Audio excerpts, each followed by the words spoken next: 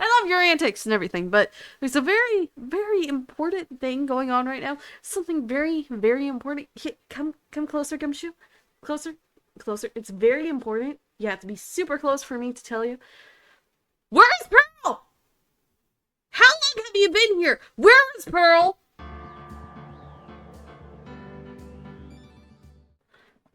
You ever get that feeling where you're so out of it for not wanting to deal with people? Hi, Papaya. Yeah, I'm totally motivated today. Sometimes I have to force my motivation, but most of the time not really. Because I really enjoy playing, it's just yesterday all motivation was gone. You wanna... My grandmother's sleeping, I can't be louder than I am. Ha! Motivation! Energy! Sparks flying! Ah! Loud as heck! What the heck? Why happened that? Ow! Oh, right. I was in the mood the other day and I turned up the dang volume on my headset.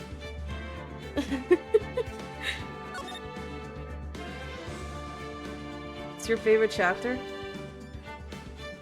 Bridge to the Turnabout. What do you mean by that, though? Yeah, I'm about to see what's going on in this.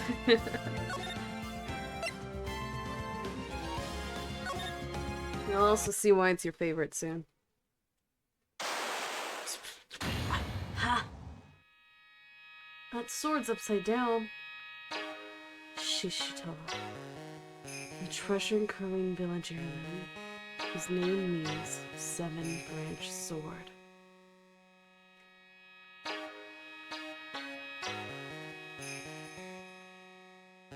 It is said that this sacred sword represents life itself.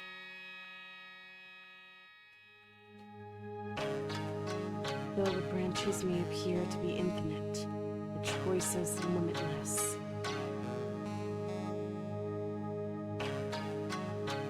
Like our destinies, the sword comes to but one end, one merciless point.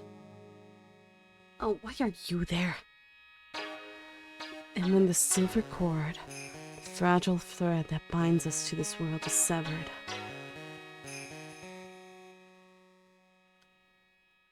who's talking? Lightning.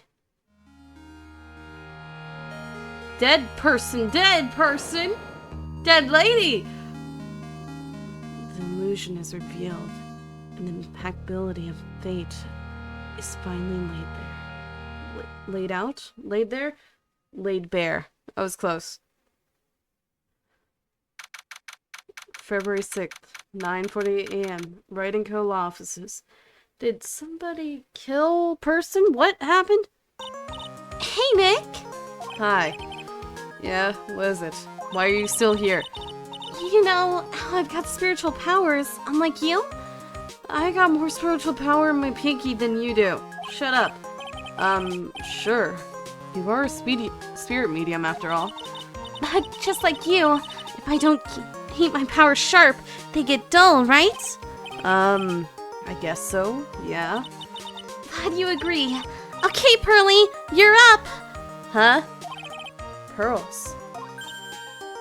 So, that's why we need to go on a special spiritual hotspot tour, Mr. Nick. What? I'm lost. What's this magazine you're shoving in my face? No, that's Dahlia! It's the New Year's issue of Occult Winter Spiritual Location Special. Oh, Pearls looks so happy. Dahlia did that! I'm not going! Maximize your spiritual powers with just one night of intensive training. I very much doubt it. I think it's just a trap to kill you all. You can go, but I'm keeping Pearls. You can go to the death trap. I'll keep Pearl with me. Just you go alone. Oh, it sounds too good to be true. It is. It very much is. I recognize that face in the freaking magazine. That's Dahlia. You go alone. I'm keeping Pearls. And yeah, never gonna see you again. Bye-bye. Goodbye forever this time. Please stay gone this time, please. Not Please don't just disappear for like 2 days and come back. Please don't do that again. I just want you gone for good. Please. I'll say. Sounds more like a scam to me. It is. It's a death trap. I can tell. Because of the person in the photo. It says a spiritual retreat called Hazakura Temple. It's way up in the mountains. My bed's nice and cold. Just perfect for training. Or perfect for your deathbed. No, I definitely don't want to go. You know, I think I've heard this temple before. It's a famous channeling dojo. It's hard for even real spirit mediums like us to make reservations up there. Reservations? For a temple? Are you serious? Who needs reserve a temple? What? Huh? What kind of temple? Mega church isn't? It's a mega church, isn't it? Just a cash grab. It's not necessarily even anything spiritual or religious. It's literally just a cash grab using. Of course it is. Don't worry. I've already made special reservations just for us. You're 7. Who let you make reservations? Yeah. And I signed up for the special course. I think the special course is death, served on a cold hard platter. That's nice. The timing couldn't be better. Since we don't have a case right now anyway. Oh, there's going to be. It's going to be the murder of Maya. Alrighty then. It's settled. Well, come on. Don't just stand there. Start packing your stuff. I'm not going. I'm staying here with Pearls. You go alone. I'm keeping Pearl away from that death trap. You go die alone. Please leave us alone. Yes, Mr. Nick. You better start packing your stuff. No, Pearls. We're staying here. Staying here. I know you want to go, but no. No, it's a death trap. You're going to die. I can't even look at it. Okay, I don't have it yet. Huh? Me? Why do I have to go? Well, we have to be accompanied by someone over 20 years old. How old are you? Wait, how old are you? Aren't you 20?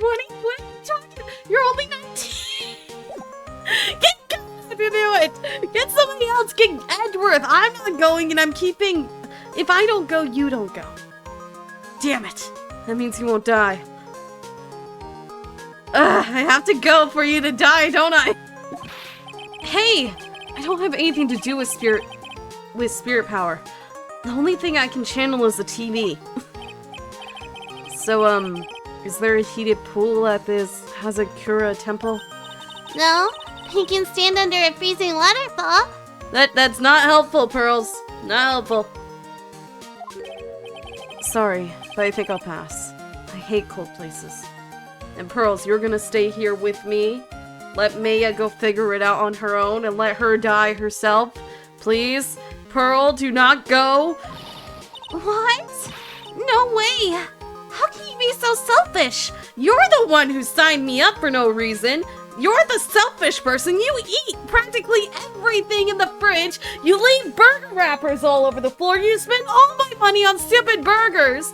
And for your spiritual training nonsense, which you haven't gone to the mountain in for like weeks, months, a year. It's been about a year. You haven't been to the mountain in about a year. I can understand why your spiritual powers are draining because you haven't been training. You've been hanging out here eating my food.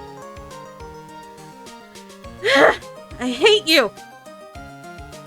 Freaking calling me selfish and you're the selfish one. I'm sorry, I went on a rant for no reason.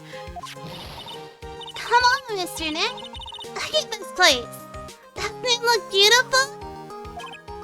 Nope, not going. I'm gonna be nice and toasty at home.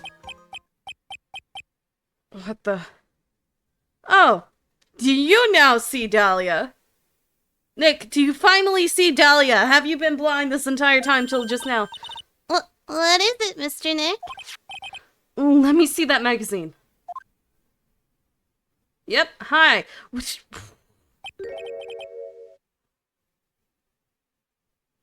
Are you posing as a... Okay, either two things happen. One, she came out of jail being reformed and became a monk, a nun, whatever they call it. Or two, she escaped, changed her identity again, and is now pretending to be a nun. This nun. Yeah. Gee, why do you keep showing up? This is the third case already. Is she a friend of yours or something, Nick? No, very much the opposite. Hey, why don't you go meet her? Just be sure to drink and eat everything she gives you. There's definitely not gonna be poison in anything. I can assure you that. This girl. It's Dahlia. My name is Dahlia Hawthorne. I just want to say, it's an honor for me to be here in your noble presence. Honestly, how can any woman ever count on you for anything? You disgust me. But it can't be. She was found guilty. Should still be in prison. Mr. Nick? I'll go. No! Why am I going? Don't go to the place where the person who attempted to kill me is! Keep Pearl here and let Maya go on her own. Please don't drag Pearl into this. Huh? Hazakura Temple. I said I'll go. I don't want to go! Let Maya go alone and let her die! Let Maya die! Please let Maya finally leave me alone! Yeah! Isn't that great, Pearly?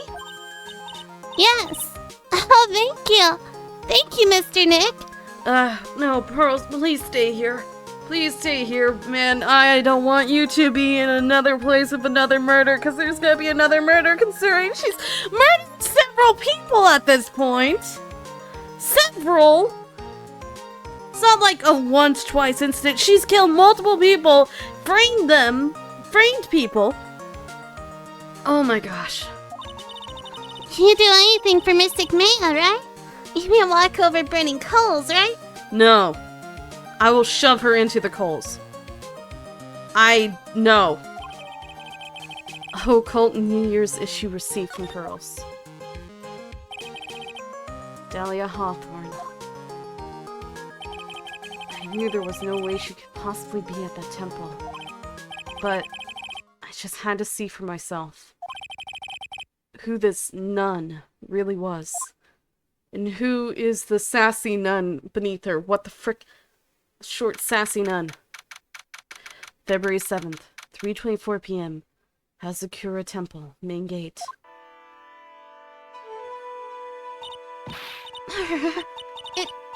It's so cold here, Nick.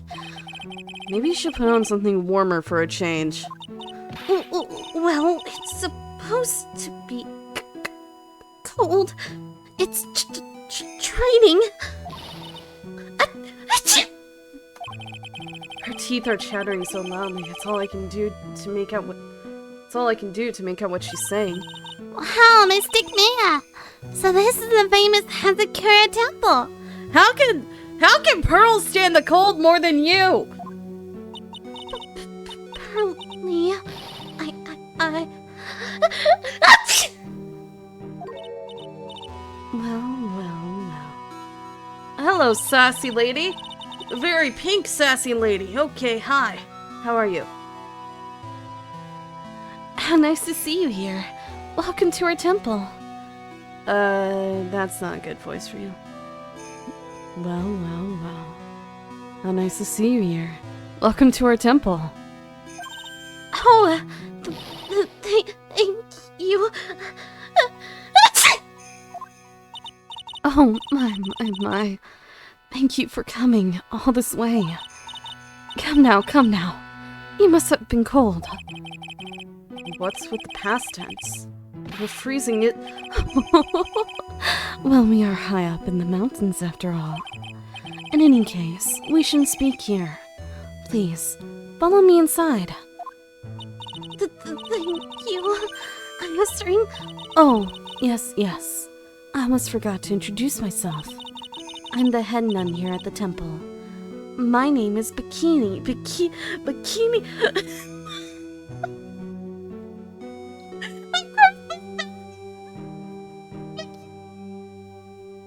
Of course! Why the bikini? Bikini? That's right! Actually, that's my temple name. What do you think? Bikini. Bikini? Really? It's a tradition to have one. I want something that has a nice image to it. What? So I thought, why not choose a bikini? Besides, it makes me seem younger. How old are you? I don't know. I want to give her a motherly voice, but I can't really do that. Can I? I'll try with her next line. It certainly does. Oh, I signed up for your special course. Oh, my. Quite brave of you, considering how cold it is. Is that more motherly? No? Well, my. Brave of you, considering how cold it is. Well, my. Quite brave of you, considering how cold it is. I think it's somewhere in between those last two. Well, my. Quite brave of you, considering how cold it is. Young people can be so reckless with their health. Don't blame me if you become one with those on your channel. Reckless? Maybe you should take it easy tonight, Mystic Maya.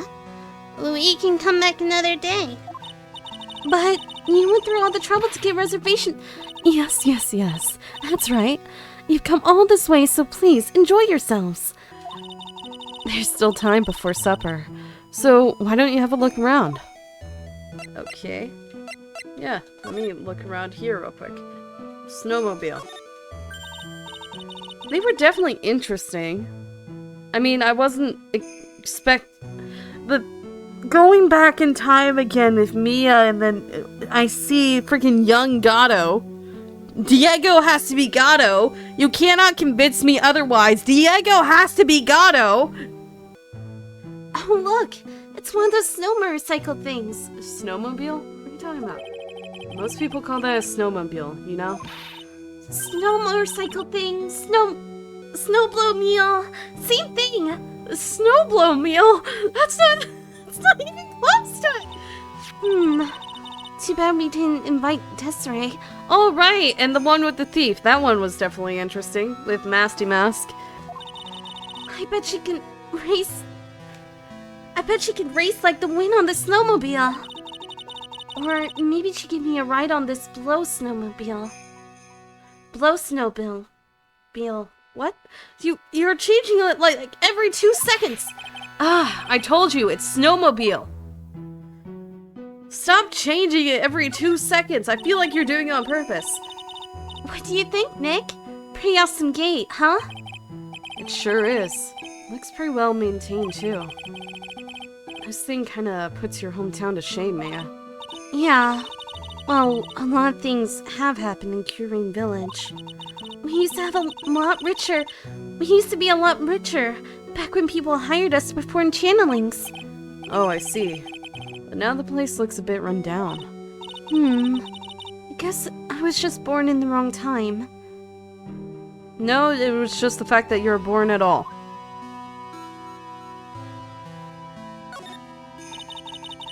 Looks like the main hall will be staying tonight. From here, it looks like one of those ice hotels you always hear about. They gotta have a heater or something in there, don't you think? I don't want to die. I'm not worried. I brought my hot water bottle. That is useless if it gets cold. Did you bring one for me? What are you talking about, Nick? Who carries around 2 hot water bottles? And who cares about you? I only care about myself. But I'll call you selfish if you don't agree with my every whim. Frick you, Maya. The cold doesn't kill me. The Ice Queen over here will finish the job. I expect you to wait on me hand and foot, but I'll not do a single thing for you. I'd much rather die before I do anything for you, Nick. Oh, look! It's a cute little bell tower. I absolutely love the sound of a giant bell. Is it because you are one? Oh, so which do you like better? That or the sound of money? Sorry. I'll take money for the win, Nick. What are you apologizing for? The fact that she knows she's selfish and greedy. But she insists that I'm the one that's selfish and greedy, and that freaking annoys the hell out of me. Okay. Hi. I forgot you were here. How are you, sassy nun? Channeling dojo. So what's the channeling dojo anyway? Oh my. You don't even know that? Forgive him, sister, for he knows... Well. Just call me Bikini and forget that sister part. A channeling dojo is basically a spiritual power training ground. We have special holy items prepared here to help people boost their spiritual power. Holy items? What kind of temple is this? Who are we? Huh? What? I'm confused. Because technically a nun is only a thing in freaking Catholic religions. The same with a monk, right? I don't remember. Catholic religion has nuns. But you're not Catholic. You're supposed to be a spirit medium. Catholics don't believe in spiritual channeling. Oh, okay. This is hurting my brain trying to pair it with the real world. If you train the entire evening surrounded by these items, it's quite mysterious. The spiritual power of these items seems to envelop you. Wow, she must have just gotten off the trolley from the land of make-believe. Well, considering that her name's Bikini and she's a nun from... I didn't even read what Maya said. Not that I care. You must be incredibly devoted to be interested in that at such a young age. It's a training session where you sit on a block of spirit ice and chant a spell. Spirit ice? Spirit ice? There's no such thing as spirit ice. What the frick? 300,000 times, all while being showered in freezing cold spirit water. There's no spirit water! You're a scam artist, aren't you? It's February now, right? You have to be careful this time of the year. If you don't watch it, you'll catch pneumonia, or maybe even die of hypothermia. So be careful, you hear?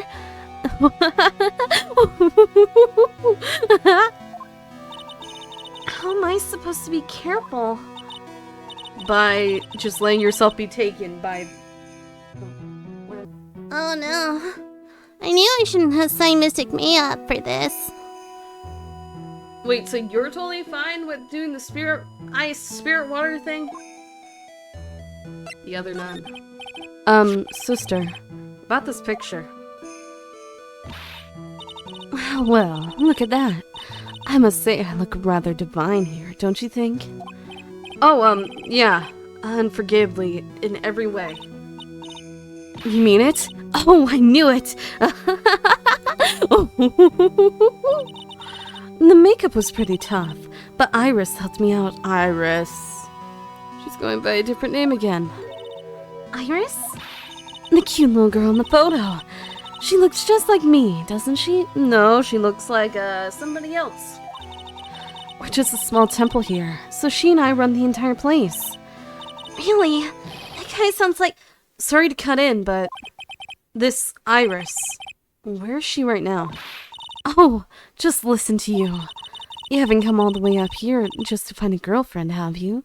No, she's been my girlfriend before, but then she tried to kill me. No. That's not what I had in mind at all. Anyway, Iris is in the inner temple preparing for this evening. Inner temple? Yes, that's right. Iris will be back this evening. Why don't you have a look at the main hall for now? Oh, that's almost an evil laugh, lady. So she's in the inner temple, huh?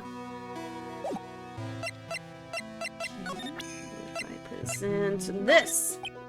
Do you think you could take a look at this? I may not look like it, but I can tell you I'm very much in demand. And to be quite honest, I'm finding it a little difficult to say. What is she trying to say, Mr. Nick? I think she's trying to say that she's busy. But seriously, Nick, what's the deal? Nothing has even happened yet. And you're always shoving evidence into people's faces. It's my attorney's badge. I want their... You need to forget about work and relax a little. No. Because every time I'm relaxed, there's a murder. No. Trying to have some fun, okay, Mr. Nick? Last time we had fun, a guy got killed. Don't you remember, Pearls? We were at a circus and a dude got smashed with a freaking bust of another man. Yeah, you're right. Sure. Pin the hypothermia on the lawyer is great fun. So, what about this? Do you think you could look at this? Nope, same thing. Pin the hypothermia on the lawyer. What about this? Nope. What if I show her Mia? I think Dahlia will react when I show her Mia. Gato! Nope. She feels like the kind of woman that would drool over any man, really. Especially Gato.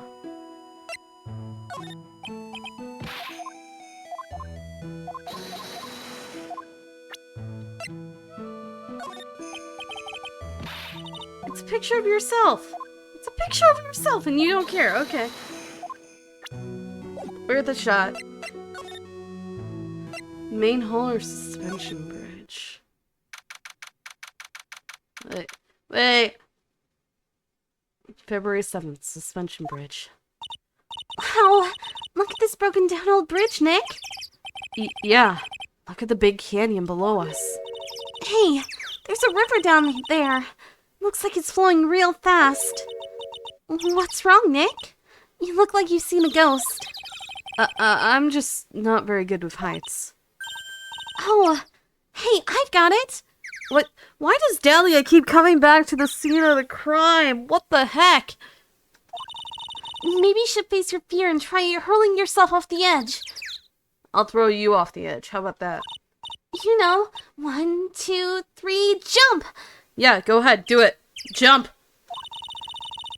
It might be just what you need to get over your fear of heights. It's not a fear of heights. And if you look below, there's a raging river with a very low mortality rate. Not to mention, there's spiked rocks on this side. Yeah, death is a real good way to overcome phobias, alright. Anyway, it sure looks like a rickety bridge. Can't argue there. That's probably why it's called Dusty Bridge.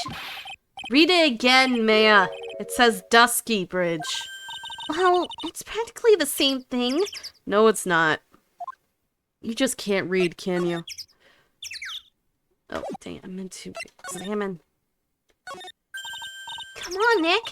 Why don't we hop across the bridge? It'll be fun. I'm not so sure. Looks like a bunny hopping across the bridge could destroy it. Okay, Nick. Then let's try to find a cute, fluffy little bunny and test your theory. You want to kill a random rabbit just to test your theory? What the frick? I am not jumping on that bridge! And I'm not fluffy! That right there sums up the fundamental difference between sane and insane. Looks like it's about 20 yards through that cliff over there.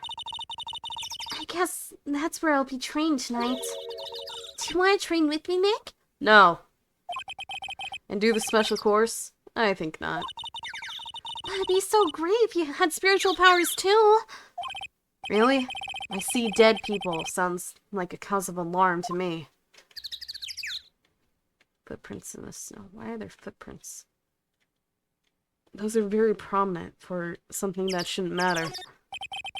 Some letters are engraved into a roughly cut boulder. D-U-S-T-Y bridge? Huh? You can't read! That's a K! It says Dusky. Dusky Bridge, okay? Come on, Nick. Take a look at the bridge and tell me it's not supposed to be dusty. I will kick you off this bridge right now. I want to. Can I please just kick her off the ledge? This sign is obviously wrong, and I'm gonna fix it. Now give me a pencil, Nick. No, you're wrong. You just refuse to accept whenever you're wrong. You're one of the most annoying kinds of people in the world, and I want to kill you. Do I look like a pencil holder to you?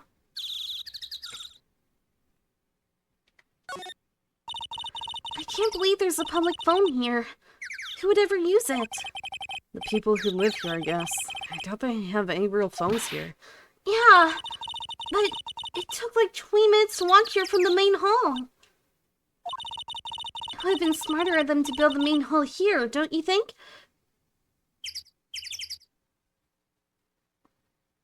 The more I talk to you, the more frustrated I get because you're so stupid and so annoying and you refuse to ever admit when you're wrong. You're so selfish and you take all my money and you do nothing but cause me trouble. Why do you even hang out with me? I've been planning your murder for like the past 3 games and you don't seem to care. It would be easier, Maya, listen. It would be easier if they didn't move the hall, if they moved the phone to the main hall instead of rebuilding an entire building that's probably been there for decades just to be closer to a damn phone. You're one of the most annoying freaking... I hate you. I hate you so much. Maybe you should work on channeling someone who makes logical sense, Maya. Like Mia. Please be Mia for the rest of your life. Refuse to ever go back in your body. Let Mia be you.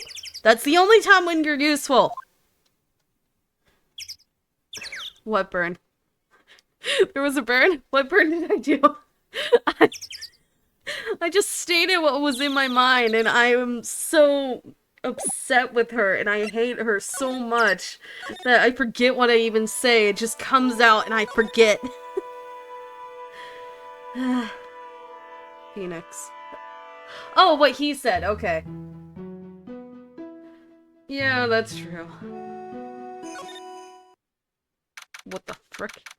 What the frick? What is this? Nice comp. I'll take you on your word because I forgot instantly what I said. February 7th. Hazakura Temple, main hall. The main hall. I think it's even colder in here. Achoo! Mr. Nick, you smell that? Smells like meat and gravy.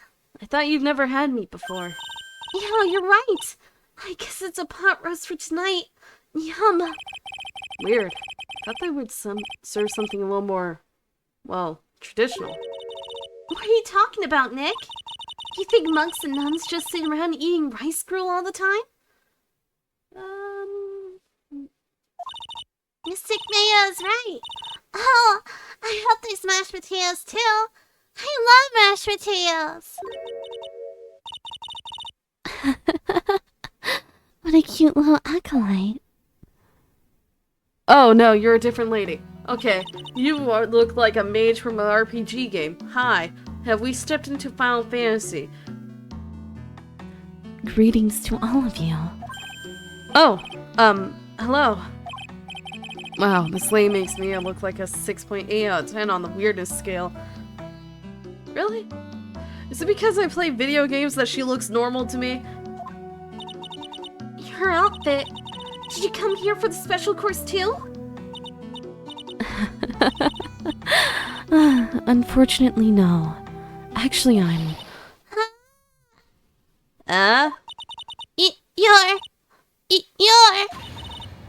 You're Miss Ellie's Elise Taxonym? You're Miss Elise Taxonym. You can't say gumshoe, but you can say that.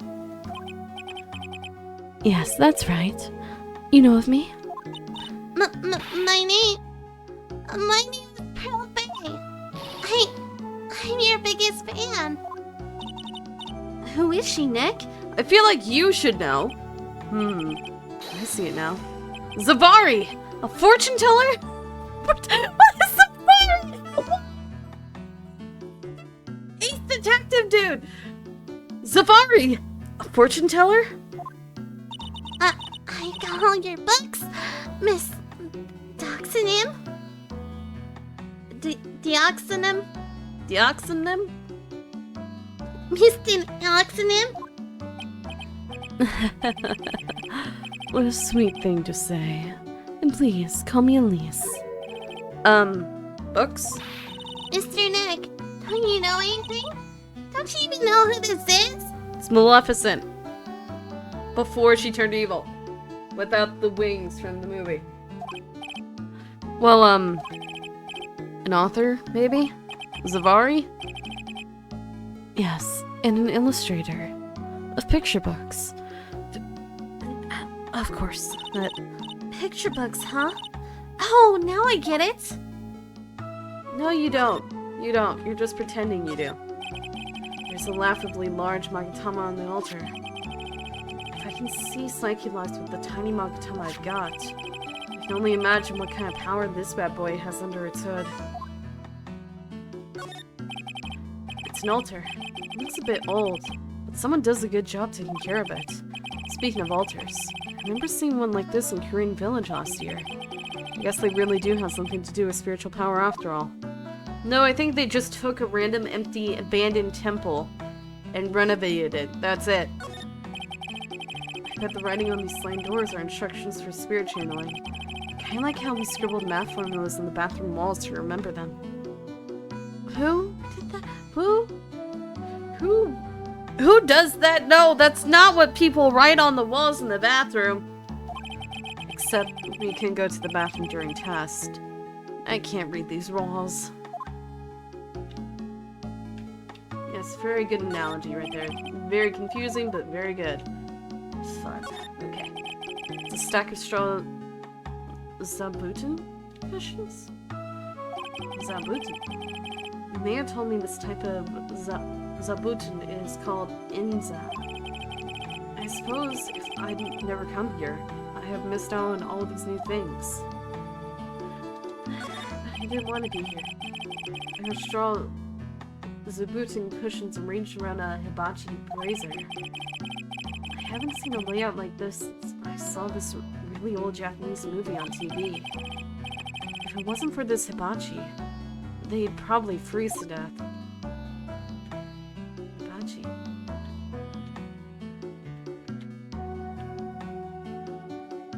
Writing goes all the way up. How far up does it go? Let me see the ceiling. Is it on the ceiling? Did they Michelangelo it? Is there writing on the ceiling? I think at this point, with how much writing there is, this is not writing of a sane person. This is writing of a crazed person. Unless I'm not understanding some sort of Japanese spiritual channeling thing.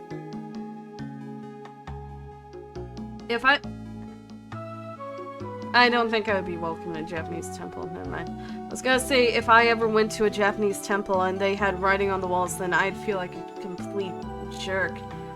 But this looks like writing of a madman. It's not even in Japanese, is it? I can recognize a few characters, but not all of them are Japanese. I don't think, anyway. But I don't think I'd be welcome in Japan too much because I have a tattoo in a very obvious spot. Not to mention I kind of shaved half my head and I'm not sure how they respond to that kind of, thing. I don't know how they deal with hairstyles, but I know if you have a tattoo, you'd be considered a Yakuza. Okay. Hi, how are you? Elise Doxson. I'm sorry, I didn't know who you are. I don't get a lot of chances to really enjoy picture books. It's alright. I take no offense to that. My books are nothing but simple stories for children. And really beautiful pictures too, Miss Elise. Your books always make me feel as if my heart has been purified. It makes me feel very happy to hear you say that. I do have to admit, she certainly seems like a kind, sensitive lady. Miss Elise won an award last year for her book, A Magic Bottle. Yes, a friend of mine secretly submitted a story I had written to a publisher. They liked it so much that they asked if it was alright to make it into a book. Wow. Must have been really a great story. Been a really great story. Maybe I should try to write a children's book too. Well, first you need to learn how to read and write. You don't know how to do either. And your artistic skill is lacking. So I don't think you do very well with that. If I do, you can secretly send it to a publisher for me, Nick. No. I'll burn it, so it never sees the light of day. You can write the book all you want, I'll just burn them. Recently, I've accepted a sort of apprentice, you might say. An apprentice? He calls himself Loris Doxman. I believe he's off doing some landscape sketches now. Oh, Loris. On Loris's behalf as well, I'd like to thank you for your support. Of course, Miss Elise. Anything for you. Why come here? Why did you come to Hazakura Temple, Miss Elise? Are you here to do some spiritual training? No, that's not it. I'm actually here to gather materials for a new book I'm working on. Wow, I can't wait to read it. Pearls is completely taken with her. I wanted to do a book with a more Japanese feel to it this time. So is that why you're dressed like you are? The children have a certain image of me in their minds. I don't want to disappoint them. What can I say? She's really a sweet lady. Oh, Miss Elise, you're dressed up like a mountain nun. Yes, the good people here are very kind enough to let me borrow this. I'm wearing training clothes underneath my robe as well. I want to stop like that. No, you're just gonna try to kill me like every other object you've been given. You like the crystal sphere? It's a real amethyst, you know. Maybe we'll find one like that up here on this mountain. No, we won't. Dude, you don't seem to understand. Good luck, Nick. I know you'll find me one. No! If I find one, I'm gonna shove it down your freaking throat! I am not finding you a damn amethyst! Well, you'll have to excuse me now. I have to go help with the dinner preparations. Wow, you mean you're cooking dinner tonight? That's right. Would you like to help too, Pearl? I don't like how the instant thought was she was gonna shove Pearl in a oven. Don't do that! I don't want that to happen to Pearl! Yeah. I want to help with whatever I can. Okay, Pearl, just promise you won't go into any ovens, alright? Pearls looks like she just won the lottery. Oh, I'll help too then. No, you're not going anywhere near the kitchen. I do not trust you with the food. No, it's fine. Please, don't worry about it. Feel free to relax and explore the area with your friend. Huh? But... Oh, yes. Please take this. I think it'll be of help to you. Inner temple. Secure temple, inner temple. Isn't that the place where... Yeah, in the last one they said that the temples were abandoned. And now they're restored like 5-6 years later? Well, the time frame makes sense, but still. It's the map of the area. We wouldn't want you to get lost now, would we? The inner temple. There it is, on the other side of the bridge. Well, if you insist, I guess we'll take this chance to go check out the other temple. Secure a temple map, add to the court record. Okay, I'll see you two later then. Remember, you're not allowed to fight. Pearl, Pearl, there's no fighting. There won't be any fighting. It's just pure murder, okay? She's just gonna disappear for a while, never gonna return. That's it. No fighting. I promise you, no fighting. Just, maybe a bloody corpse or two, but no fighting. Come on, Nick. Let's go. At least we'll stay warm if we keep moving. Oh, you wanna stay warm? I wanna shove you in the friggin' hibachi grill. How about that?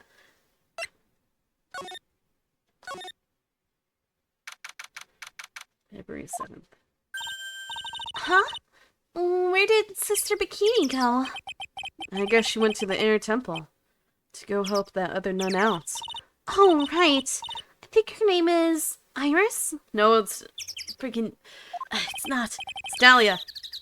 Yeah, that was it. I want to find out who Iris really is, but I'm scared of what I'll find. Uh-huh.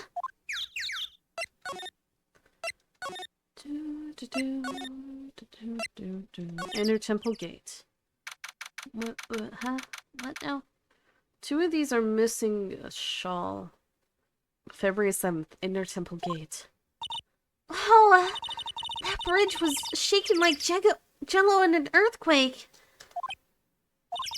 And at least half of the wood on the rickety bridge was rotting, I bet. Not to mention the last part only had, like, one board left on it. What's wrong with you? Your face is all green. Can you not pick on me for a second? I'm still trying to get over the shock that we made it safely across that death trap. Yeah, I guess I'm a bit surprised too. Oh, hello. Yikes! The temple is in bad shape. It looks like it could collapse at any minute, any time. I guess people don't use it too often. Is this really where you're going to train tonight? That has to be it. It's kind of creepy around here. Like a ghost might jump out at you or something. A spirit medium afraid of ghosts. Isn't that ironic, don't you think?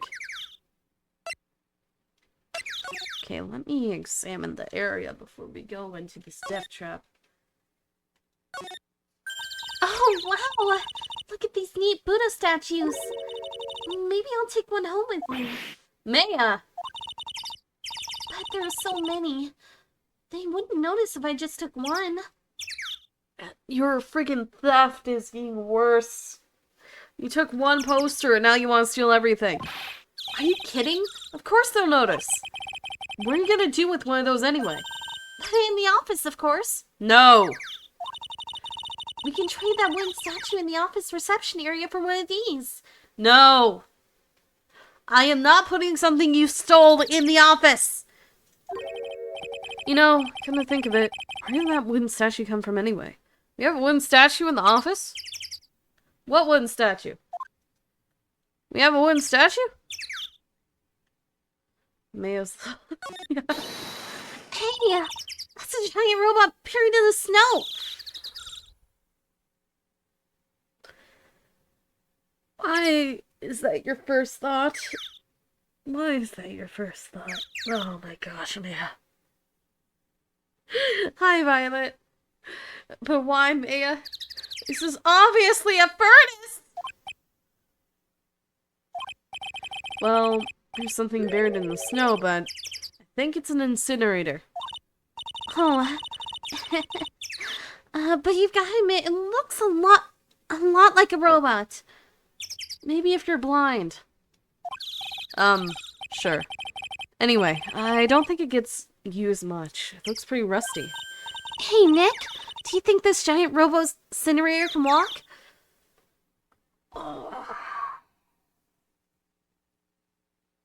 Can you not be stubborn for just one case and just admit when you're wrong? I told you, it's not a robot, and it's not especially big either.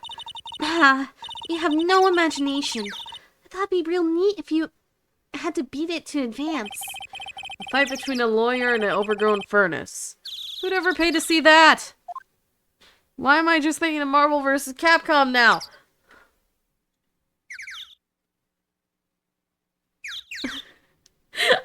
I hate her. She's absolutely... I hate her so much. I want to shove her off this cliff. Looks like this bridge is suspended by four of these wires. They're really thin. Shouldn't they be just a little thicker? Oh, stop it! You're such a worrywart, Nick. It's not a worrywart when it's an actual safety hazard! If the bridge were really going to collapse, I'm pretty sure the boards would break before these wires ever did. And they have, haven't they? What's wrong? You're turning into an overripe avocado again. Overripe avocado? I don't care how much you pay me. I don't want to cross that bridge again. No worries, Nick. No one is offering you any money. That's because no reasonable person can call that pile of popsicle sticks a bridge. The latter half of it was nothing more than a few planks of wood and some string.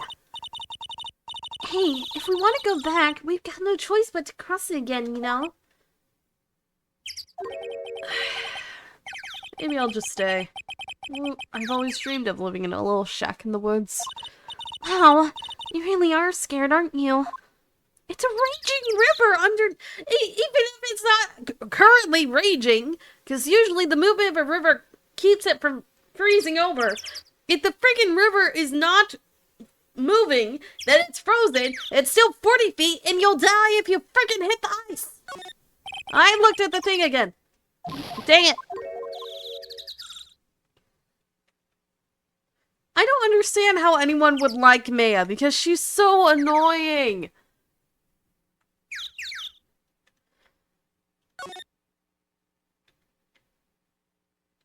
So stubborn and so stupid and so annoying and so useless.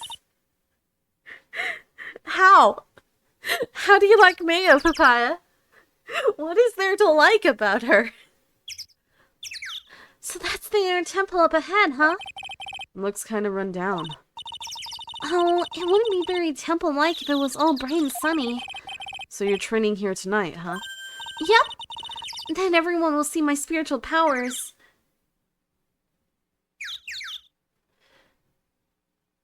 So I guess I just don't like airheads? Is that it? Or... Okay. You can like her if you want, but nothing's gonna change my mind and make me like her, because I hate her so much. Yep, and everyone will see my spiritual powers. What happened? What? Oh, your stomach growled. Sounds like your stomach wants to show off its digestive powers instead. You're in the middle? Okay. I wonder if that rose is ready yet.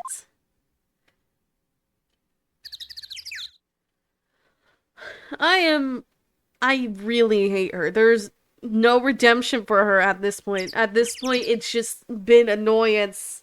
And I want her to be gone. Please. Especially when I had that break with Emma. Can I get Emma back? Because at least Emma was useful. I want Emma. Emma! Don't flamingo, Emma. Please come back. I'll trade May up for you. Just please come back to me. Emma! Tease me with that one case with a different person that was actually useful, and then they give me back the most useless person in this entire game. But you can like Maya if you like. I will not dog on anyone for liking Maya. I just really hate her. And nothing can be said to change my mind about her. Looks like there's something written on it. I can't read it, but if I had to take a good guess, I'd say it says Inner Temple. What's the point of the sign if you can't read it? I'll like the next game? Wait. I'm just gonna guess, but does Maya die? Is Maya gone? It makes me excited for the next one. I don't know if she will or if she won't, but if she does, I will be happy. It must be tough for a mailman when he's delivering here. I guess the sign is a good indication of how long this place has been here. Hey, a half-open gate. That's practically a welcome mat. And so is an open window, with that logic. Someone opens the window. You're like, Hey, they just invited me over for dinner. Let's go sneak into their house, Nick, and raid their fridge. Let's go steal all their money. Freaking... yeah, except the sign on here says no entry. Nick? Rules are made to be broken, you know. Oh, really? And how about the rule of no killing? Can I shove you off the ledge now? Can I kill you now? What was the rule that Pearl gave me? No fighting? You just said they were made to be broken. And she doesn't have to know that I broke her rules, so... You expect a lawyer to go along with that? Oh, come on. You're such an old lady sometimes. Let's just go. Don't blame me if when Sister Bikini puts a curse on you. Now you got me scared. Let's just forget about it, okay? Ah, scare her by curses, okay. Is that the way how to get you to shut up? Mention a curse? This entire time, it was that easy? I just had to curse you? Alright, into the trading hall. What? This is not a I pressed the wrong button. I was a Monokuma. This is not a training hall, though. This is very much a prison cell. What is going on? What is this place? February 7th, Inner Temple Training Hall. Man, look at this place. It's just a tiny, freezing cold room. So this is where you'll both be training, huh? Huh? What do you mean both? I'm the only one. Really? But I thought... Riley's just a little kid. She can handle this kind of intense training. So says the girl that I can barely hear over her teeth chattering. Anyway, the real training room must be behind that door over there. I've also noticed that Nick is also becoming increasingly more frustrated with her. It's not just me. The main character is also growing frustrated with his supposed sidekick. She's not really a sidekick. She's more like a parasite that won't leave. Anyway, the real training room must be behind that door over there. Yep, definitely getting the feeling it's back there. Even I can sense that there's something supernatural about the cavern beyond that door.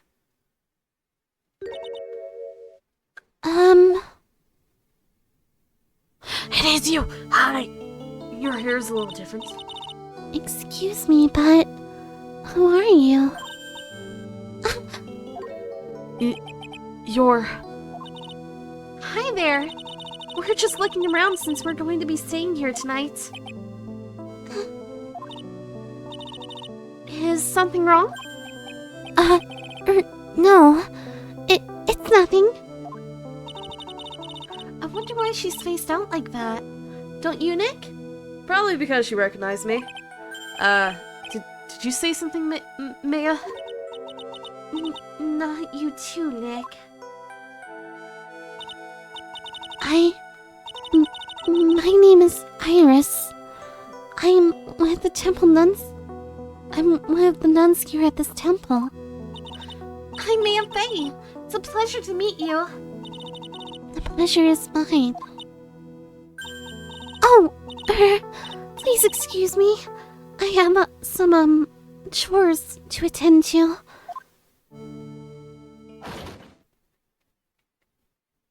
What was that noise? Did she lock us in here? She sure is beautiful.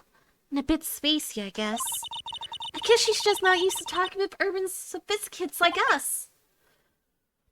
You're not sophisticated. You're quite the opposite.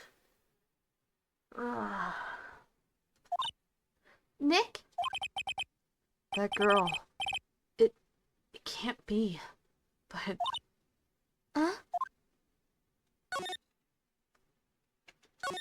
Look at this antique dresser. I wonder if there's anything valuable inside, so I can steal it and pawn it off. Let's have a look. Nothing. Just a bunch of clothes. Hey, Nick? Huh? Oh, sorry. I was just thinking. Oh, about Iris, I bet. Looks like you've been bitten by the love bug, Nick. No, it's not the love bug. It's the fear of the fact that there is a A demon has come back from my past. Nothing to do with love. There are a bunch of musty-looking blankets and bedding sets piled up here. I wonder why they're even here in the first place. It's because all spiritual training is done under the supervision of a nun. I wonder if Sister Bikini is planning to sleep in here while I train. If they sleep, what's the point of having them here in the first place? No clue. Why is there tea? What is this? A hanging scroll. Doesn't look like that old either. Ah! What is it? Why did you scream like that? The scroll. It's my mother. It is? What? That's Misty? You look nothing like her. You did not inherit anything from your mother.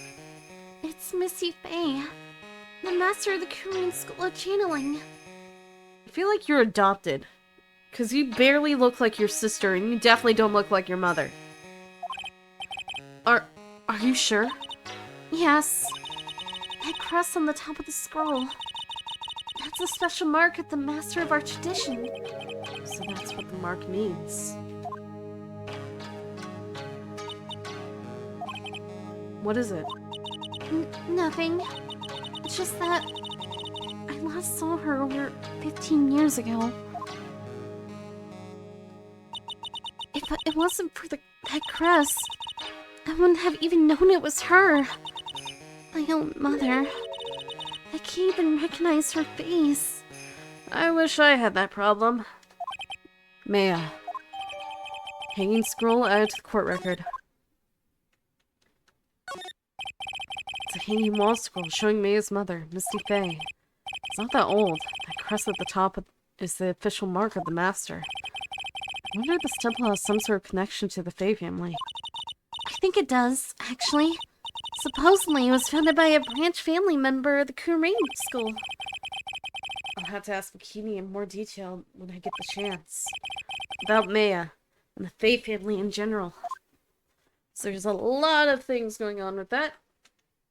Is that the light? No, that's the door. That's the spirit channeling door that reminds me of freaking Fruits Basket and the freaking cage Kyo was gonna be locked into. The actual training area must be on the other side of this door. I wonder what it's like. Pure torture, apparently. Did you really just try to go in? Booey, it's locked. Come on, Nick. You know you want to open it for me.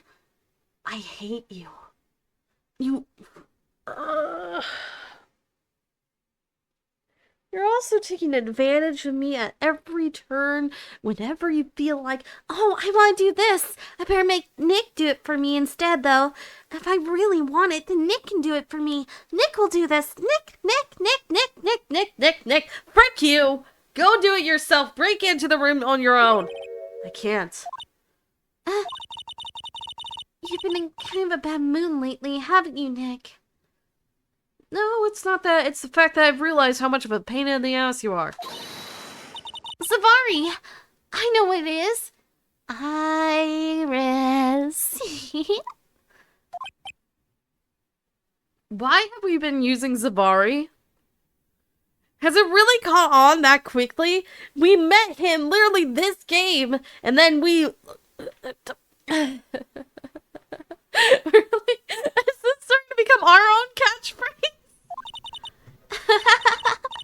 Iris and Nick sitting in a tree.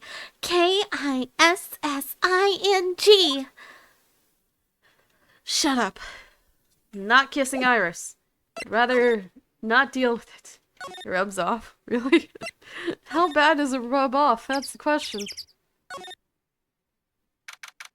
February 7th. Dusky Bridge. Oh, managed to make it across Dusty Bridge.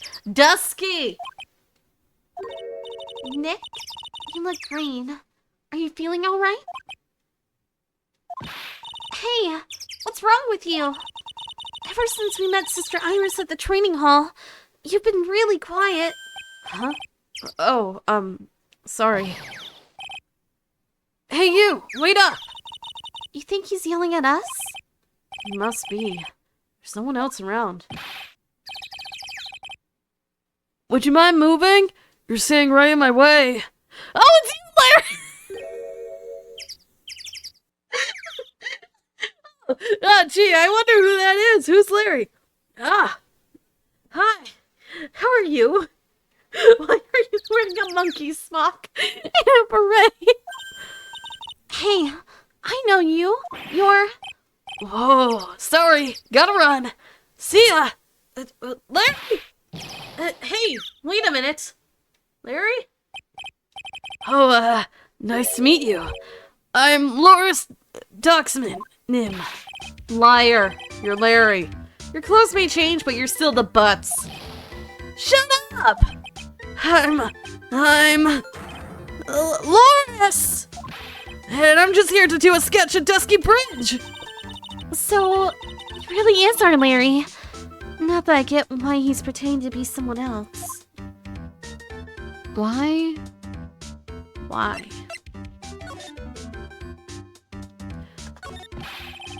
So, what are you doing with the last name Dexnam? Well, I just want to start over again with a clean slate. A clean slate? What happened to your job at the... Oh, you were probably fired. Remember, don't you? Last time? The Masty Mouse case, where you were on security detail, right? And you got fired, huh? After that, I started to realize I didn't like this guy known as Larry Butts. Don't you? What? And that's when I'd call it. And that's when it came across it. The Book of Destiny. The Book of Destiny? Do you mean... The magic bottle! I'm Miss Elise Doxnim. It's so beautiful. So moving. So gentle. You can't read anything more than a picture book, can you? Everything else is too complicated. My heart felt cleansed. I was saved. Maybe I should buy a copy of the magic bottle. Wow, Larry would make a great book salesman. I really want to get that book now, too. I think you've already wanted that book. It's just now that people are actually talking about it. Alright, Alice Doxnam. She's the most wonderful person I've ever met. I'd follow her anywhere. Well, she certainly is a very elegant lady. You see? You see? Here's a photo I took of her in secret. Wow, that's a beautiful photo. I very much doubt that's secret. She at least knew you took it. You want a copy? Don't you? It's okay. I just happened to made extra prints. Photo of Alice added to the court record. Picture books. Still, it's kind of hard to imagine you as a picture book illustrator. You tell the tell the truth. You must have some kind of ulterior motive, right? What are you talking about? I don't trust anyone anymore, especially not women. Talk about a bad case of denial. Anyway, can you even draw well enough to make a picture book? Art isn't only about technical skill, you know, it's also about having a pure heart. And that's why I'm asking. Can you draw well enough to make a whole book? Now that you mention it, I wonder. It looks like you still have some doubt in your heart. It's true, I do. But when I first saw her, I felt it. Something inside me ended, and something else began. Oh, Larry. Sounds like you've fallen in love with Miss Alice Doxnam.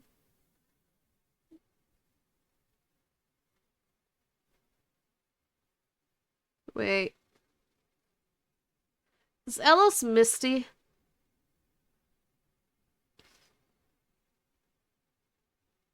Is Alice Misty? No! You're wrong! It's not her! It's the other girl! Other girl? Uh-oh. I got a bad feeling about this. Oh, please tell me you're not talking about who I think you're talking about. Please, no. No. Hey, I know I may not look like it, but I'm an artist. I refuse to look at anything that doesn't have a radiant or beautiful motif.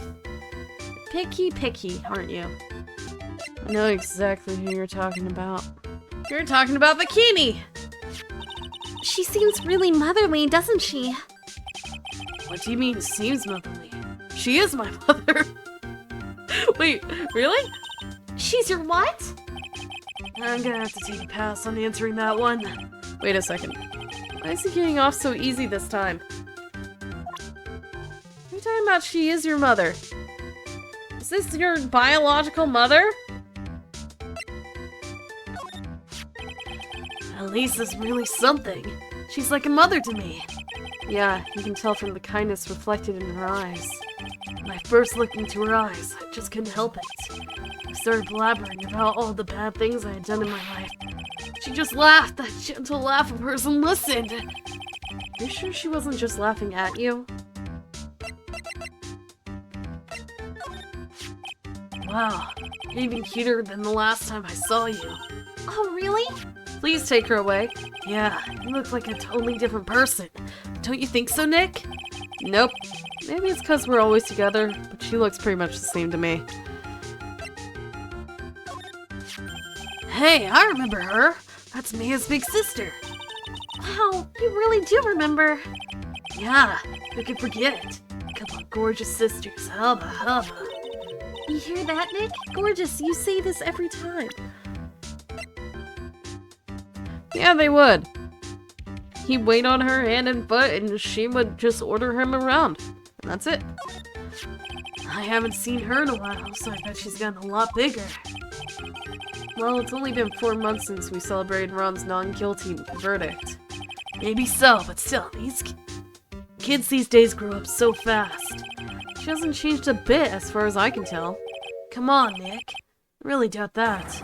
You just don't know because you don't pay enough attention, that's all. Sometimes I really worry about what's going on inside this guy's head. Oh, yeah! Her! My little Iris. She's really pretty. This girl. She's perfect. She's exactly my type.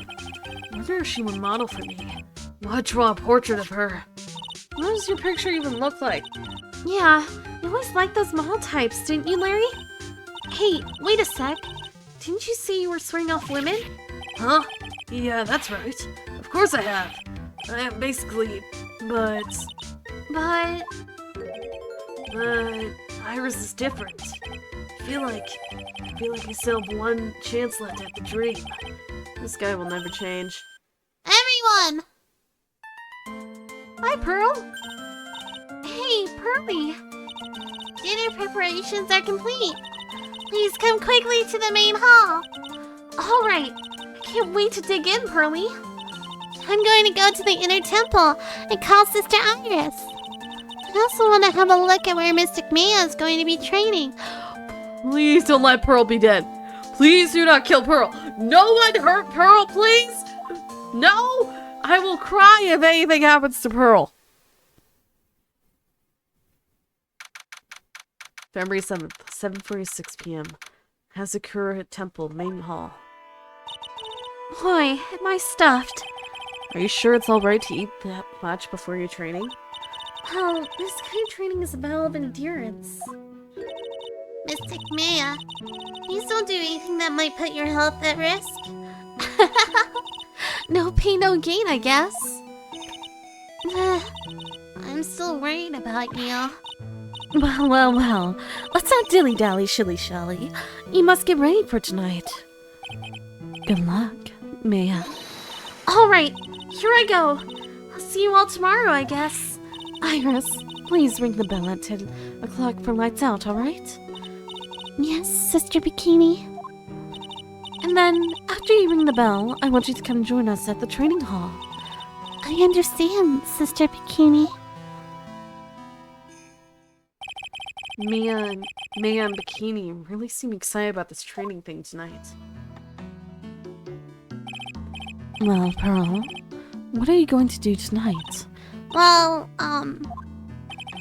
If you'd like, you can come to my room. No. No! I do not trust a random old lady to take Pearl into their room. No! No thank you, especially if I don't even know your own age. Please don't do that. Please do not take my Pearl from me. Do not do it. No! Perhaps we can read some books together.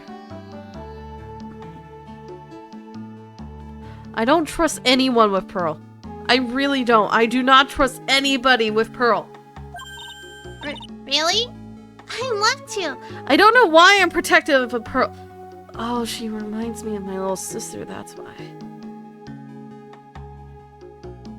Right. I'm not very good at reading. Well then, would you like to practice reading with me? I'd love to. Pearls is absolutely smim if Miss Doxnum. Doxnum. So Larry, what are you going to do? What, she reminds me of my littlest sister. Before I was taken away. Anyway. Huh? Me? Well, I'm just going to hang out in my room. Can't stand the cold at all. I totally hear you there. Miss Alice. So, for example, how do you read this? It says, gravely. That's kind of a tough word. Oh, okay. And what about this word? That's another tough one. It says, roast. What kind of book is she reading anyway? Well, I'm gonna go wash the dishes and help clean up. I'll go visit you when I'm done, Miss Elise. Well, not much to do except head to my room and huddle under the covers, I guess. No, can we please make sure Pearl is okay with the random old stranger lady we literally just met? Please? I do not trust anyone with Pearl, please! February 7th, 9:12 p.m. Hasakura Temple, main hall. Is there a murder? Has a murder occurred? Oh, let me guess. Bikini's gonna be dead, isn't she? Oh no, Bikini's gonna be dead. It's gonna be blamed on Leo, so that's one good thing. I can almost guarantee that Bikini's gonna be dead. It's a whole different type of cold here in the mountains. God, why couldn't the nearest bathroom be just a little closer to my room? Mr. Wright? Yeah! Oh, it's you. Where's Pearl? Where's Pearl? Where is Pearl? What'd you do with her? Oh. Miss Doxnim. Are you going to use the bathroom too? No, but have you seen Pearl? Where's Pearl? What? Who did?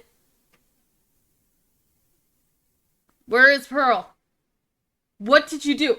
What did Did anyone hurt Pearl? No. Not since after dinner. I thought she said she was going to go to your room. I know, but she never showed up. I'm going to go look for her. Excuse me. Miss Elise Doxnim, a woman as mysterious in origin as her last name.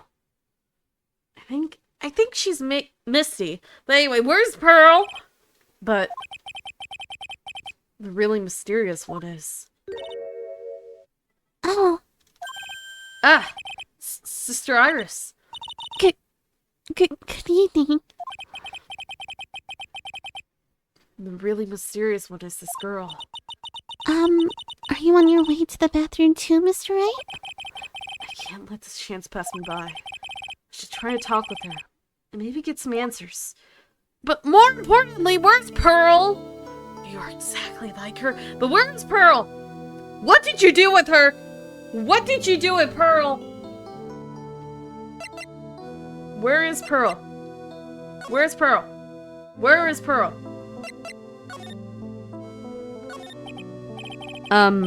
Your sister Iris, right? Yes. So, when did you come to Hasakura Temple? I don't remember. Ever since I was a small child, the temple has been my home. So you've never left? Well, I don't have any family left to take care of me. Sister Bikini. Come to think of her as my real mother, as it were. Ah, I see. But didn't you go to college? Maybe enroll in Ivy University Literature Department? No, I never had an interest in going to a big university like that. My training is all the education I need. I see. But once in a while, when I get the chance, I make a trip to the nearby town. I can use a computer and a cell phone too. That's not exactly something worth bragging about. But I don't see psyche locks. So I guess that means she's not lying. Please don't stare at me like that. How's Kira Temple? What kind of place is this anyway? I heard it's for training to increase your spiritual power or something like that. It must seem awfully crazy to normal people like you. Well, I have to admit it is a whole different world up here. I'm glad to hear you say that. Huh? Talking with dead people. Who does it help anyway? I hate it. Really? So why see in a place like this? Is something wrong? I didn't realize it was so late. I have to go and ring the bell for lights out. Guess it's almost 10 now, huh? Mr. Wright? Yeah? Yes?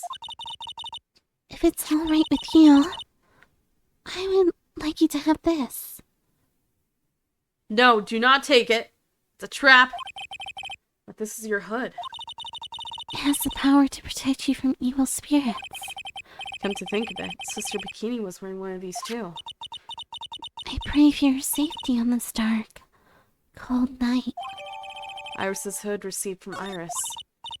I'm sorry, but I must bid you good night. Where's Pearl? Wait a minute, Sister Iris. Yes? What did you do to Pearl? Just now. Call me by my name. You said, Mr. Wright. How did you know my name? I never introduced myself to you. That's... Sister Iris, please, tell me the truth. You and I, have we ever met before? And there's the psyche lock. 5 of them! Yay! Iris.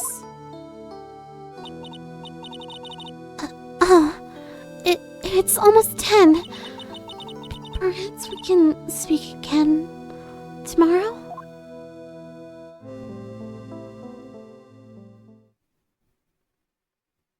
Where's Pearl? Pearl? Pearl! Where's Pearl? What? Who did something to Pearl? Somebody did something to Pearl. So my hunch was correct. She does know me. Let's try to talk with her again tomorrow.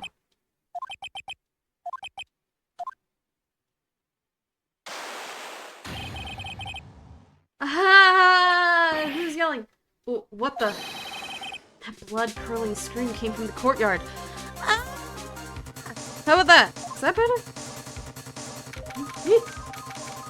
February 7th, 11:06 p.m. Arbitrary Temple Courtyard. Pearl? That scream. I'm sure it came from around here. Ah! Someone's there. On the ground. Miss Doxinen! Squish. Squish. Just stepped on something soft. I'm on the ground! Hey, don't step on my tummy like that! Well, what are you doing lying on the snow? I was passed out. What do you think? So that blood-curdling scream was you? Forget about that! Hurry up and call the police! Is there even a phone in the main hall? No, but we still get reception up here in the mountains. You must have a cell phone on you, right? I didn't bring it, but... Oh, you're useless. I mean, even Iris has a cell phone. We've got no choice. We have to use the public phone out by Dusky Bridge. Hurry, hurry, hurry. Run as fast as you can. Yes, ma'am. If you don't hurry, Iris will... Is it Iris that's dead? February 7th, 11:18 p.m., Dusky Bridge.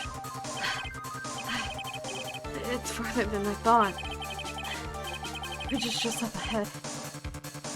I have to go tell Maya what happened too. Where's Pearl? Ha! The bridge is on fire! Dusky Bridge. It's burning down! What the heck happened? What are you doing here? Ah! Huh? What is it? Is it me? Don't scare me like that, Larry. I almost had a heart attack. My name isn't Larry. It's Loris. Larry, hurry up and call the police. We're going to the inner temple. Don't be stupid. The bridge is nothing but a burning wreck right now. Listen to me. There's been a murder. Here at the Cure Temple. What? Impressive! The murderer might have fled across the bridge. I have to make sure Maya is safe. No, I don't. I need to go check on Maya. Where? Not Maya. Pearl. Where's Pearl? But please call the police. I've got to go. Get out of my way, Larry. It's too dangerous. Nick, wait. I must have been crazy. I knew how dangerous it was, but I still went for it.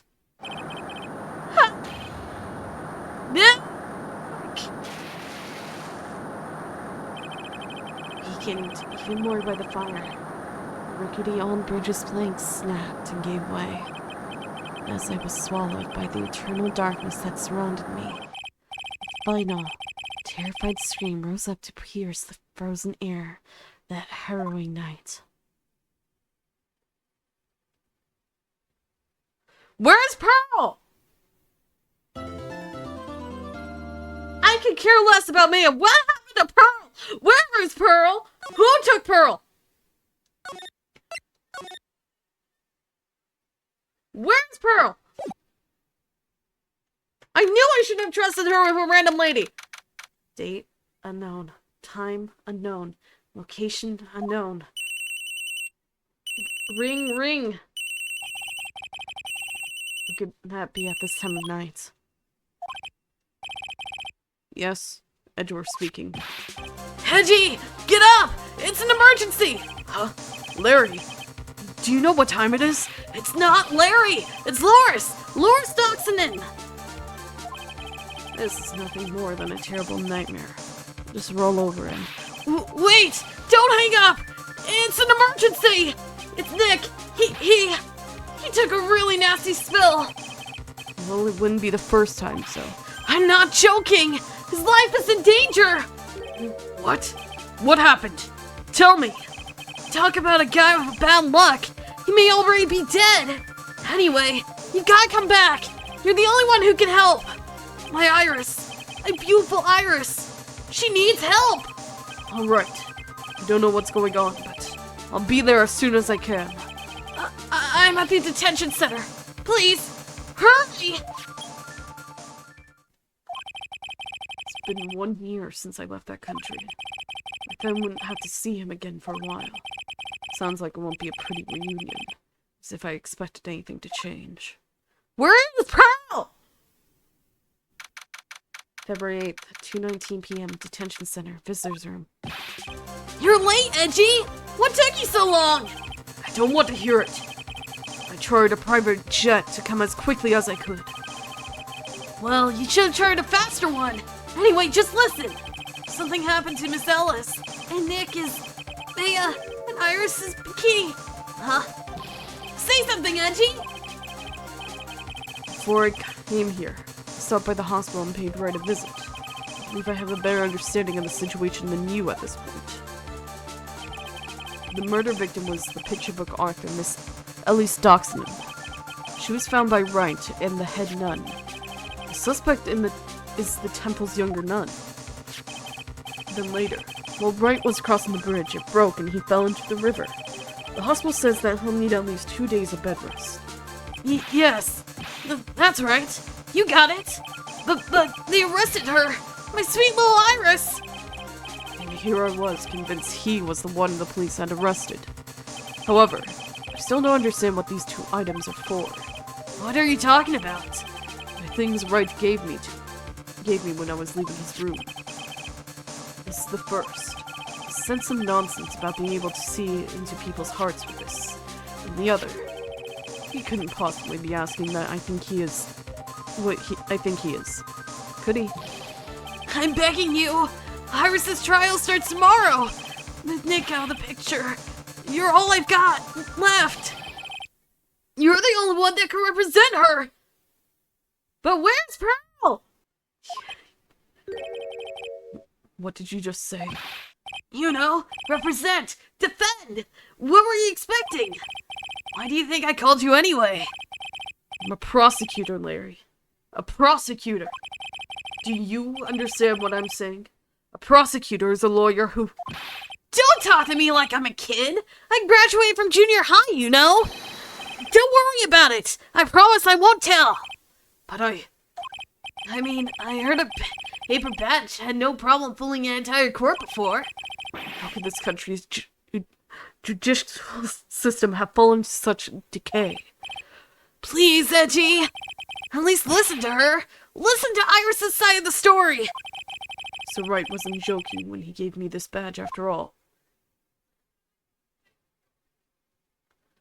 Hi! How are you? Thank you for coming. My name is Iris. Edgeworth. Miles Edgeworth. I don't know if it can be of any help, but I will at least hear what you have to say about the murder. Mr. Wright. How is he? Mr. Loris said that he might even die. Fortunately, he will be fine. Larry, you moron. How could you say something like that? He was badly bruised when he hit the water, but otherwise, he's unharmed. Thank goodness. But he's caught some kind of nasty cold. A cold? He plunged into freezing water. I would imagine he would. Where is Pearl? He's running a high fever and is drifting in and out of consciousness. I must be imagining things. This woman. I feel like I've met her before. How are you, dear guard? Are you still dead? The guard is glaring at me. If someone glares at you, it's only polite to return the favor, is what I was taught. Are you alright, Mr. Edgeworth? Oh, excuse me. How are you, Iris? Pardon me, Iris. I would like to ask you something if you don't mind. I have the distinct feeling you and I have met before. It must be your imagination, Mr. Edgeworth. After all, I hardly ever leave Hazakura Temple. Hazakura Temple? What's that?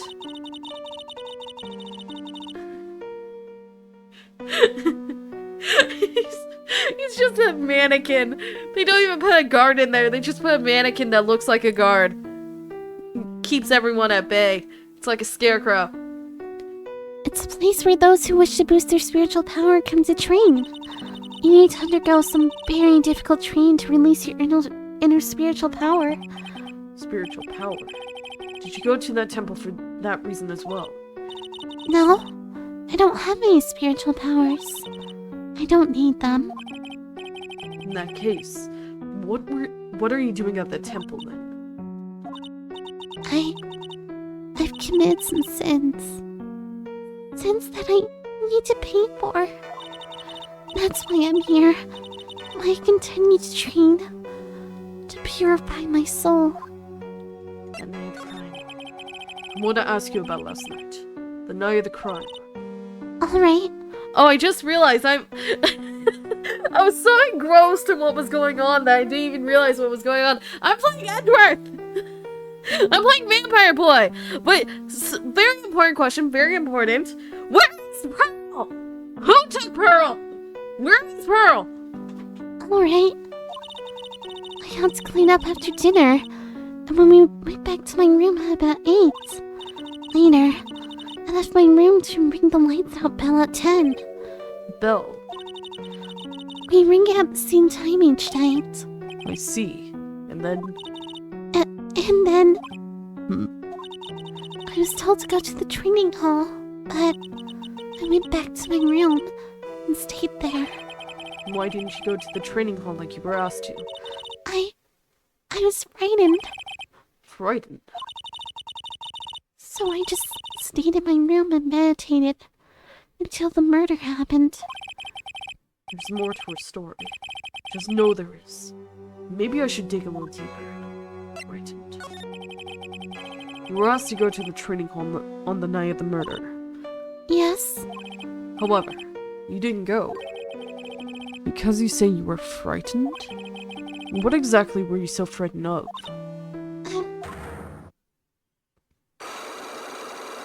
Is this the same? No, it's a different psychology. What in the world? is there something wrong?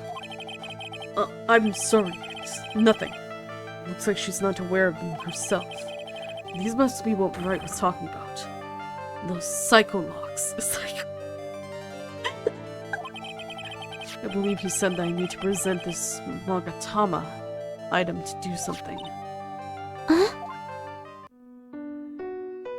Any idea? So do you have any idea as to what really occurred last night? I think it was the result of the tremendous spiritual power that was unleashed. Spiritual power.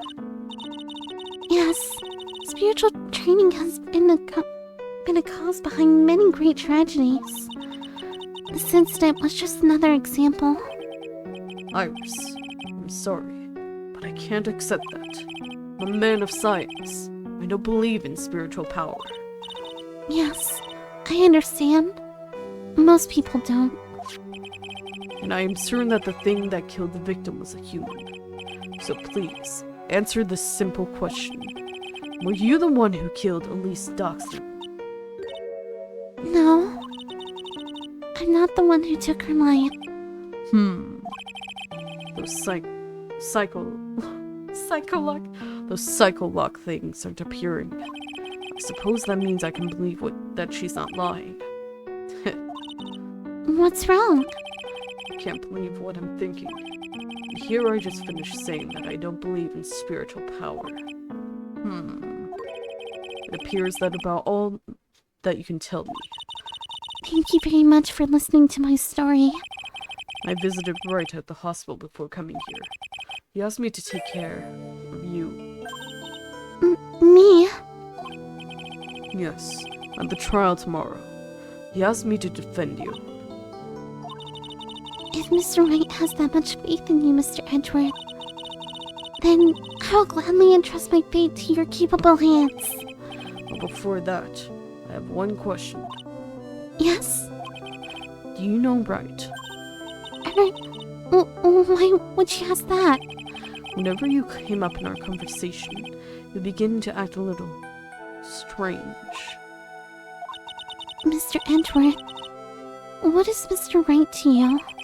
He's a very dear and indispensable friend. Oh, he admitted that they're friends! But where's Pearl?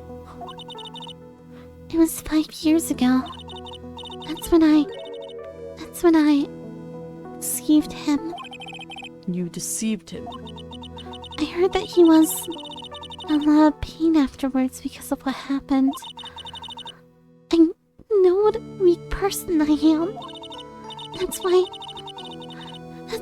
I thought it was best if he never saw me again. I wanted him to just forget about me without learning the truth. Well, if you ask me, Wright is still suffering. And until he learns the truth, I don't think he will ever be able to truly recover. Iris, it's not too late. Now tell me where Pearl is. I need to know where Pearl is because I am very frightened for her safety. Where is Pearl? You should go to him. Tell him the truth. She's in jail, Edgeworth. What are you hoping is going to happen since she's in jail?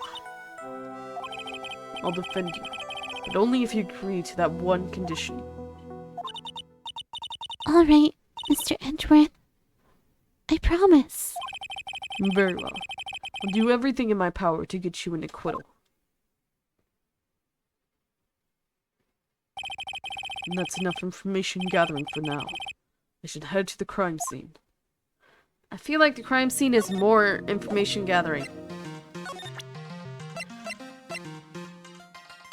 He gave you more than 2 items! What are you talking about, Edgeworth? Suspension Bridge. February 8th, Dusky Bridge. It sure is cold, alright.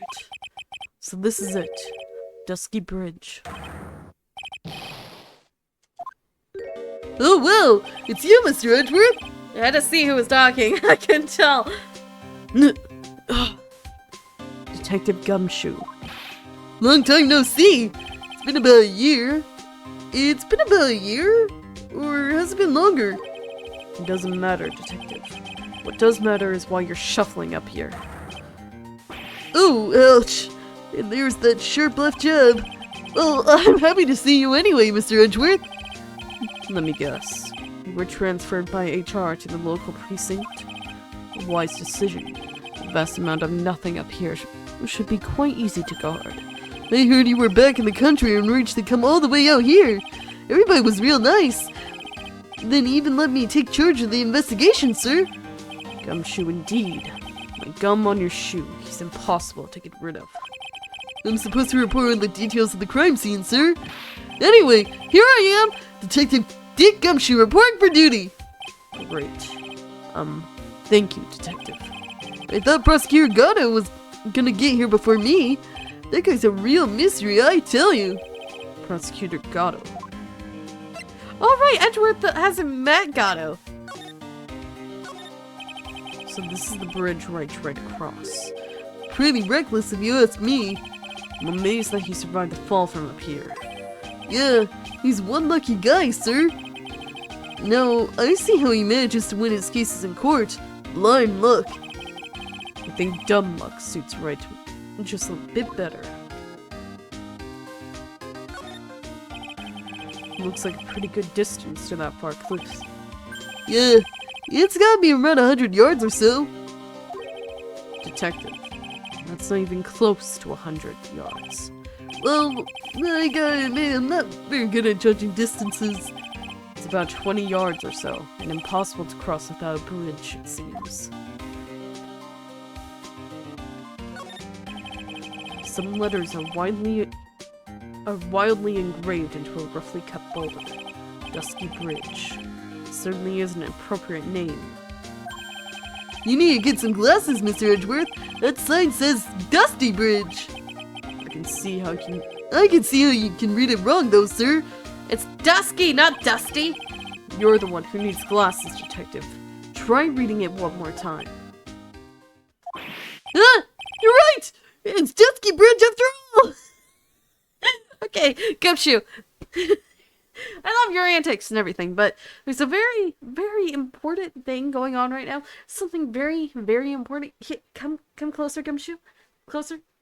It's very important. You have to be super close for me to tell you. Where is Pearl? How long have you been here? Where is Pearl? I have not seen Pearl, and I need to see Pearl to make sure she's safe. Where is Pearl? I'm freaking out too much about Pearl, but it's all in my head. I can't... I'm worried about Pearl. Where is Pearl? I don't have time for these antics. Let me find Pearl. I guess whoever wrote this made a mistake. Hey, it's a public phone. You don't see a lot of these anymore. That's true. Since we got one here, why don't we take a photo as a memento? Well, sure. Why not? Oh, darn it. I don't have a camera with me.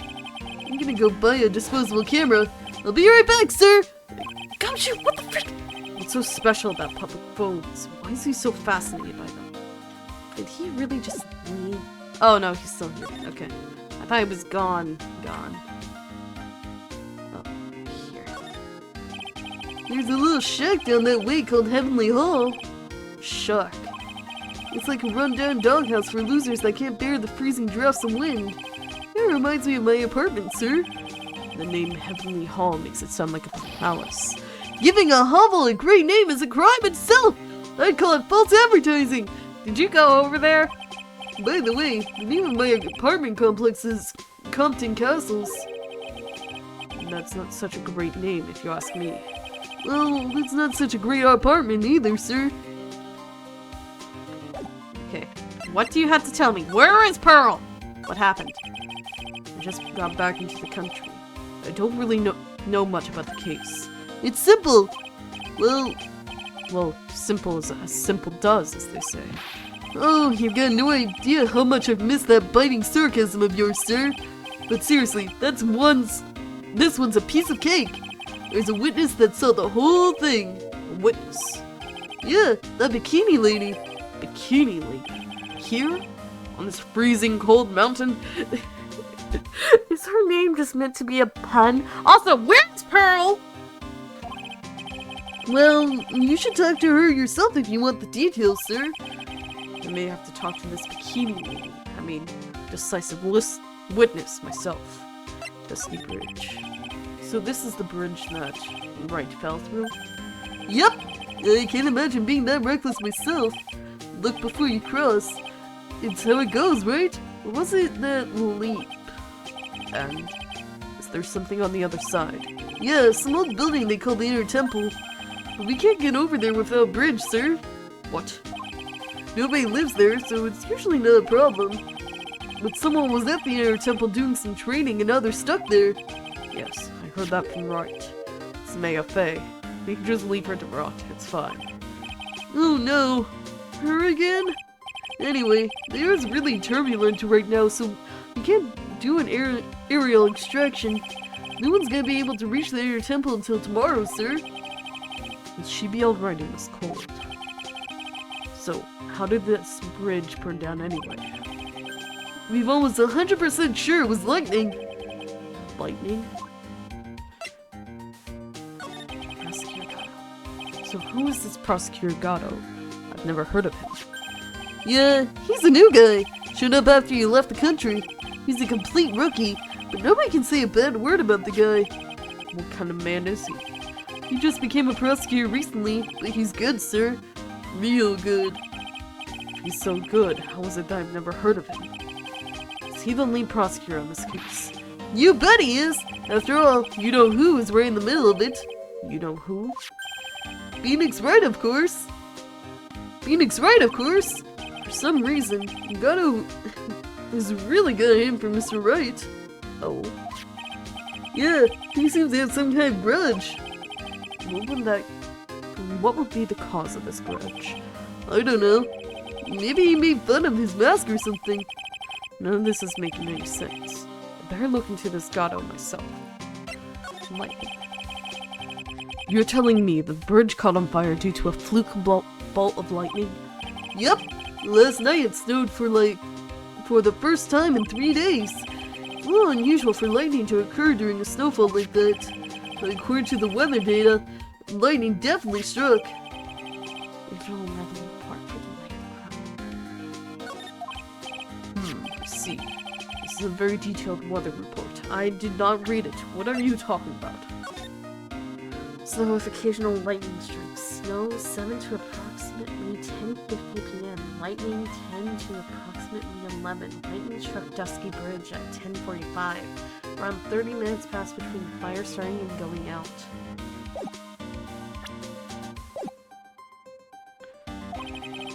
Almost too detailed. Even has the exact time when the lightning struck the bridge. Oh, that? We got that information from the witness's testimony. Someone actually saw the lightning hit the bridge. Who was this witness? Sorry. I'll go ask one of the local cops later, sir. I'll show you the badge. Huh? What's that thing doing on your label, Mr. Edgeworth? Is it really that odd? You bet it is, sir! A prosecutor wearing a defense attorney's badge? That's like a detective with a license to kill! Does this little thing hold that some meaning? Have you ever seen this thing before? Hey, thanks a lot! I was getting kind of hungry. Chop! What are you doing, detective? I thought it was some kind of candy that would fill me up, sir.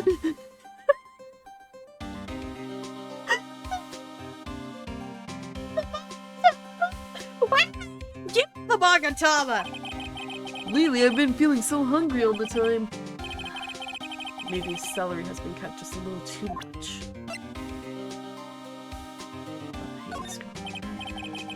Look, I'm just your everyday simple detective. Don't ask me tough questions, okay?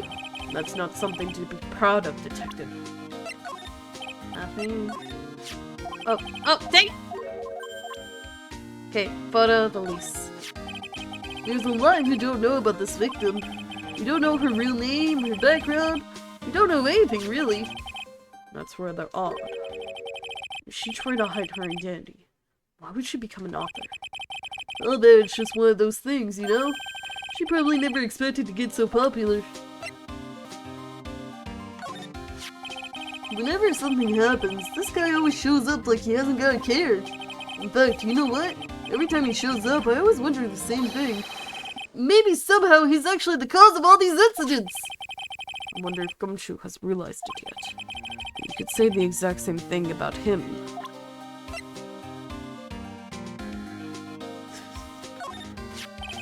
Your face is more drawn out than the last time I saw you in over a year ago. Really? I thought so.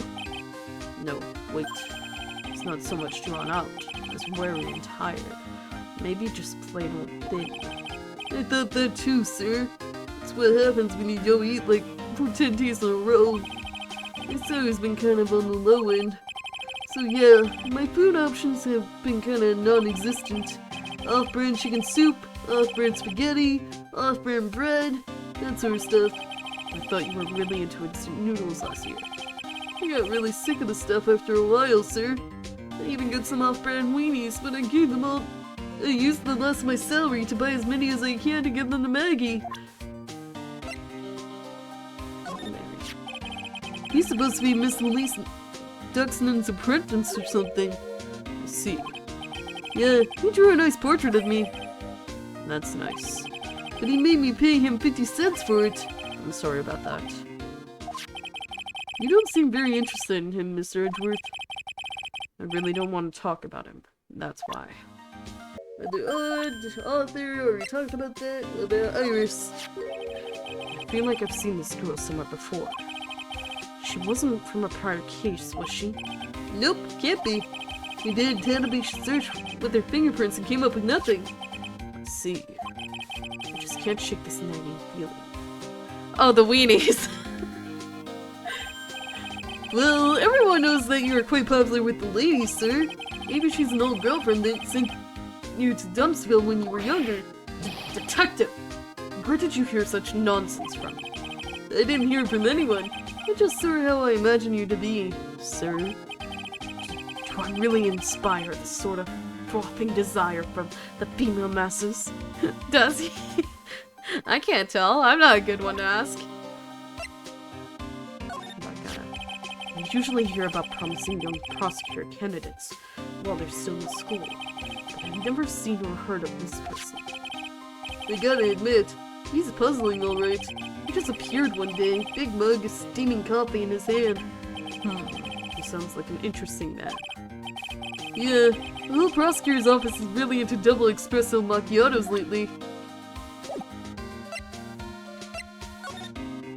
How do you know that? That's the question. Main gate. February 8th, Hasakura Temple, main gate. Where's Pearl? Yo, Edgy! What took you so long? I'm so cold my brain's turned to sherbet.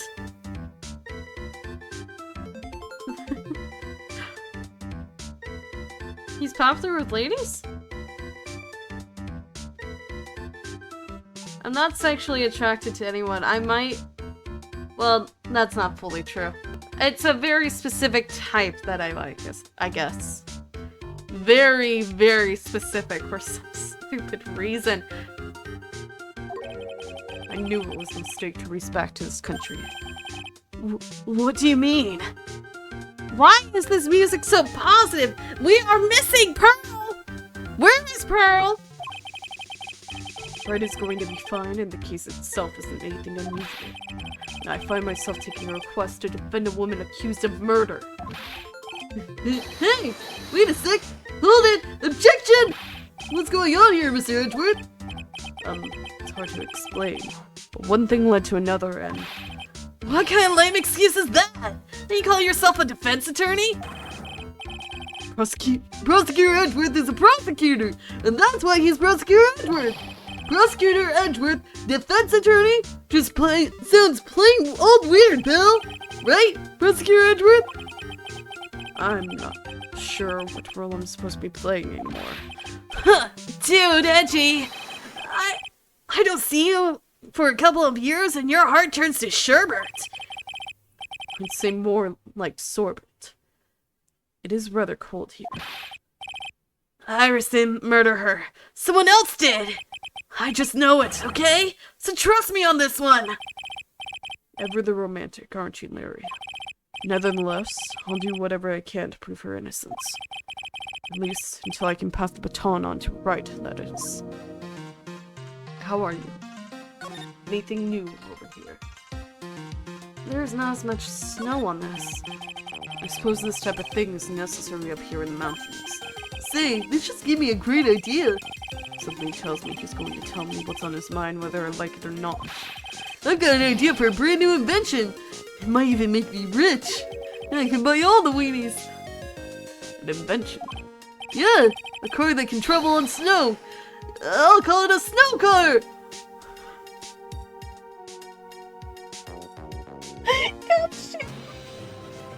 What is happening? What's that noise? That is not a normal noise! Oh, Yogama just became undead. What do you mean? Oh, subscribe to tier 1. I thought there was issues. Hi, Yogama. But Gumshoe is essentially Edgeworth's Maya, isn't he? Well, except Gumshoe is actually... I can actually stand Gumshoe. He's not freaking stubborn.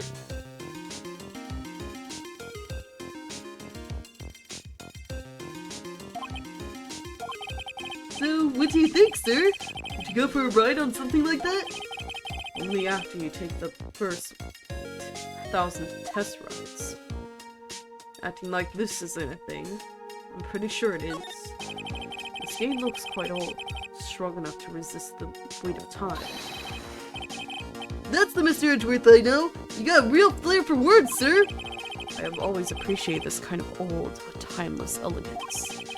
That's exactly how I feel too. Take that coat for example. Like a fine wine, it gets better with age. Even fine wine turns to vinegar and begins to stink at some point. I suggest you wash that atrocious rag you call a coat, detective. Didn't he get a new one? Or did Edgeworth actually bring back the old one? The one that, Whip Lady took. Yogama is the bringer of ads. As soon as he appears, the ads will start, apparently. I can't start the ads on my own. I don't even know how. I can see a small bell tower from here. Hey, that just reminded me. There's something I've always wondered about. Something tells me he's going to tell me what's on his mind, whether I like it or not. We call a person who tells a liar, right? So why don't we call a person who rings a bell a beller? Or truer for a guy who tells the truth. Oh man, I'm not gonna get any sleep tonight. I had no idea he was such a deep thinker. Yeah, I'm Edgeworth right now. What, did you not know that you play Edgeworth at some point? Also, where's Pearl? Pearl went missing and I still don't know where she is, and now I'm afraid what happened to Pearl? Iris. Man, I'm telling you, Iris is so cute. Right, Edgy? You think so too, don't you? What's wrong? Why are you so quiet? Well, just because I can play Edgeworth? To put it simply, the comment has me highly concerned. Could it be that the reason you think she's innocent? Come on! A girl that cute can't possibly be a murderer. Yeah, it's the same girl from the last 2 trials. Not 2 in order, but 2 trials have happened with her in it.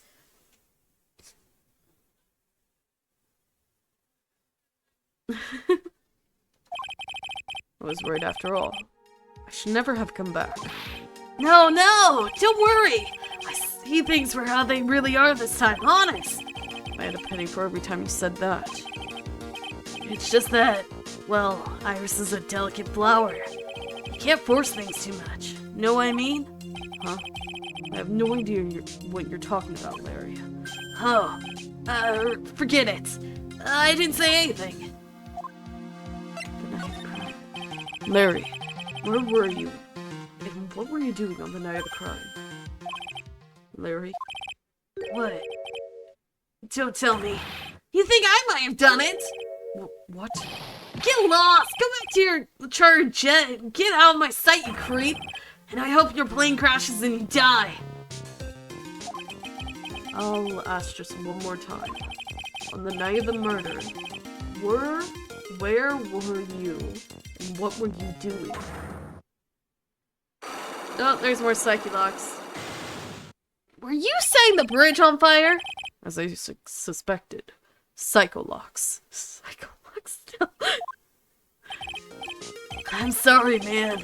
You know me. I just don't remember. My short-term memory's a wreck, dude. Okay. To the main hall. February 8th. Hazakura Temple. Main hall. What's that note? Oh, hi. Hey, hello there. So how are you feeling? All right, I suppose. Huh? Who is this? My name is Miles Edgeworth. My. A handsome boy such as yourself is always welcome. If circumstances weren't so tragic, I might just... Please, don't call me boy. I'm sorry to trouble you, but I'm looking for a woman in a bikini. Well, you have found her. Now, what can I do for you? You're not in a bikini. I'm sorry, but I don't see any bikinis.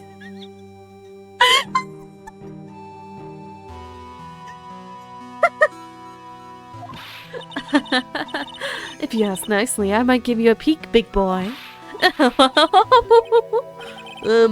Mr. Edgeworth? This is the head nun, Sister Bikini. She's the witness. Why didn't you tell me that earlier?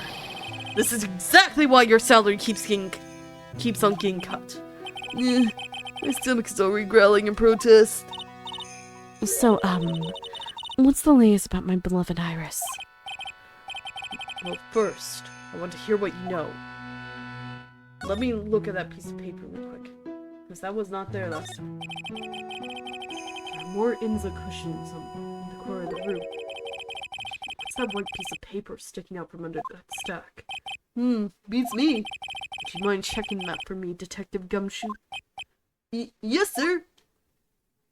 Here you are, Mr. Edgeworth.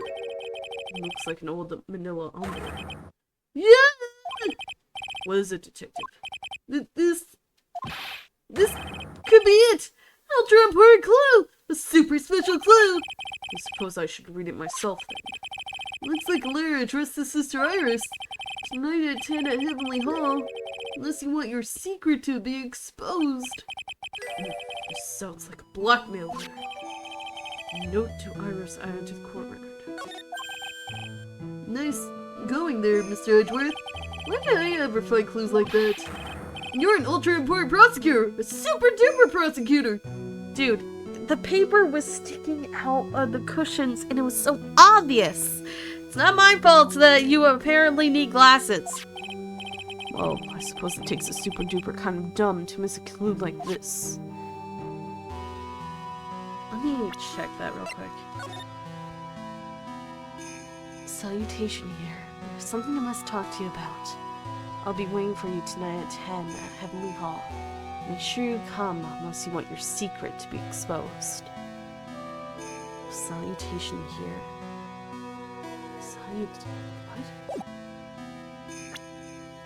What? I looked at the floor. Oh, it's a warm cat box! But where are all the cats?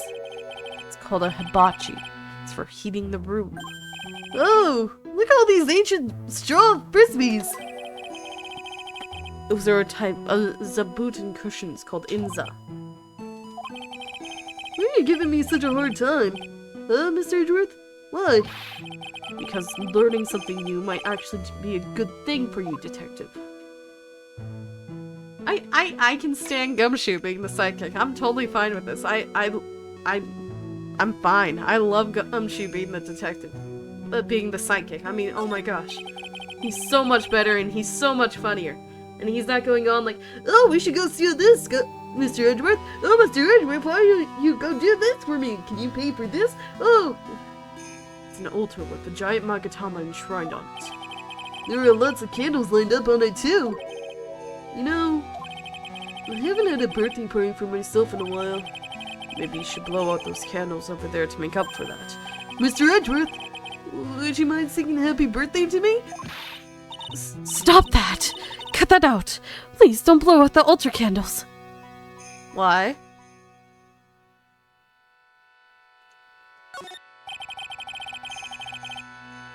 There's flowing script written everywhere on the walls. Man, I bet you have an awful nightmare if you try to sleep in here. Yeah! Freaking... And he saved me from another Yakuza lady from the first game! Gumshoe was very, very useful and very amazing, and he's hilarious, and he's nice, and I can deal with Gumshoe. I like Gumshoe.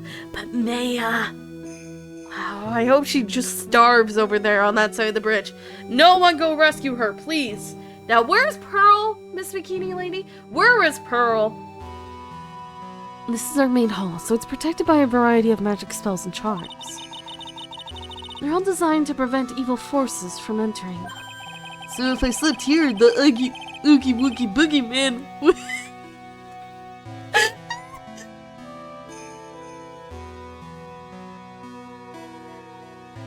What did Maya do for Phoenix, huh? Besides steal something.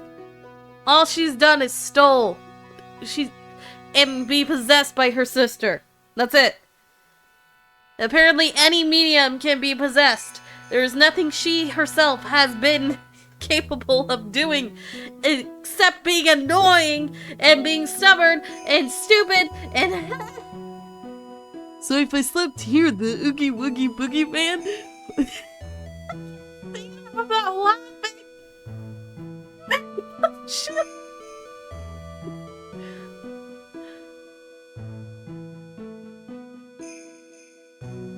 That was an accident. That was pure luck. And that was the only time. So I can't read this. Why are you saying Oogie Woogie Boogie Man?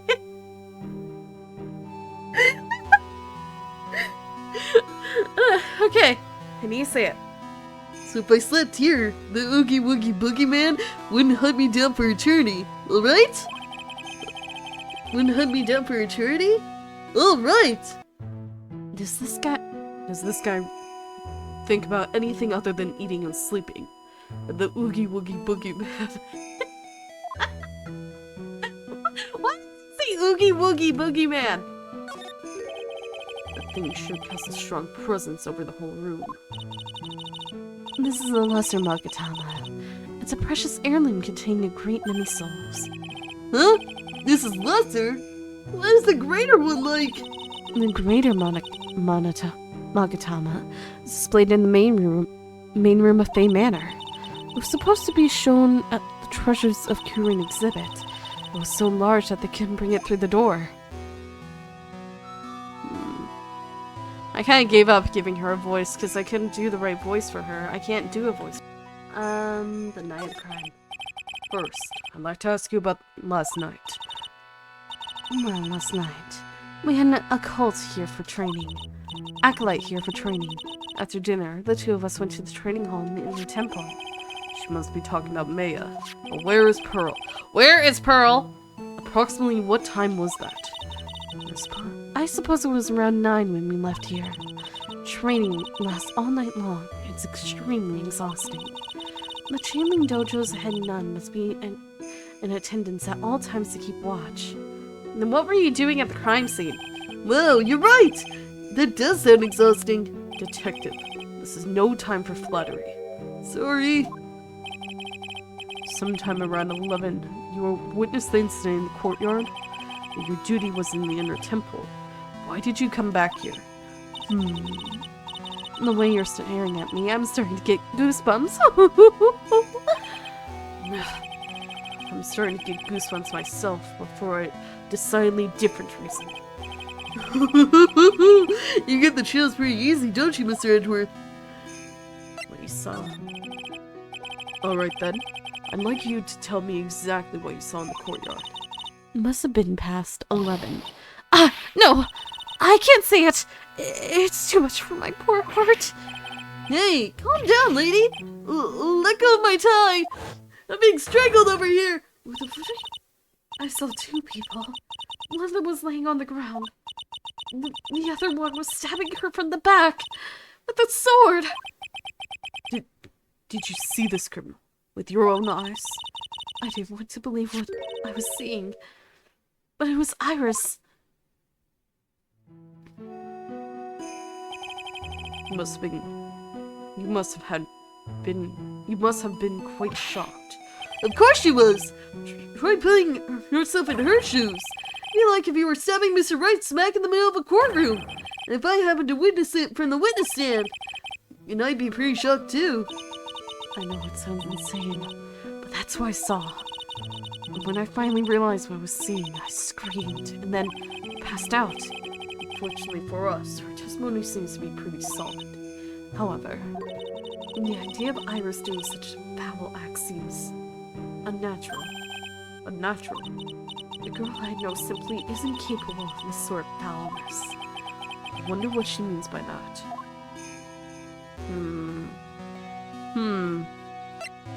Why return? As the head nun, it's your duty to stay with the acolyte at all times, correct? Yes, that's correct. I know I may look strong, but the truth is, I've got a bad lower back. A bad lower back. Yes, it's especially bad in the winter. So bad that I can't even lift a bucket. Do you remember how cold it was last night? My bad back felt as stiff as frozen glass. I just wanted to take a nice hot bath to ease my aching back. That's why I returned to the main hall. So you left the disciple alone. Don't be ridiculous. I would never do that. That's why I ordered Iris to the inner temple after she had rung the bell for lights out. Yes. But she never went to the inner temple, did she? So did the head nun actually see Iris there? I think I'm better try to get some more details. The acolyte. So who is this acolyte that was to train at the inner temple? Her name is Mia Fey. I trained her very badly, I'm ashamed to say. After she went through the trouble of signing up for the special course. Special course? It's a training session where you sit on a block of spirit ice and chant 30,000 times. You don't mean to tell me that she's still doing that over at the inner temple, do you? No! Of course not. You don't have to worry about that one little bit. Last night, we still hadn't started the training session itself. Well, that's good to hear. Oh, dear. That's one thing I forgot to tell you. Uh-oh. I don't think I like the sound of this. Do you know that small girl? At least she is Mystic Mia's little sister. Oh, Pearl? Yes! Where's Pearl? Tell me now! Mia has a little sister. Oh, you mean Little Pearl? That's Mia Fey's cousin. Little Pearl? I thought she was going to visit Mystic Alice before we finish with dinner cleanup, but I haven't seen her at all late last night. She's nowhere to be found. You mean she was with the victim? It's all the fault of my stupid, creaky old back. The little girl who was with the victim on the night of the murder is gone. As they say, the plot thickens.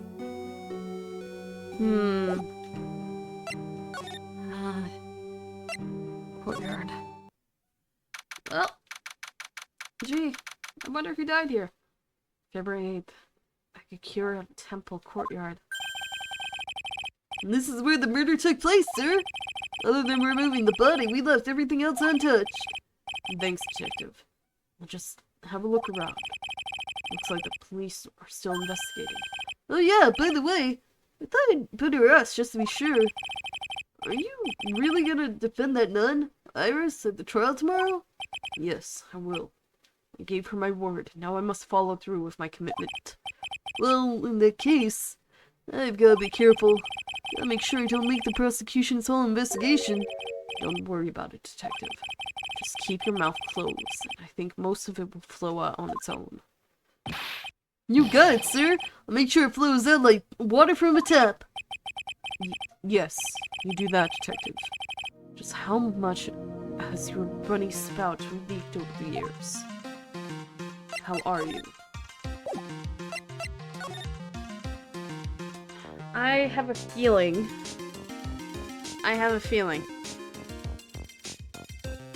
That there was another prison break. And the people who broke out was Dahlia and Morgan Fay. I feel like that's what happened, and Morgan abducted her kid. That must have been what happened. I feel like that's what happened. That they broke out of jail. Like, they go to the same jail since they're both female. They went to jail, and then they ended up talking about how they got there. And then they both realized they have a vendetta against Phoenix and the Faye family in some way. So they devised a plan, and they escaped. Then they came here and killed the random person, the author, who I believe is Misty Faye, killed her, made it look like Iris did it, when it was in fact Dahlia who probably did it. I feel like that's what's happening here. That Dahlia and Morgan are the ones actually behind all this. Because where did Pearl go? So the sword from this gold statue is actually the murder weapon. It sure is. It's called a Shito. By the way, nasty piece of work, sir. There's still blood on it. Suppose this is the victim's blood? Yep, it's all over the blade. Speaking of all over the blade, there's fingerprints all over the hill of the Shishito too. Fingerprints. Naturally, they match the prints we got from the younger nun, the defendant. Fingerprints are on the murder weapon. What's wrong? You're looking really solemn. Is this how it is for Wright? Is this what it's like to be a defense attorney? Yeah, I figure it doesn't feel really good. To be honest, it feels more like it's detrimental to your health. Shishito add to the court record.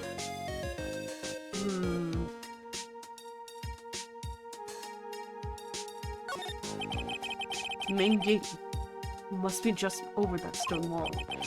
Stone walls. I jumped over a few of those in my life. Most of them are good memories, but not all. Detective, perhaps someone should introduce you to the concept of a paucity of words. Paucity of words?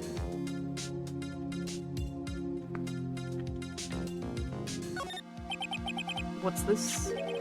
Looks like a wizard's stuff. The amethyst is gone. That belonged to the victim, Miss Ellis Dexter. There's nothing strange or magical about it. Oh yeah! Listen, this is just between us, okay, sir? Yes? What? This is top secret stuff. Don't tell anyone about this. Alright. Truth is, when I was a kid, I wanted to be a wizard.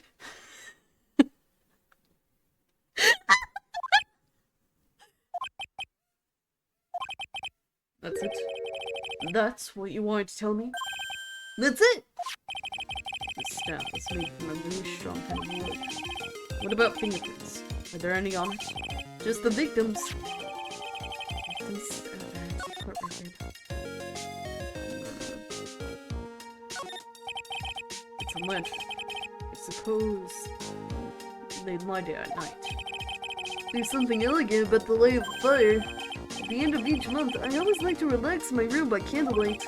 Detective, can you not afford to pay your electricity bill? How did you know? If he can't afford, then stop cutting his pay and actually give him a pay raise. For once, because he actually does work, it's just I keep warning it. It's not his fault. Huh? I just love skiing. Really? You don't, seem like the type. Well, what about sleds? Sleds? Nah. They're a little too kiddie, you know? Messes with my hard-boiled image.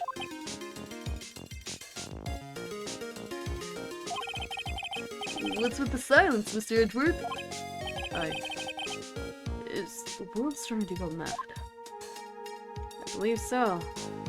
I think it went mad a long time ago. Looked at everything here. Something more. Wait, right here.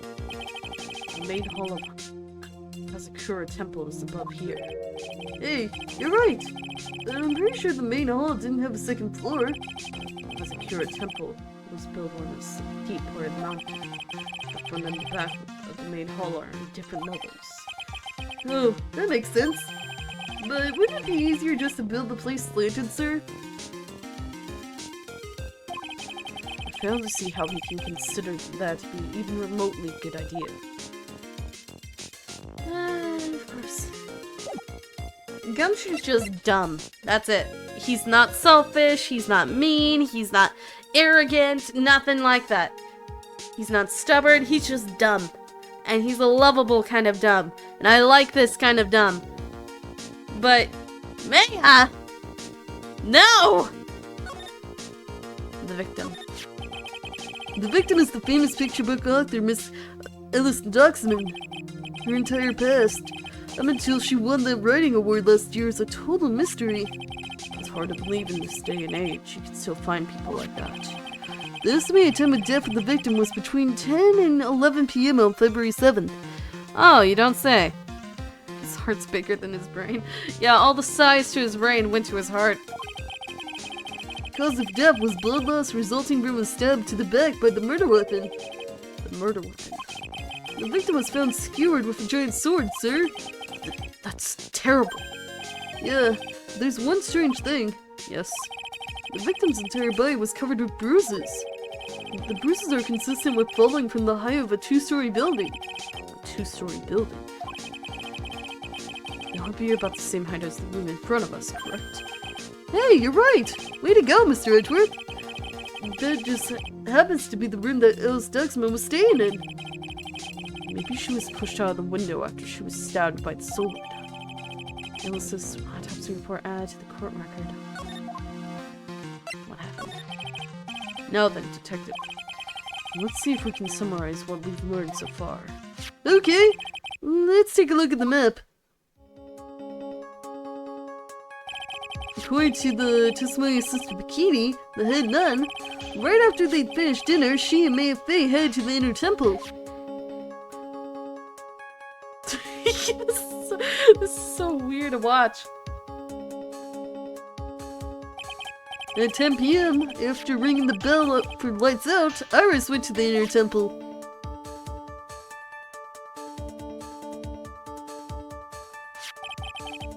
When she got there, Bikini had her take over while she went to Hazakura Temple.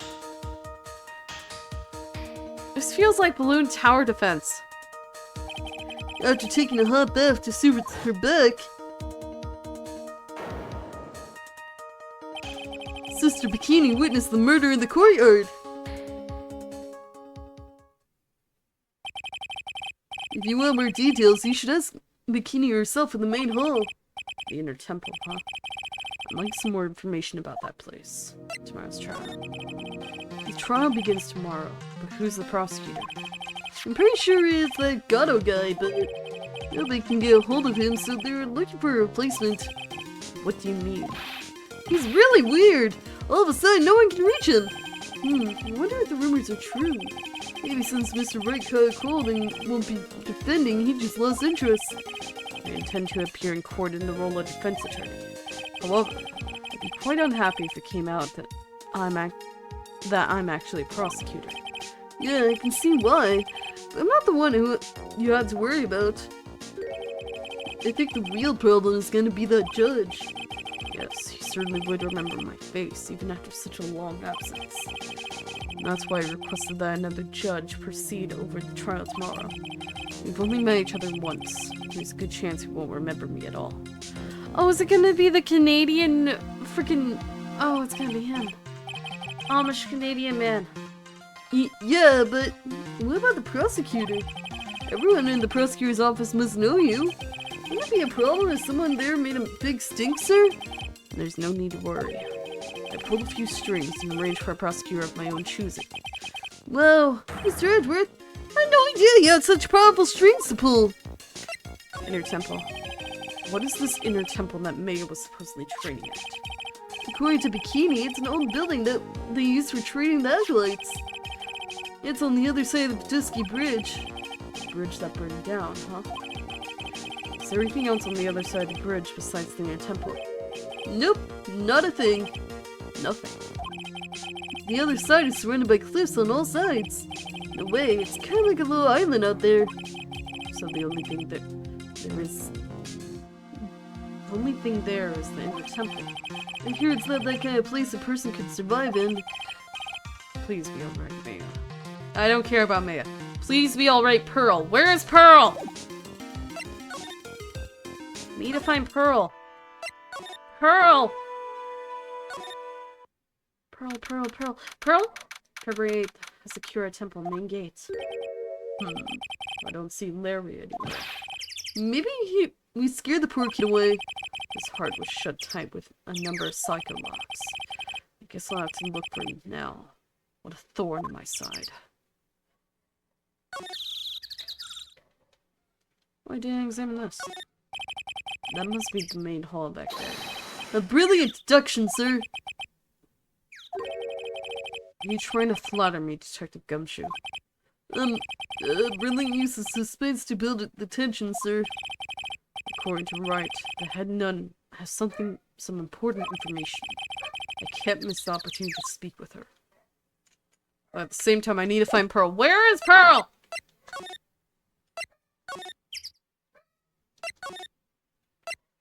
Why can't I go to the Heavenly Hall? Why can't I go here? Where is Pearl? What'd you do to Pearl, Gumshoe? Where is Pearl? Pearl? Pearl? Pearl? Pearl?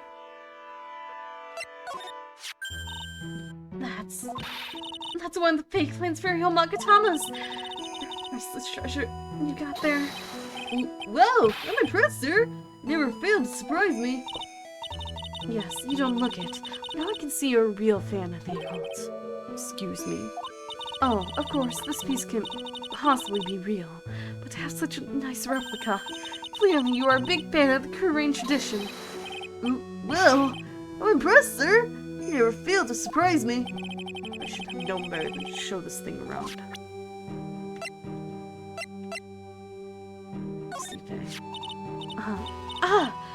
Well. Look what you found. That's the master of the Korean chanting technique, Mystic Misty Faye. Faye. It's been nearly 20 years since Mystic Misty's disappearance. Apparently, she intended to pass on the master title to her daughter. Who's this daughter? Well, I myself am part of the branch family of the Fae clan, but even I am not privy to the information concerning the main family. There's this hood. Well. That's a demon warding hood. Acolytes are highly susceptible to possession by evil spirits, you know. And that's why we always wear these for protection. Oh, I see. What are you waiting for? Well, getting protection just holding it, you know. Put it on already. No, I can't. I was just...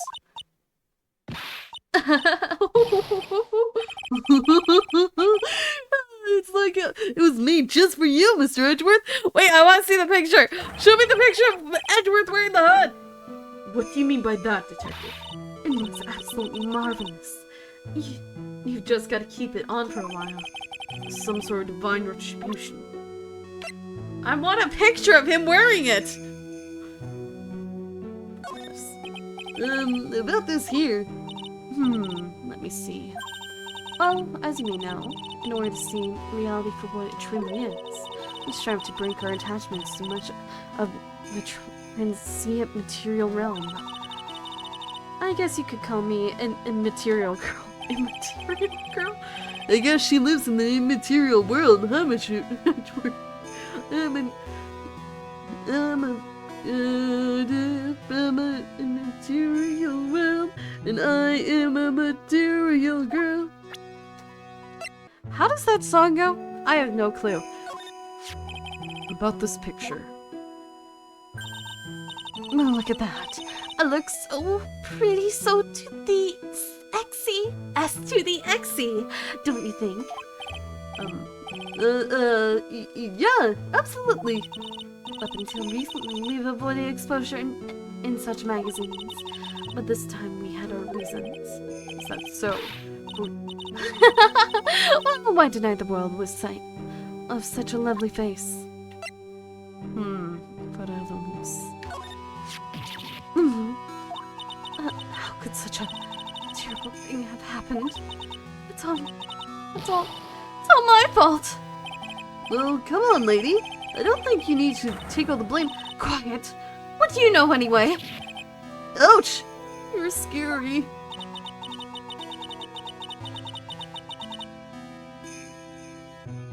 What's delicious? What? With that stupid 5 o'clock shadow and that stupid old coat of yours. It's too bad that you were the one that disappeared. Why did she have to take it all on me? Her anger does seem a little manufactured. Oh no, okay, I see what you're talking about now. Yeah, Phoenix Phoenix is in the hospital. Do you know anything about this old, crumpled up letter? Is this addressed to Iris? Yep, it clearly says 2 Iris on it. I can't believe it. That girl doesn't have any secrets from me. Ah, so Sister Bikini didn't know anything about it. And this man, his face betrays a life of suffering and great weariness of the world. Sure. But even so, I can't believe this guy actually jumped into the river. Think of all the fun things he might have enjoyed if he had just lived. Relentless spiritual training alone is no way to lead a complete life, huh?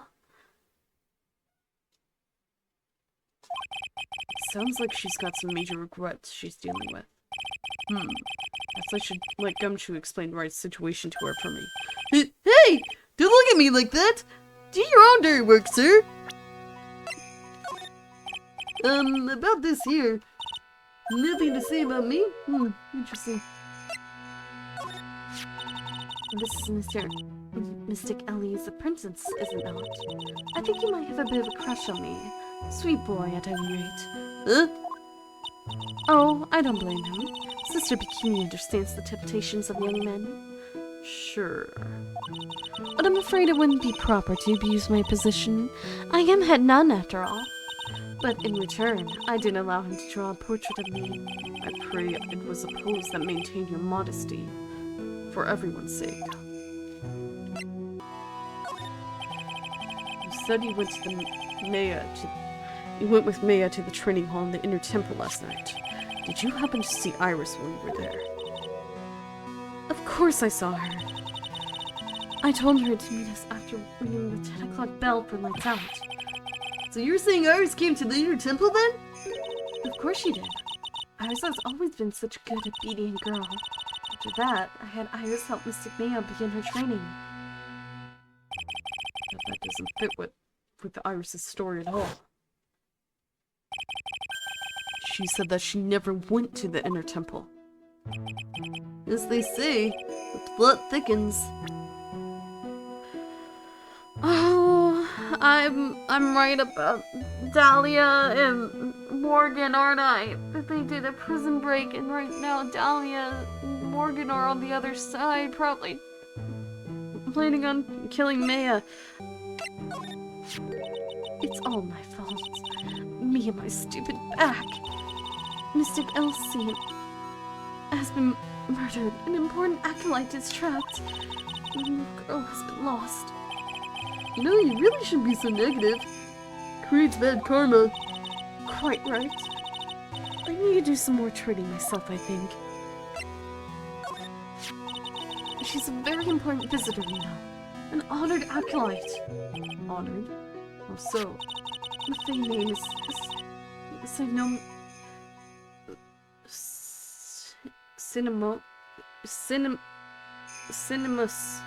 Cinemas with the Korean channeling technique.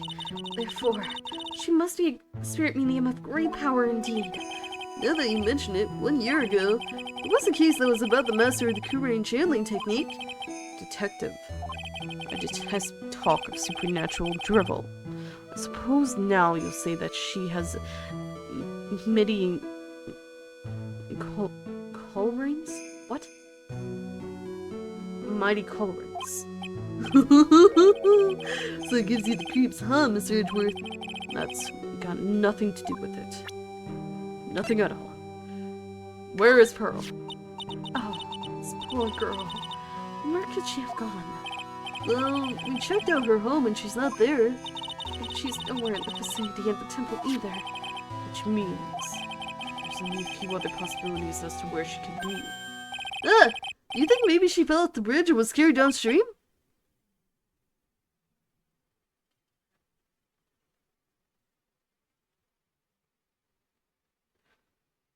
Gumshoe, please don't put those awful thoughts in my head that Pearl may be dead. Please don't do that. Girl, Pearl's not dead. No, she's not dead. Don't you dare! Why do you have such a pessimist? Why do you have to be such a pessimist, detective? I was just trying to think like you, Mr. Edgeworth. Ironic. I became a pessimist only after I had the pleasure of working with you.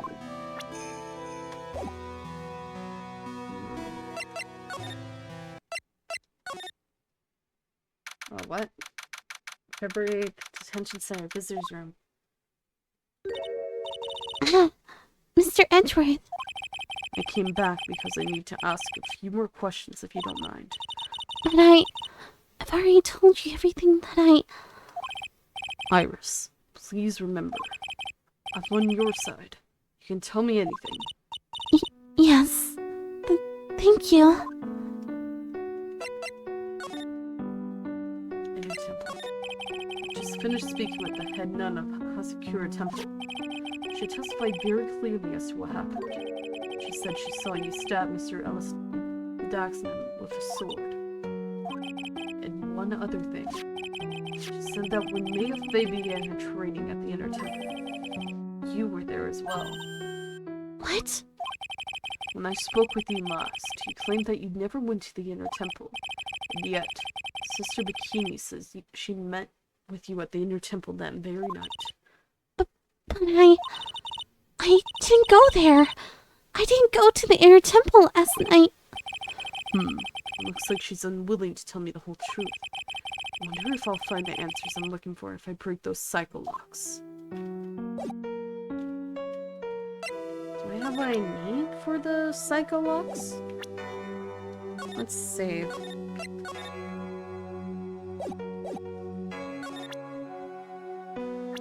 Also, what's your opinion of him? Mr. Wright, how bad is his cold? Well, his fever is very high. As a result, he's rather confused. He's worried about Maya, who's still trapped in the Inner Temple. He's quite worried about you as well, it seems. Really? Yes, naturally. Once he recovers, I'll pass the baton back to him. No. Don't. I'm sure that Mr. Wright would want that. He wouldn't want to defend me. What do you mean by that? What do you mean by that? What do you mean by that? What do you mean? I'm sorry. I don't leave the temple grounds very often, so I don't know very much about the outside world. Oh, that's Mr. Maurice. He's a very sincere, hardworking person. He was even kind enough to draw a portrait of me. Knowing Larry, this woman is exactly the type who'd fall in love with at first sight. That's Mr. Ellie's Tuxenim. She's a picture book author. Or so I've heard. Does she come to Hazakura Temple often? No, this was her first time. It's just that... She was a very important visitor. Is that so? Yes, Sister Bikini told me be sure not to offend her. The victim, Miss Elise Jackson. The prosecutor's office still doesn't have much information about her, it seems. You want to know about me? There's not much to tell, I'm afraid. Just let me get one thing straight. You were raised at Hazakura Temple, correct? And yet, somehow, you seem to know Wright. So you two must have crossed paths somewhere.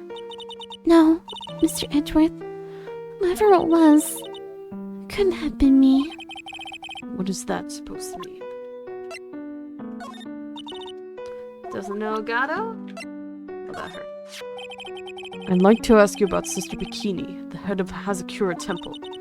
She raised me as if she were my real mother. As if she were your real mother? I was left at Hazakura Temple when I was just a small child.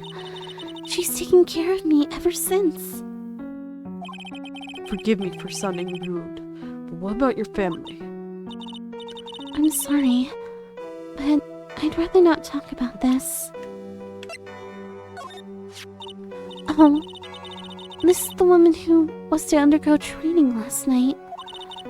She seems like a very strong, reliable woman. Yeah, it is. Whatever else anyone has to say about this Iris woman, I can't exactly say she's the best judge of character. This is the trainee's younger sister, correct? She's cute as a button. She seems to really love mashed potatoes and gravy. Oh, She even said she was going to have the leftovers for dinner the next night.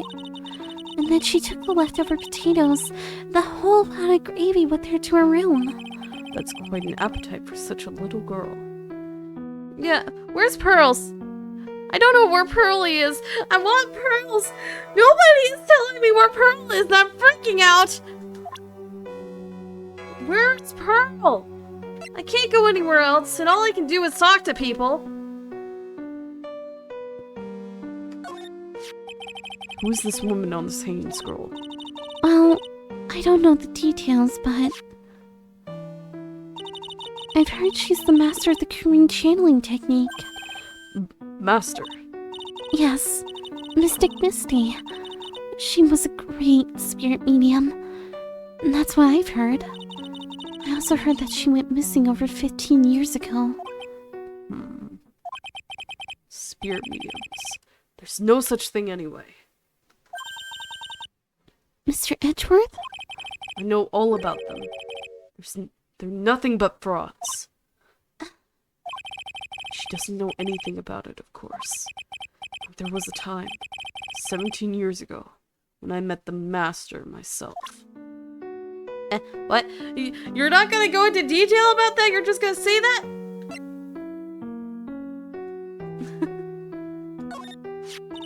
I know what he's talking about, but still. That's called a demon warding hood. I gave that to Mr. Wright last night. He was wearing this when I saw him at the hospital today. Did he really put that on? What? It's an important item for protecting acolytes from evil spirits. If it's so important, then why did you give it to him? Last night, I felt something. I felt that something terrible was about to happen. I didn't want Mr. Wright to fall into its grip.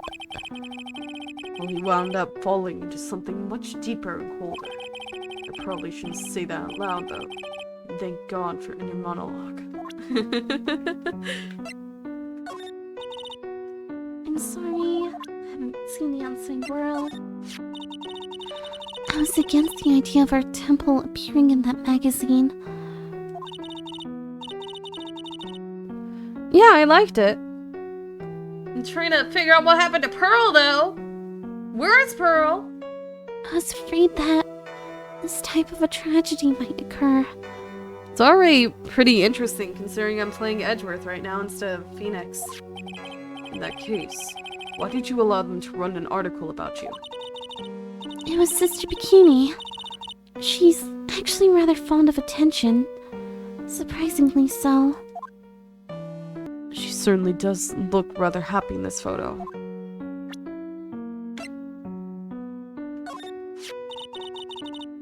That's the same thing.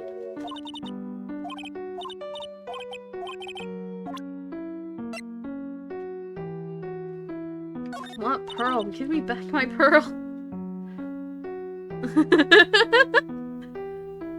I'm sorry. This letter, it appears to be addressed to you. I think it's someone's idea of a joke, Mr. Edgeworth.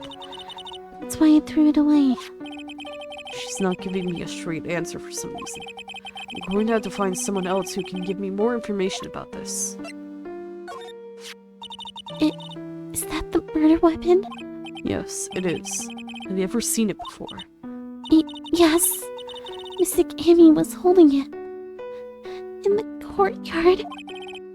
And apparently, the head nun witnessed the whole sad affair. She saw you stabbing Miss Ellie's docksman with this very sword last night.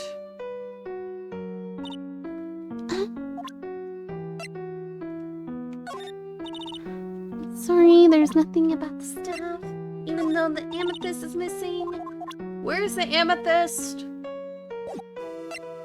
Okay, only thing left to do is...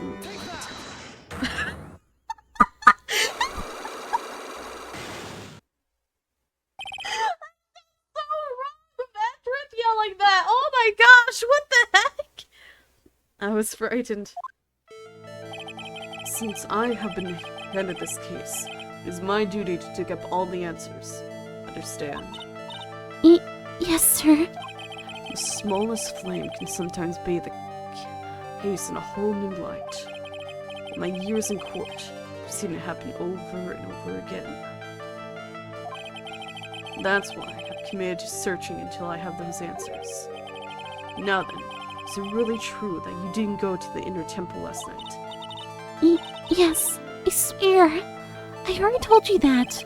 Yes, you said you didn't go because you were frightened. That's right. If that's the case, then the obvious question is, what were you so afraid of?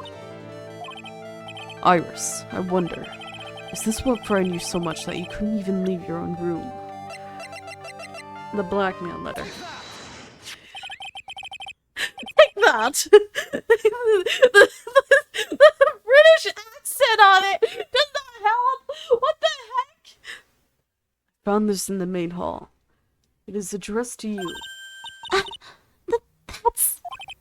Well, Iris. Why are you glaring at me like that? You were scared of the blackmailer who wrote this to you, isn't that correct? It wasn't the evidence or the power of my glare that broke that lock. It could be either. Oh well, I don't suppose it matters either way. But Mr. Edgeworth, Yes, I thought that letter was just someone playing a prank on me. a prank. Oh, yes. After all, even if I did have a secret, there's no one to tell it to the world, because there's no one to tell it to that would cause me any grief. I wonder about that. Sister Bikini is like a mother to me. I would never hide anything from her. No, you may not have anything to hide under normal circumstances. However, last night was different. Unfortunately, I don't know the exact nature of your secret yet. However, whatever it is, there's one person you didn't want your secret told to. It was probably Phoenix, right? Oh, it is. Phoenix Wright. You mean something to Wright, it seems. And I can tell he holds a special place in your heart as well. That's why you didn't want him, of all people, to know your deep, dark secret. Yeah, I do. As soon as I'm done with this, I'll play Apollo. Well, what do you have to say? It's not gonna be for a stream or two, so, but I do have Apollo, and I do have the origin one. Well, what do you have to say? I should have expected as much. Especially from a friend of his.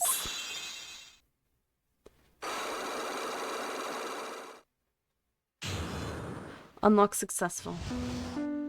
Right. After dinner, this letter was waiting for me in my room. As I said, I was greeted by it. What is this heavenly hall the letter mentions? It's a small mountain shack at the base of Dusky Bridge. A small shack, huh? It's more like a broken down shack that no one would ever want to go near.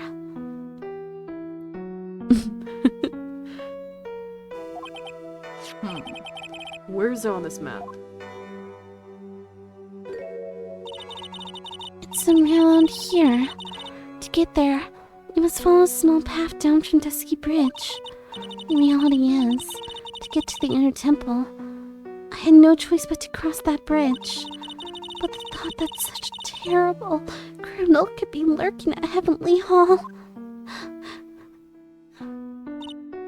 I was so scared by the whole affair that I didn't even want to think about it. So this is the secret that you locked away in your heart. Yes, It looks as though I may have to visit this heavenly hall now. Maybe I'll find some sign of our mystery blackmailer. In any case, you still claim to have never left your room last night. yes, that's exactly right. Iris' testimony added to the court record. Rang lights out, bell at 10 p.m. and was then in her room until the murder was discovered. The trial starts tomorrow. I promise you, I will win. I'm going to win so that you and Phoenix Wright can see each other again. But when I do, you must promise me that you tell him your secret. But it's pointless, Why would you say that? because I may know who Phoenix Wright is, but he has no idea who I am. What? What do you mean by that? What do you mean by that? What are you talking about? What are you talking about?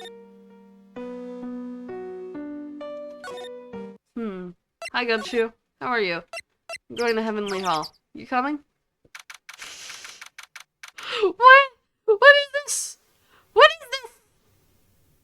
Oh, this is where Larry is. Wait a second. Larry, you're the blackmailer? Larry's the blackmailer?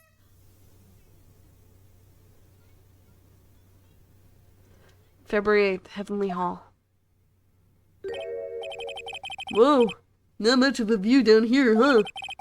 It's still better than the view from my apartment, though. Someone's here. Hide yourself, detective.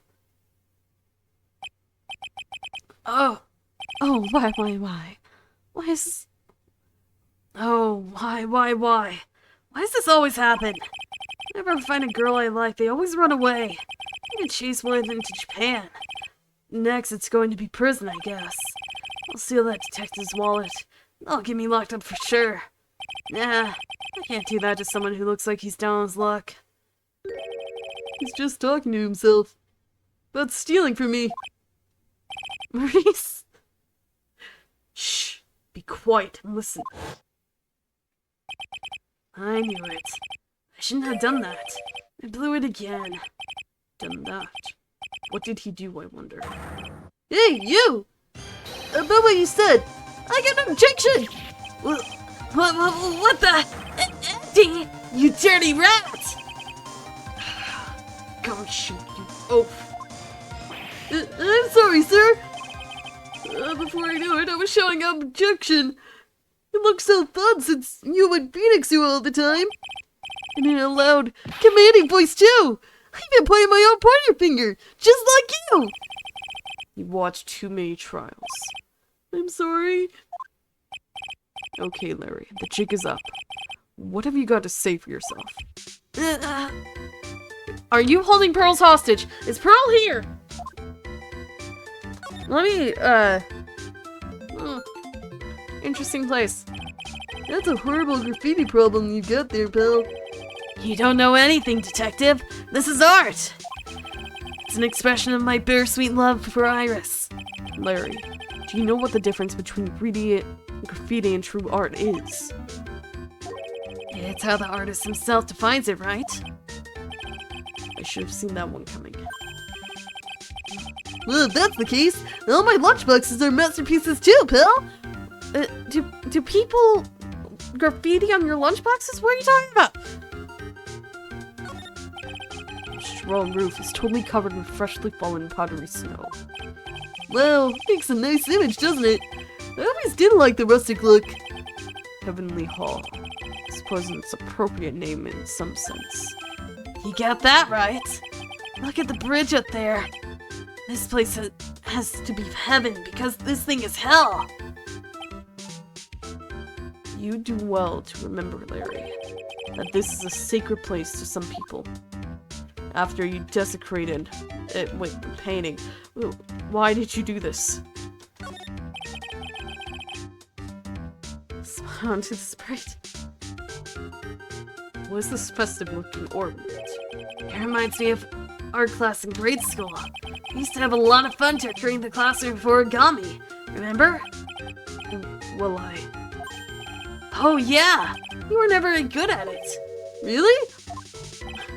Yeah, this guy was so bad, he couldn't even fold $1, let alone a crane.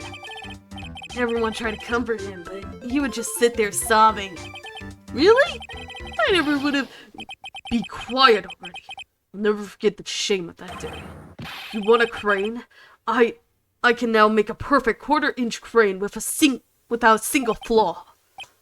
You know, Edgy, nothing for nothing, but a quarter-inch crane without a single flaw is not easy. Yeah, that's quite a feat, Prosecutor Edgeworth. Girl, this is exactly why I hate childhood friends. Yeah, they are. They're the ones that the weird girlfriend gave him. This is the Eagle River, sir. It runs pretty fast, so it doesn't ice over, even in the winter. If it had iced over, Wright would have been in some serious trouble. You're right about that. You would have landed on the ice and slid downstream to who knows where. Not exactly what I meant by all right. Stairs? These go all the way to Dusky Bridge. It's a pretty long, but easy walk. I fell down 4 times on my way down here, sir. It's so icy. I can't even stand on my own 2 feet. And I have bruises all over. Oh, sorry about that, detective. I ate 4 bananas and tossed their peels on the stairs on my way down here. That's why I suck at Mario Kart. I land on every banana, huh?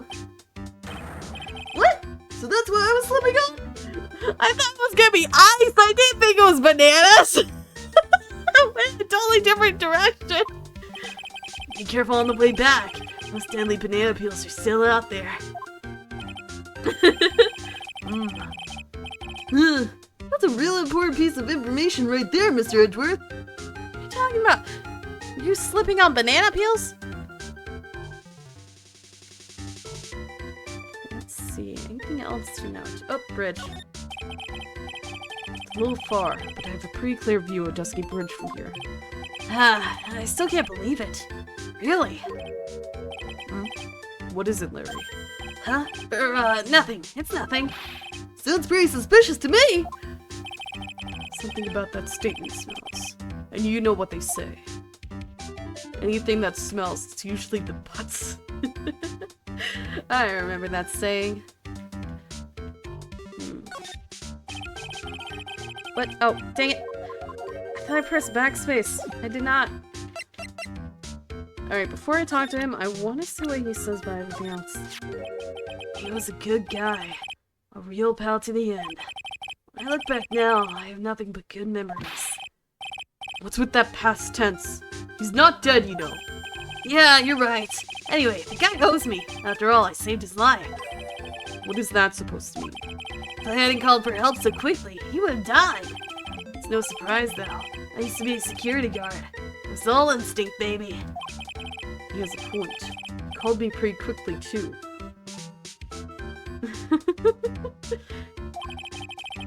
I think Larry's pretty good at motivating people. I just wish he would try motivating himself once in a while. But gumshoe. Hey, I know I may not look like it, but I'm an artist. I refuse to look at anything that doesn't have a radiant or beautiful motif. You didn't even give it a glance. Yourself. Huh? Me? All you have to know is to remember not to call me Larry anymore. What? I'm a new person now. I've been reborn. As Loris and Doxnim. Alright, fine. Let me ask you something else then, Larry. Call me Loris! If you don't, then I'll call you Millis Doxnim! Melissy. Melissy? I still can't believe it. She was such a great person. But someone's paying this murder on my sweet little Iris! Edgy, please! I'm counting on you! Well, frankly, I was hoping you could give me a little more than that. Donum.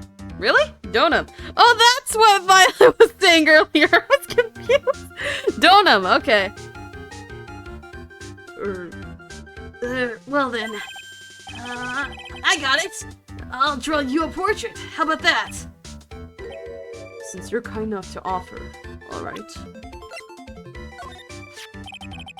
I have a feeling that she's hiding something. Could be.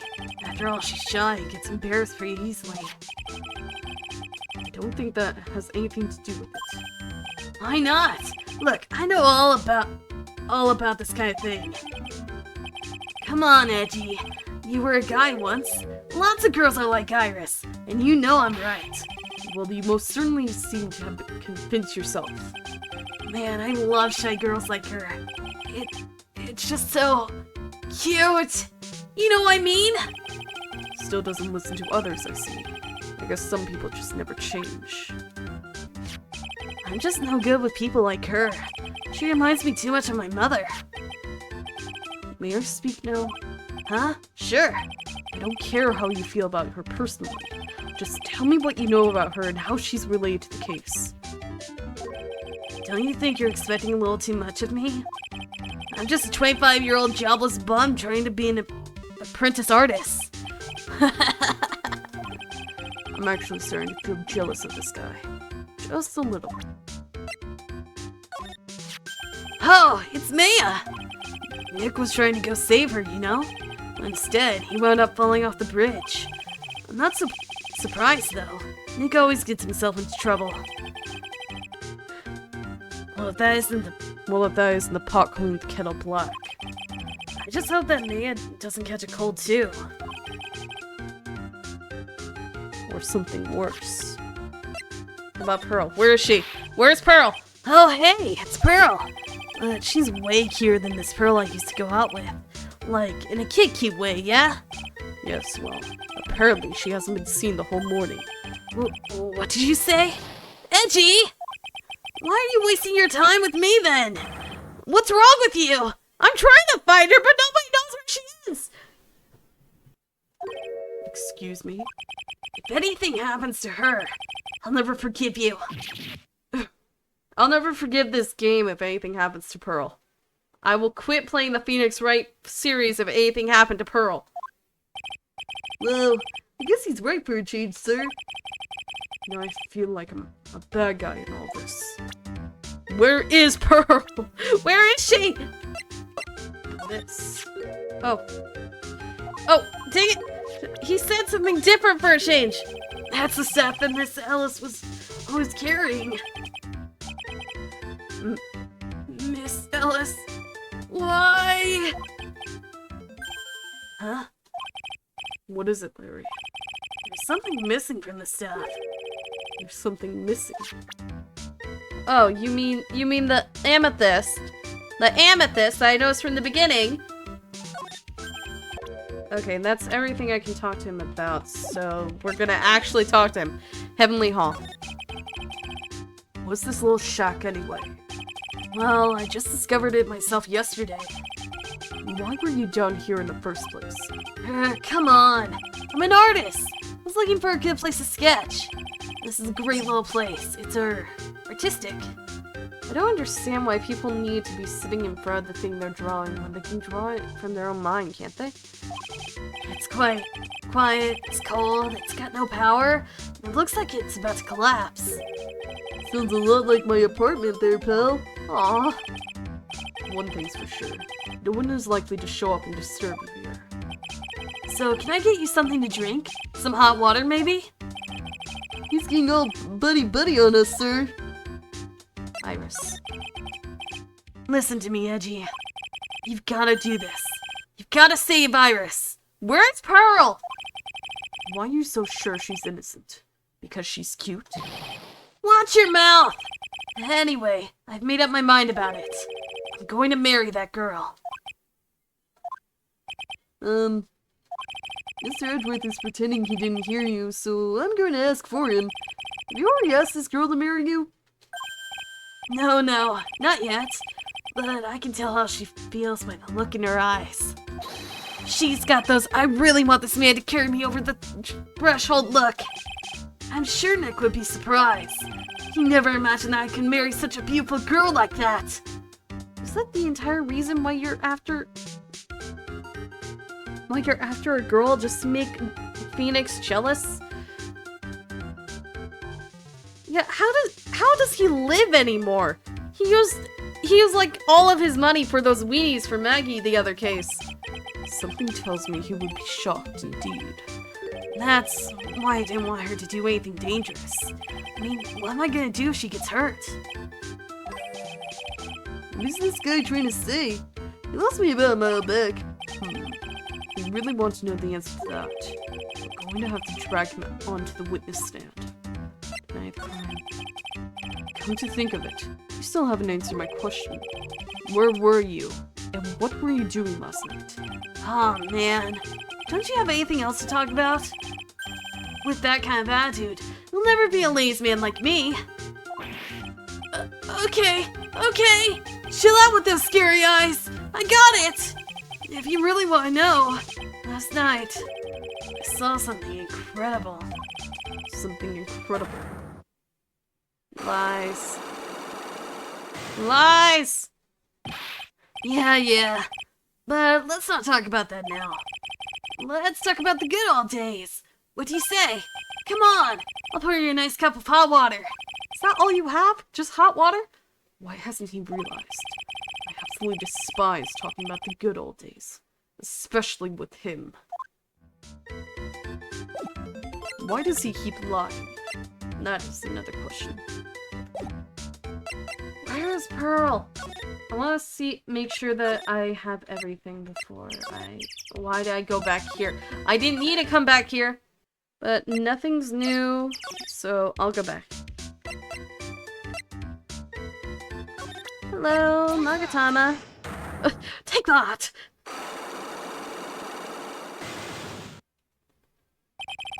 The night of the crime. Alright, now you're going to tell me what you really saw last night. Yeah, I know it's Psyche locks, but freaking Edgeworth calls them Psycho locks. Whoa, you're really upset, aren't you, Edgy? Okay, I'll talk. Huh? That was a bit too easy. Yeah, anyway, it was awesome. Never seen anything like it. Around 10 o'clock last night, it started thundering.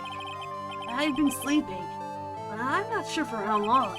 Suddenly, zing! The world in front of me went white. Like I'd just been slapped in the face by my old girlfriend, Naomi. And then, it was on fire. The bridge was on fire. The ski bridge caught on fire. You saying you saw it with your own eyes. Hey, why are you giving me the evil eye? I'm telling the truth. There are still 3 Psycho locks remaining. See, Psycho. 50, I guess. I don't know. That means he's still trying to hide something. By the way, Larry, where were you when you Oh, by the way, Larry, where were you when you saw that happen? Where you say? What do you mean? What do you mean, what do I mean? Just answer the question. I was in my own room, by the main hall. Where else would I be? As usual, you're as transparent as an empty jelly jar. The problem, I suspect, lies there. There? What do you mean, there? It's impossible for you to have seen lightning strike Dusky Bridge from your room.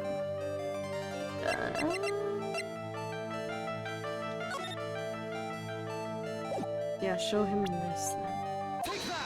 Take that! This is a map of the area. Take a look around the vicinity of Hazakura Temple.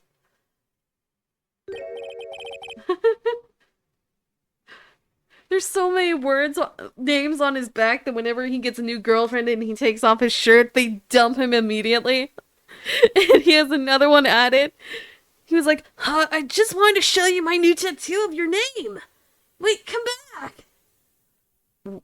What am I looking for? I think that should be fairly obvious. The main hall is surrounded by trees, and it's impossible to see the bridge from there. What? Why didn't you tell me that before? Well, how about it? How about what? Do you feel like talking now? About what? Looks like it won't be that easy after all. You leave me no choice. I'll have to move on to the next step. You weren't in your room at the temple. So then, where were you? You don't know that I was in my room. So where was Larry? Why was he there? I've read the situation up to this point correctly. The answer is fairly obvious. Very well then, let's test my theory. The place you witnessed the lightning striking Dusky Bridge from was here. Right here. At Heavenly Hall.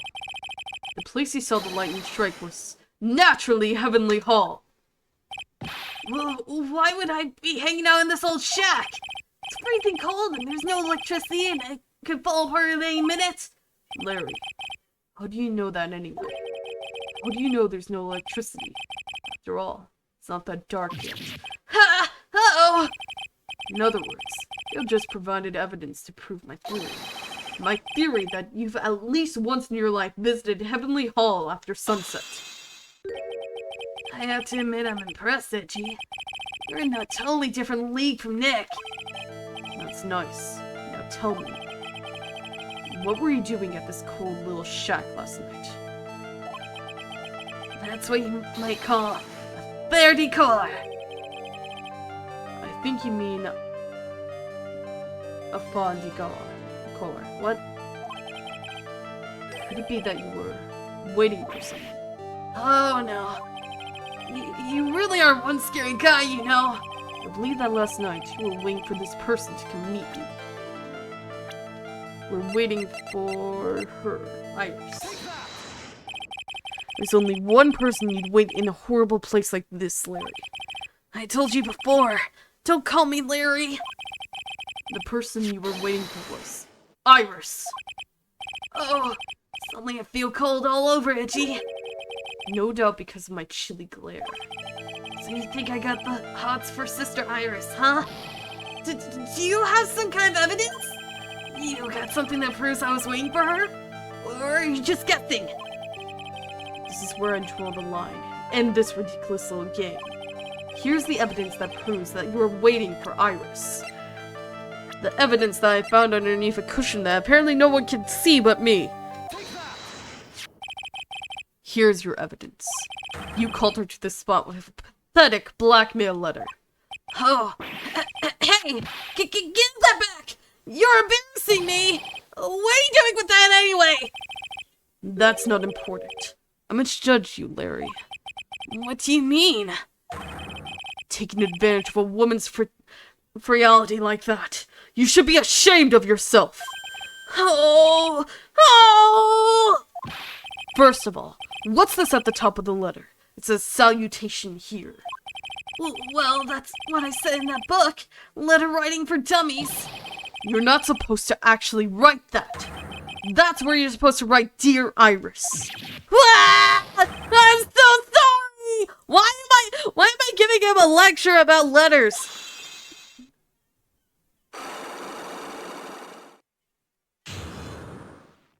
Where is Pearl? So you were here in Heavenly Hall last night, weren't you, Larry? You saw the lightning hit Dusky Bridge, didn't you?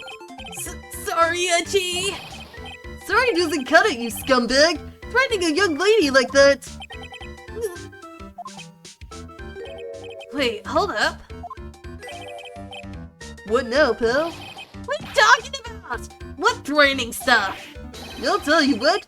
You try to scare Iris by threatening to expose her secret, pal! What do you mean threaten? When did you threaten her?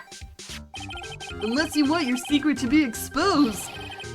That sure sounds like a threat to me, pal! Blackmail, in fact! Give me a break. It's a love letter. Haven't you ever been in love? Nobody writes a love letter like that. What are you talking about? What did you just say? My love for her burns so hotly. Can melt all the snow on this mountain. Oh. Then what's the secret you mentioned?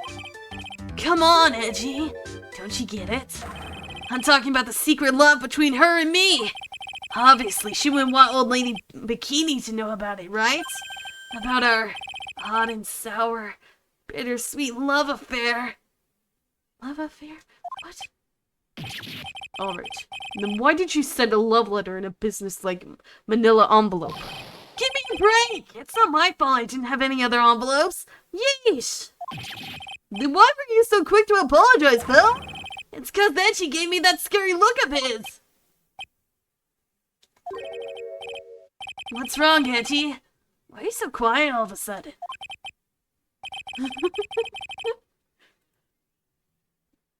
That's it. That's what all those huge locks were about? I don't understand why you were so defensive.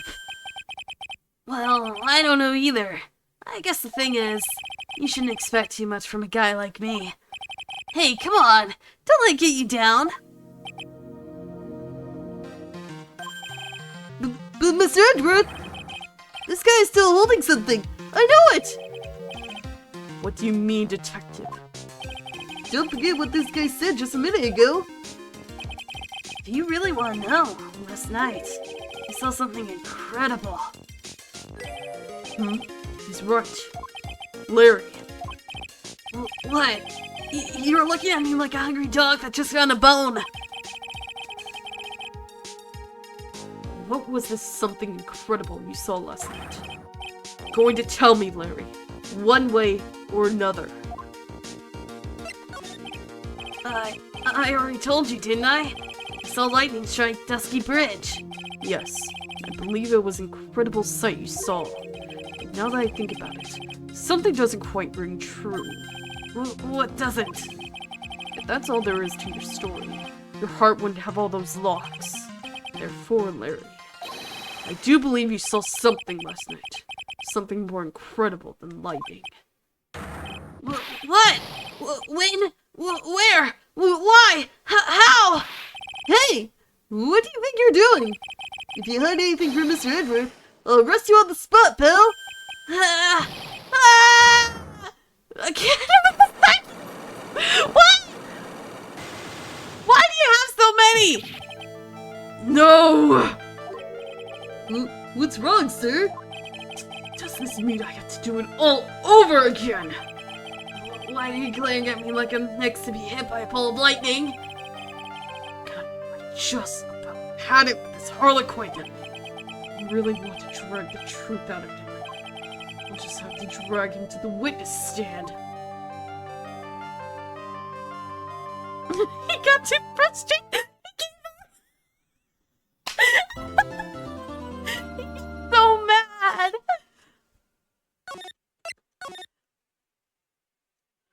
Yeah, it's definitely gonna be an interesting one. February 9th, 9:47 a.m. District Court, Defendant Lobby Number 1. Oh my. Mr. Lawrence feels that way about me? Apparently, he isn't aware of your real secret at all. This is no time to be embarrassed. I'm sorry. I'm just hardly accustomed to that sort of thing. Worry not. In any case, whatever it was that he saw on the night of the incident, mark my words, I'll drag it out of him. Someone is returning. Is it Gato? Does that mean Mr. Morris is the witness today? No. Or is it that Amish Canadian? I believe that none will be the first to take the stand. Sister Bikini. She claims to have seen the very instant in which you carried out the crime. I just want to ask you one last time. It really wasn't you who killed Miss Elise. How do you pronounce it again? Donum? Donum? Elise Donum, correct? This is correct. It wasn't me. Very well then. Mr. Edgeworth, Yes. you're a prosecutor, aren't you? Are you sure about this? If your true identity is revealed, Don't worry. I've made the necessary arrangements. I see. Iris. It is a prosecutor's job to doubt people. But right now, I'm a defense attorney. A defense attorney's job is to believe in people. To believe until the bitter end. And that's what my friend told me once. Mr. Edgeworth? I simply ask that you watch and decide for yourself whether or not I am fit to do the task I have been entrusted. Very well, sir. I leave my defense in your capable hands. February 9th, 10 a.m., District Court, Courtroom number 7. Ah! Amish Canadian, hello! Court is now in session for the trial of Sister Iris of Hazakura Temple. The defense is ready, Your Honor. It's gonna be Payne. It's gonna be Franziska. The defense does indeed appear to be ready. However, the same cannot be said for the prosecution in this case. Indeed.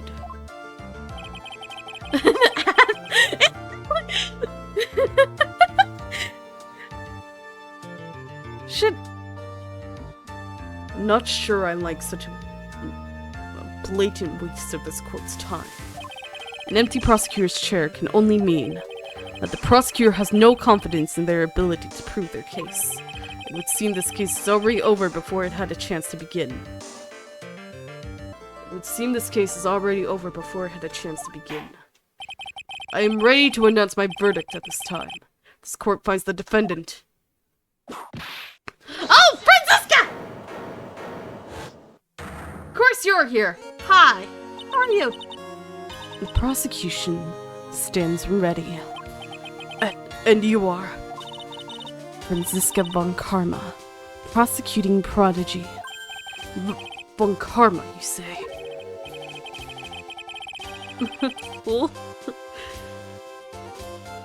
Perchance you wouldn't be of any relation to the legendary prosecutor, Manfred von Karma. Legends are a thing of the past. I am a von Karma, that is all. Upon a special request, I flew in today for the purposes of prosecuting this case. You did? Then you must be quite a big shot, eh? By the way, Mr. Edgeworth. Yes, Your Honor. I'm almost certain that I've seen you somewhere before. Or am I just imagining things? You looked very much like a prosecutor I met once. I believe you are imagining things, Your Honor. Miss von Karma, do you have anything to say? There is no such weakling as this man among those of the prosecutor's office. There isn't. But I'm sure once before I told you, there is no such weakling. What is that? A whip? I'm not sure I care for such a thing in my courtroom. But bailiff, remove that whip at... I have no objection to the whip.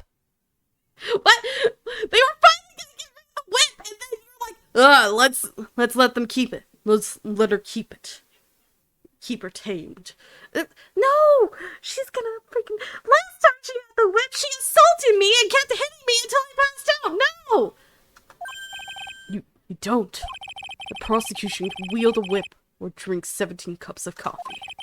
But there is still only one truth, and that is what I stand here to prove today. Why is this judge a lot smarter than the other one?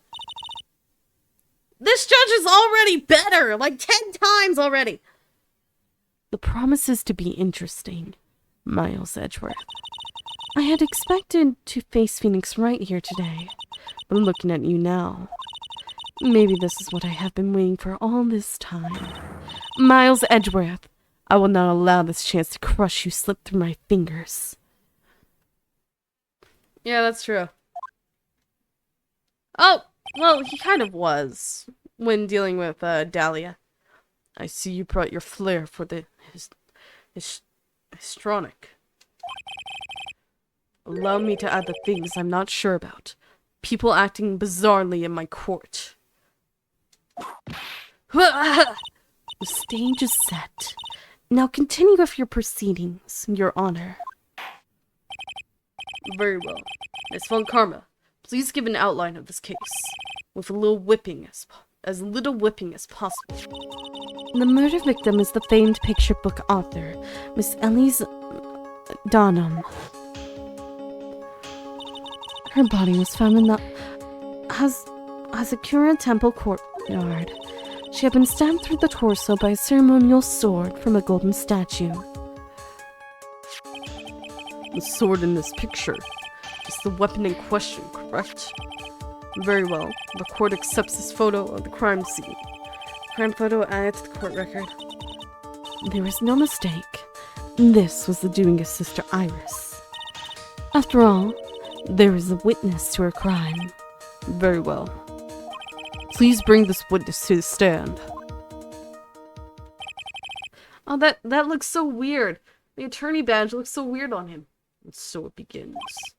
My first and last trial as a defense attorney.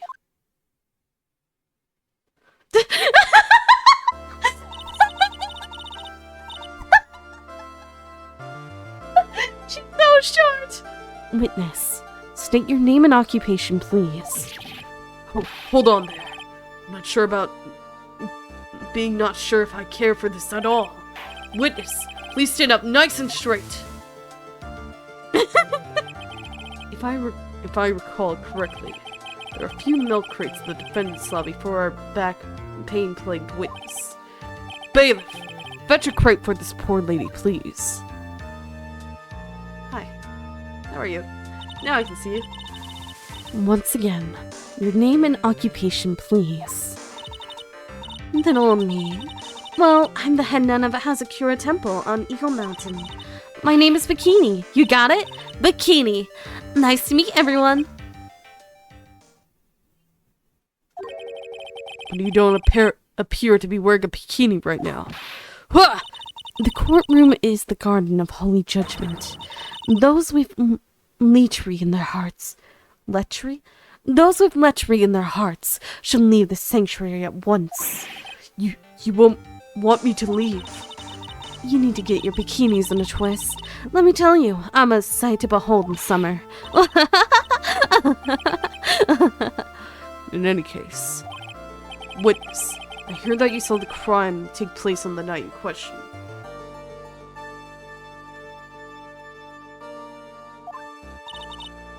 That's right. I can still hardly believe it myself, to be honest.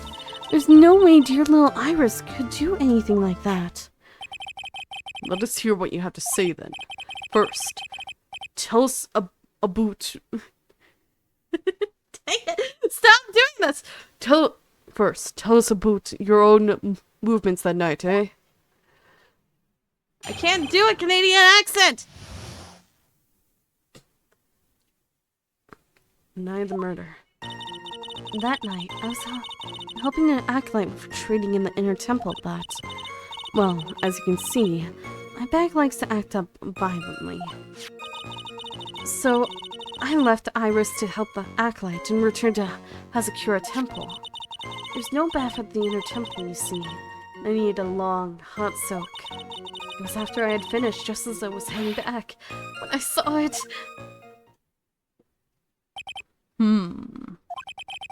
So it was simply coincidence that you found yourself returning to Hazakura Temple. Yes, you could say that.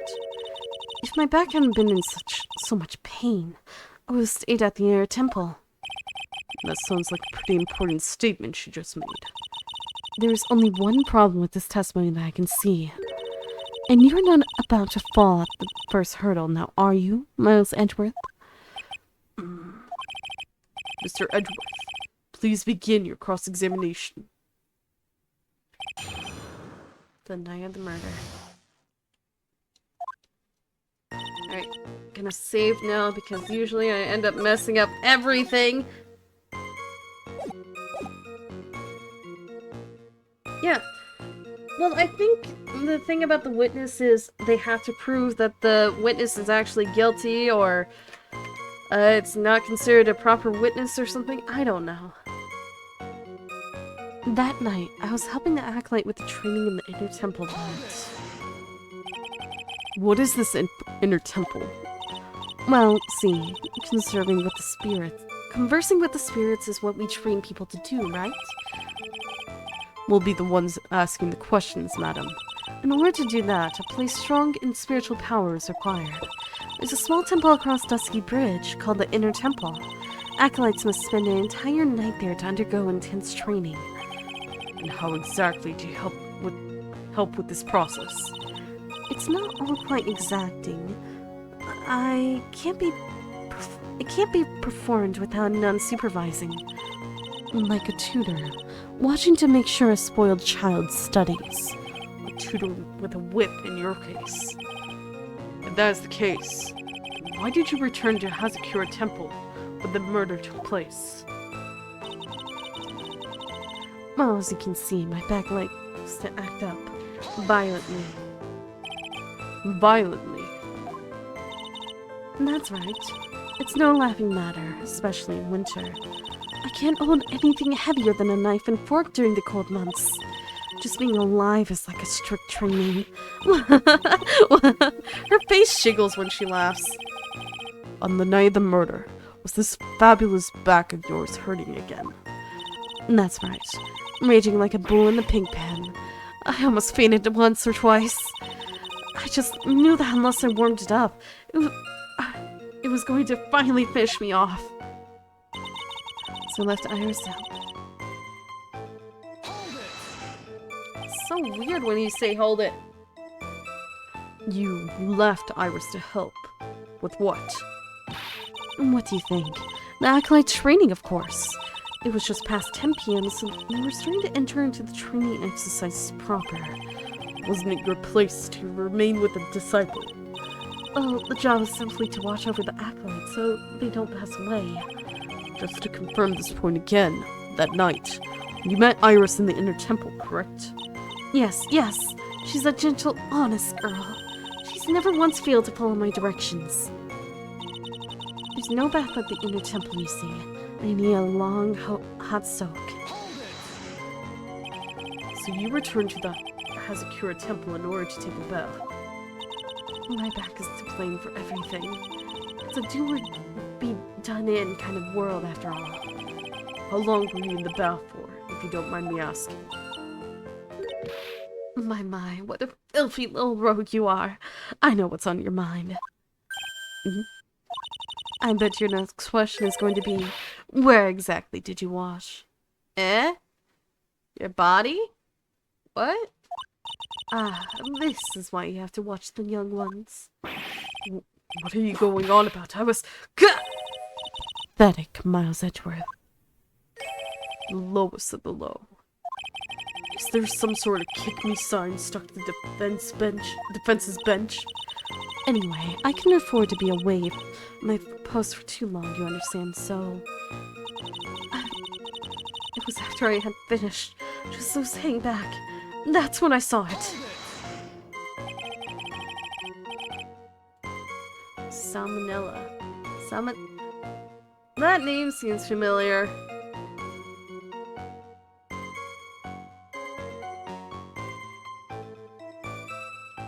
The crime took place in the courtyard, correct? When you go from my room to the main hall, you have to take a winding hallway from which you can see the courtyard. That's right. In other words, it was pure coincidence that the witness saw the crime take place before her eyes.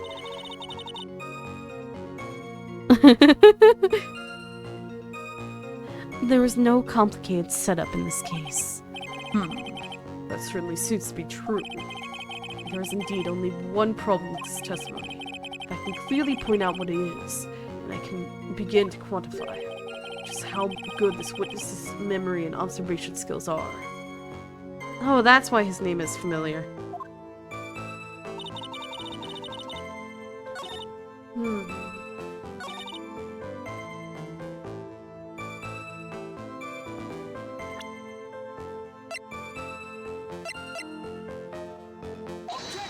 There we go. Witnesses have to undergo their own trials, I'm afraid. The defendant's face rests on their powers of observation and memory, after all. Well. Don't worry. I'm more than up to the task. I'm a woman of faith, after all. The head honcho of Hazakura Temple. In that case, Miss Honcho, I'd like you to explain something for me. This discrepancy between your testimony and that of the defendant, Iris. She claims that after ringing the lights out bell, she went back and stayed in her room. Yeah, she was.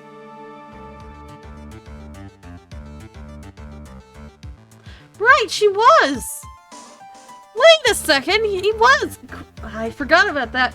Which means she did not go to the inner temple at all. No, she said that? A defendant or a witness? Who is more likely to lie, do you suppose?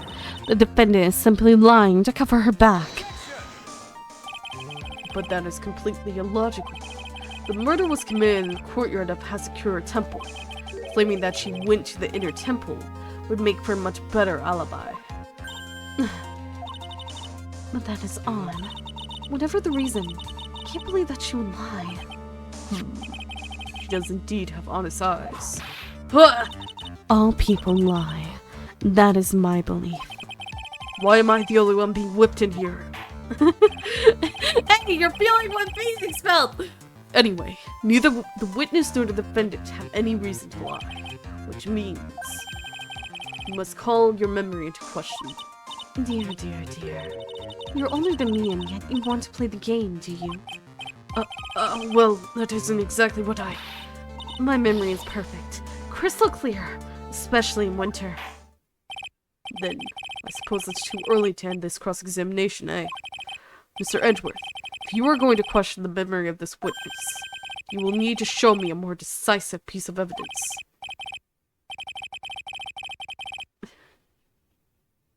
Fran should... Who's Fran? I don't remember Fran. I remember Emma. I really want Emma to come back. Understood, Your Honor. I was naive to think that that alone would do the trick. Then please, add your comments about Iris to the testimony, and let us return to the cross-examination. Wait a second. I know exactly what I have to do, but I'm still gonna press. Are you sure that you're not making a mistake? You, young man, need to get your estimation of me up from the floor. Iris always wears the same clothes. The smallest things out of place would have stood out like a sore thumb to me. You're making a mistake. Thinking I made a mistake. An excellent finish there, witness. Still, I have to wonder. I know exactly what I have to do. Give me 1 second. Witness, let's get one thing straight. The defendant whom you claim to have met. She was wearing this demon warding hood, correct? Of course. That is a very important piece of clothing. I'll have you know. Wait a minute. Hold it right there. Why do you have that? That's the question of the day, no, isn't it, Miss Von Karma? I'll have you know that this hood was given to someone as a gift that night, before the lights-out bell was rung. What? You know where I'm going with this, don't you? The witness had seen the defendant as she claims. Then the iris she saw should have been missing this very hood. Well. The box! It's not a bad feeling at all, exposing contradictions like this. Now I understand what that happy look on Wright's face every time he does it. Order. Order in the court! What? Sister, this hood. You have spare ones around the temple, don't you? Spares. Well, I do tend to make too many of them. I see. A stockpile. A surplus of hoods, eh? Each nun is only given one hood. This should be the only hood that Iris owns. And this is quite strange. What? If there was a surplus of hoods, then she could have worn one of those. There is no contradiction here. I'm sorry to break this to you, Miss Von Karma, but you won't get away this easily. Discrepancies such as this will sow seeds in any human heart. The seeds of doubt. Witness. While I don't wish to call your testimony into doubt, you must give every detail with precision. I'm not sure I'm comfortable going along with this. Sister, you shall continue with your testimony. Tell us what you saw after finishing your bath on your way back to the inner temple. Yeah, that is my question. Why? Oh, you mean Franziska. Okay. Those seeds of doubt are sprouting in the judge's heart. They just need a little more stimulation to bear fruit. Contradictory stimulation. After my bath. I finished my bath around 11, and I thought I should return to the inner temple. As I was walking back, I heard a noise from the courtyard. I took a look, and Iris was... Oh, Mystic Alice! And with that sword, of all things... Mystic Alice was staying in the corner room, which faces out into the courtyard. The stabbing I saw must have occurred after she was pushed out of her window. How do you know she was pushed out her window? You saw a truly terrible sight, didn't you? If I was in your place, then I would be much like Miss Von Karma whipping Mr. Edgeworth into in court, and me seeing it all from this very chair. Or, well, something like that. This judge. His imagination is about as vivid and creative as Detective Gumshoe. I wouldn't look the fool if I commented on such foolishness. Anyway, this case is mine. Miles Edgeworth. Calling everyone by their full name.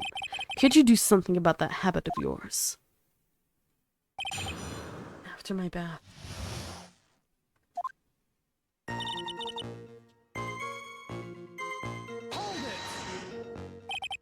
How far is it from your room to the inner temple? Let me think a moment. About 20 minutes on these stumps of mine. It's about 15 minutes to Dusky Bridge from Hazakura Temple. The inner temple is just beyond the bridge. Still, you never made it back there that night, did you? That's right. I was heading along the walkway toward the main hall. Going to take a look, man. You say you heard a noise. Thump. Just like that. That could only be the sound of the victim falling. It's very quiet in the temple, you know. You can even hear the snow falling from the branches. Thump. Just like that. But then, couldn't this noise you heard have been snow falling to the ground? I think it'd be noticeable. There's noticeable difference between snow and a body. I never thought of that.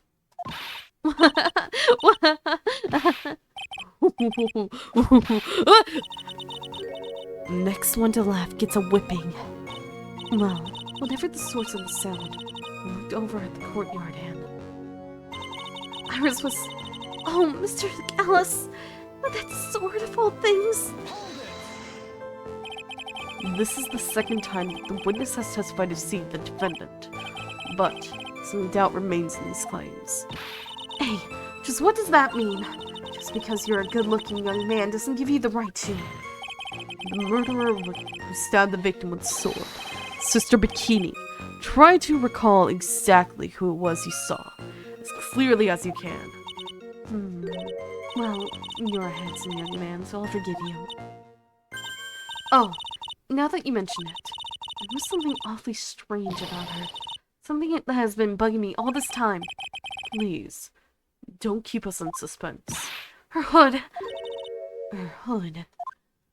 That's right. It's coming back to me. Iris, she wasn't wearing her hood. I thought something was out of place, but it all makes sense now, doesn't it? After all, she'd given that hood away to someone, right? Huh. You've dug your own grave, Miles Edgeworth. What do you say, Mr. Edgeworth? Is this testimony important? It is important. This may initially appear to put me at a disadvantage, but I can't see any other leads at the moment. Your Honor, I'd like the new statements to be added to the testimony. Miles Edgeworth, if you want to hang yourself, you need only to ask. I'll gladly lend you my whip. Witness, add a statement to your testimony. No problem. Now that you mention it, Iris didn't have her hood on.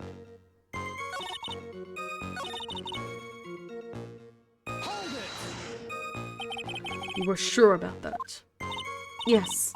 After all, we always wear the same clothes. I don't mean because we're poor, you understand? It's our style. Yes, that's it. There's absolutely no need to explain yourself.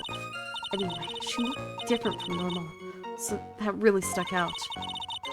Like me holding a whipped puppy instead of my whip. At least then it might bite you, not someone else. Iris didn't have her hood on. I'm sure of it. Very well. Now, please tell us about the victim, eh? Mr. Elise was staying in the corner room which faces out into the courtyard. The room the victim was staying in overlooked the courtyard, correct? Which means the victim's room was on the second floor. No. Hazakura Temple is a single-story building, but the mountain itself slopes downward. Which elevates the main gate side of the temple, and the guest rooms in the back, to about the height of a two-story building. I see. And the victim was staying in one of those elevated rooms, correct? Yes, I should know. I'm the one who carried her things to her room after all. Stabbing I saw must have occurred after she was pushed out of her window. How do you know that, though? What makes you so sure of all this? It's just like I told you earlier. I heard a noise from the courtyard, okay? Thump. Just like that. You're one smart sister, I'll give you that. The autopsy report states that the victim's body was covered in bruises, indicating a fall from around 10 feet in height. It appears that the witness was not mistaken then. Yep. I'm more than just a pretty face, especially in winter. I'm a woman of faith, rather than all. The head honcho of Hazakura Temple. There's only two of them working there. What's wrong, Miles Edgeworth? No snappy comeback remark. It doesn't feel like she's lying. This is very powerful testimony, too. She claims to have seen the instant in which the defendant stabbed the victim. Only two things I can believe in right now. My client, Iris. My own abilities as a defense attorney. Even though I'm not a defense attorney.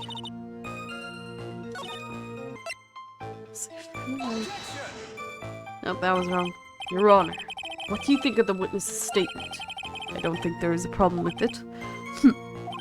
You say that with such gusto that I suppose I must agree that it is all there is to it. Don't get smart with me. Get smart with this penalty. It would appear that even I can make mistakes. Don't try to play mind games with me. Curses. It appears I have yet to adjust to being on the side of the courtroom. Wait, she must have been... The stabbing I saw must have occurred after she was pushed out of her window, but... The body fell 10 feet after death. That's wrong. Okay, found it! Figured it out! Furio tiger. Oh, definitely a pass. Oh my gosh, not the lobster! Impressive logic. And that's what I'd like to say, anyway. Oh, please do. My brain is something else. Especially in winter. If you're regarding both of them, then pass, definitely. No, thank you. However, I think you are overlooking one thing. Miss Von Karma, would you be so kind as to take another look at the autopsy report? The autopsy report. The victim did fall from a height of 10 feet. However, this fall was after she was killed. That's right. It says after death right here. The scene the witness claims to have seen is contradictory. The defendant stabbed and killed the victim there in the courtyard. How did the victim then go on to take a 10-foot fall?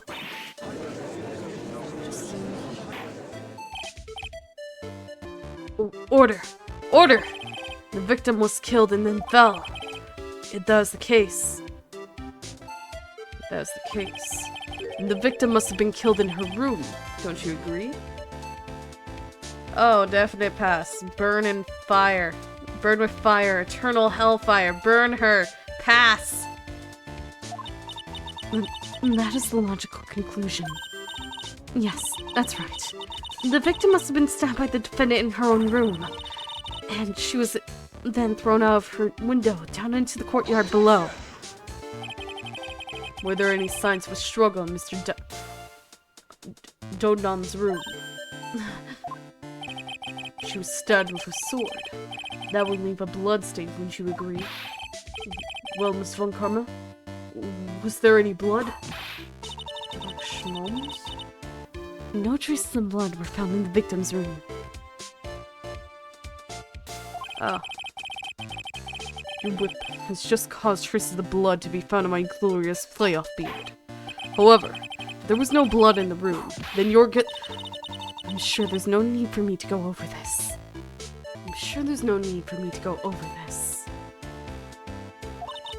As I'm sure your honor is well aware. Don't remember who that is, but pass, because I don't remember. A winded stab wind produces the most blood. When it produces the most blood. Very little blood is actually lost at the moment of a blade's insertion. If you want to talk about when the most blood would be lost from a body, that would be when the blade is removed. Indeed. With the weapon still in place, it acts like a lid on the wound. That's true. With the weapon still in the body, there wouldn't be much bleeding. Pass. No lot of heart. She cost me $3,000 for a stupid camera. Of course I'm gonna pass her. A perfectly reasonable line of thinking. We have come to a conclusion then. The victim was thrown out of the window with the sword still in place. This removes all of the contradictions. Order. Order. Order! I must admit that this is a probable version of events. You'd expect no less from Franziska von Karma. You don't remember who that is, so pass. She locates and takes control of every vital point. It seems that we need a clearer testimony from the witness. Remove all suspicion...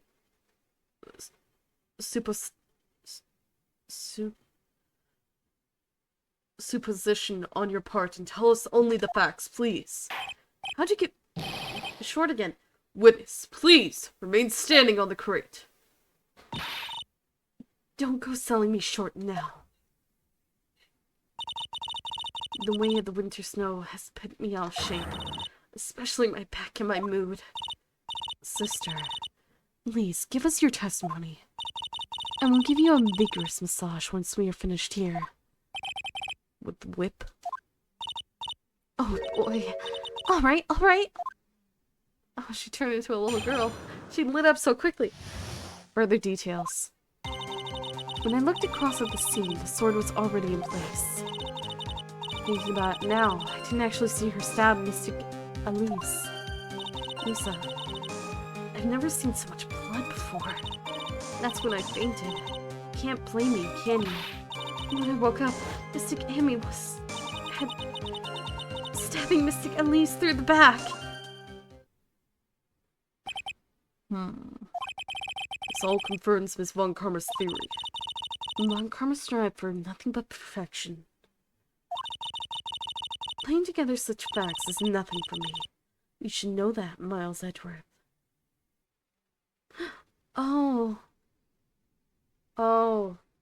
I think what happened was maybe Iris maybe Iris was trying to pull the sword out. That might be what was happening. But that just ended up making it all worse. Perfection is an impossibility, Franziska von Karma. And I'm here to teach you just that. Further details. When I looked across at the scene, the sword was already in place. Apologists. Who's that? At that time, was the victim bleeding? Any character from the Apollo Justice trilogy, I have no clue who they are. So that might be why I don't recognize half the names.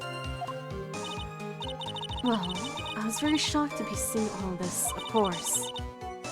So, I'm not entirely sure. I don't think I saw any blood.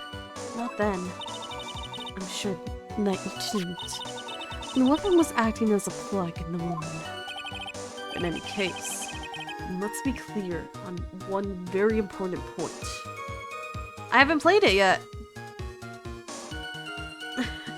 Not yet.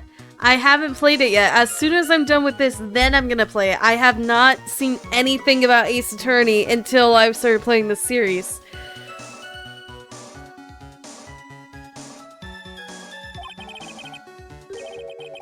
Did you actually see the instant in which the victim was stabbed?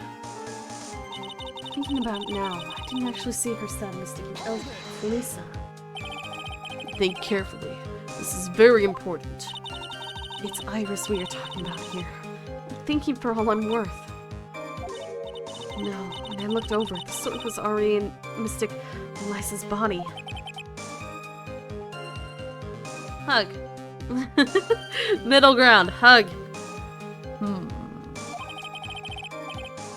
Might not be conclusive, but this testimony supports her theory. The victim was stabbed in her room and then dropped into the courtyard. I think this proves it rather well, Miles Edgeworth. I've never seen so much blood before. Hold it! So you're saying that you saw the victim's blood? That's right. Some of it had splattered onto Iris too. When the defendant was arrested, she was meditating in her room, and her blood clothes were neatly folded in the corner. What? Clothes with blood flecked as well? That seems quite conclusive to me. What should I do? Press this point further? Press further. Going back to your previous statement, you said that you saw a little bleeding when the victim was stabbed. But now, you say you saw the victim bleeding? Well. I say what I saw is what I saw. What did you see? Maybe I didn't see the poor woman get stabbed. I saw the girl pull the sword out of her. Plain as day. Pulling the sword out. Well, it wasn't exactly pulling. It's more like it came out. Witness, you will add this statement to your testimony. Oh, was that important? More important than you can imagine. Yeah, definite pass. Oh my gosh. Saw the instant which the blade plunged into the hilt was smoothly drawn out. To the hilt? That's very long, right? Oh no. Smoothly, you say? You're saying you saw the sword smoothly slide out? That's right. The whole thing happened right next to the gold statue of Mystic Ambi. Mystic Elise was on the ground and Iris had stooped over her. The sword was very deep into the hilt. When Iris stood up, the sword was in her hand, to slid out Mystic Elise's body. It slipped from the gaping wound. It goes without saying that if the sword was removed, there would be bleeding. Nothing out of place here. Is that really the case? I can't help but feel that something about this testimony is very out of place. That something which couldn't possibly have happened appears to have happened. I've never seen so much blood before. That's when I fainted. You can't blame me, can you? Now, on what the killer did next. You saw none of it, correct? Well, I was unconscious. How long were you out for? I don't know. 10, maybe 20 days, minutes? A young man with a very prickly looking head woke me up. By stepping on me, actually. I'm not sure I like that method of resuscitation. Oh, I wasn't asking for mouth to mouth or anything of the sort. But I would have welcomed a more gentle awakening right about then, let me tell you. I shall have word with the offender personally. What did you see upon awakening? And when I awoke, Mystic Ambi was stabbing Mr. Elise through the back. By Mystic Ambi. You're referring to the golden statue, correct? Just stabbing someone with the Shishido, a secret treasure. It's terrible enough. But to then make Mystic Ambi hold the blade. Truly, a heinous, despicable crime. It is easy to just despise something. Anyone can do it. However, there's something that cannot be done so easily. Whatever it is, I'm sure it's doubly hard for you. Doubly hard for you. Anyway, what is the problem? Exactly why would the killer set this gruesome scene? Can anyone explain the reasoning behind that? No, I don't think I can. There isn't always a logical reason behind why someone acts. That's true, so true. In early spring, for example, I often find myself... There isn't always. That phrase might come in handy someday. Too many unnatural elements in this case. Why was it necessary to use the Shishido from Ambi's statue as a weapon? Why was the weapon ultimately placed back in the hand of the statue? If I can expose the flaws in this testimony, perhaps then I will find the truth. Alright, I know what I need.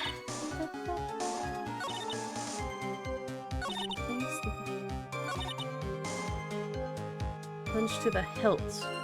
Yeah, but the issue is the blood's only on the tip. What you talking about? Sister Bikini, you are a reliable witness. At least, I'd like to think so. But there are too many contradictions here. What do you mean? You make it sound as though I'm a liar. But you're a handsome young man, so I'll forgive you. What contradictions are you talking about? In the scene that the witness claims to have seen, the weapon was thrust up to the hilt into the victim. Furthermore, the killer withdrew the weapon smoothly from the body. However, both of these are complete impossibilities. What do you mean? Please explain your... What? Explain yourself. To start with, do you think it would be possible to stab someone to the hilt of this? No matter how I look at the defendant, she doesn't appear strong enough for that. Doesn't appear. What meaningless dribble? I, too, may appear to be weak and frail. No, you look like a male. But I can crush men under my heel, and make them weep, should I so choose. The objection stands. I whipped a little back there, I must admit. This isn't the only issue here. If this sword was truly stabbed into the body up to the hilt, well, just look at the branches on it. It certainly wouldn't come out smoothly. That's... We also had the problem of the amount of bleeding. It's true that when a blade is left in the body, it acts as a plug of sorts. However, when the weapon is shaped like this, it's an entirely different story. The wound would have been too large for the blade to completely stop the bleeding. That's nothing more than conjecture. In reality, the victim was stabbed with the Shishido. Shichishido. Even a weapon of this nature. It may still sometimes slide out smoothly. It may still sometimes stop the blood loss. I'm not finished. There is also one more conclusive contradiction. You still got more? This one is simple. If this sword really was thrust all the way to the hilt, why is there only blood on the tip of it? If this witness is telling the truth, then there should be blood along the entire length of the sword. No! Order. Order! Ah! Bravo, Miles Entworth. Raising this many contradictions from a single piece of evidence. Only other attorneys I know would maybe manage one, if that. But what does this all mean? Now, proving contradictions regarding the murder weapon, but having come this far, there can only be one answer. And that is... the weapon used to kill the victim was not the Shishido. Shichishido. What? A foolishly foolish idea, born from a foolish mind of a foolhardy foolish fool! Let's examine this again.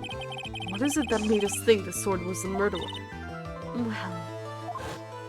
Well, basically, Mystic Amy was holding it. Exactly. However, if you reflect on this, there's only the basis we have to assume such a thing. The impression left by the scene was just too strong. That is when it influenced us. It influenced us to believe that Shishito was the murder weapon. Shichishido. Order! Order! So maybe the Shichishido was not the murder weapon. Why do we keep bringing this up? It's so hard to pronounce!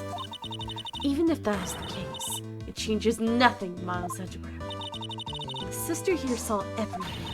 She saw the defendant stab the victim with the sword-like object. That's true.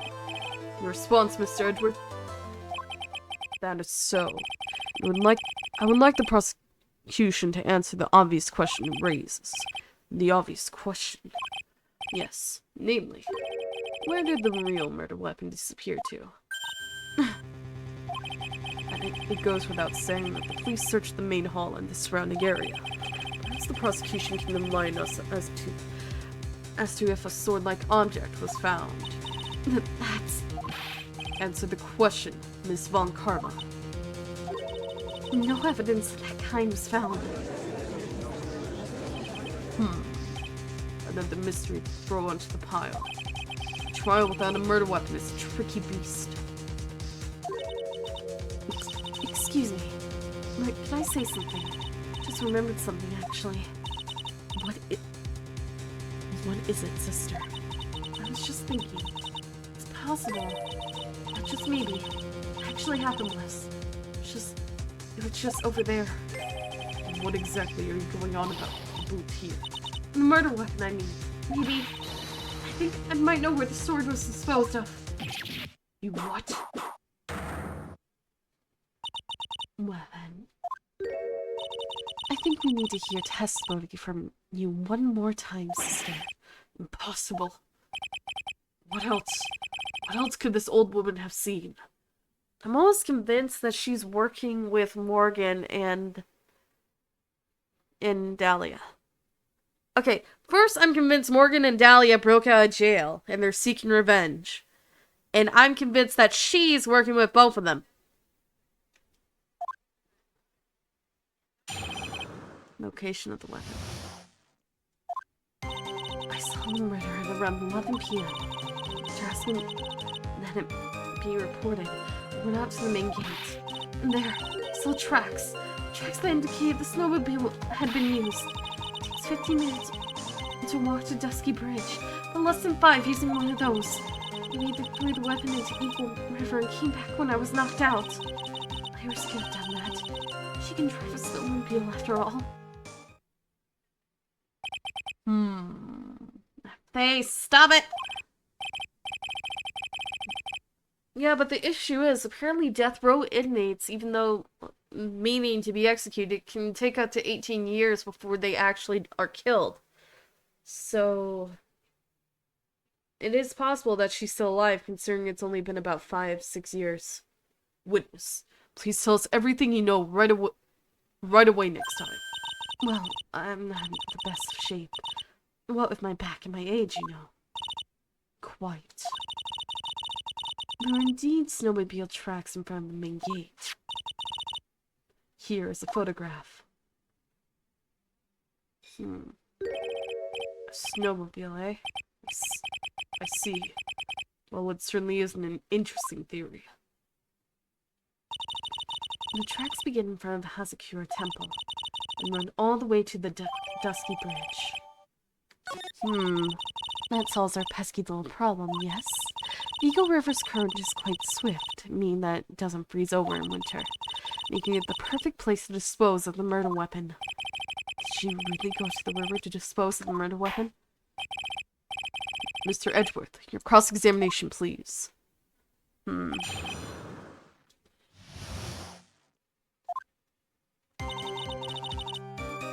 me check something. Till 10:50.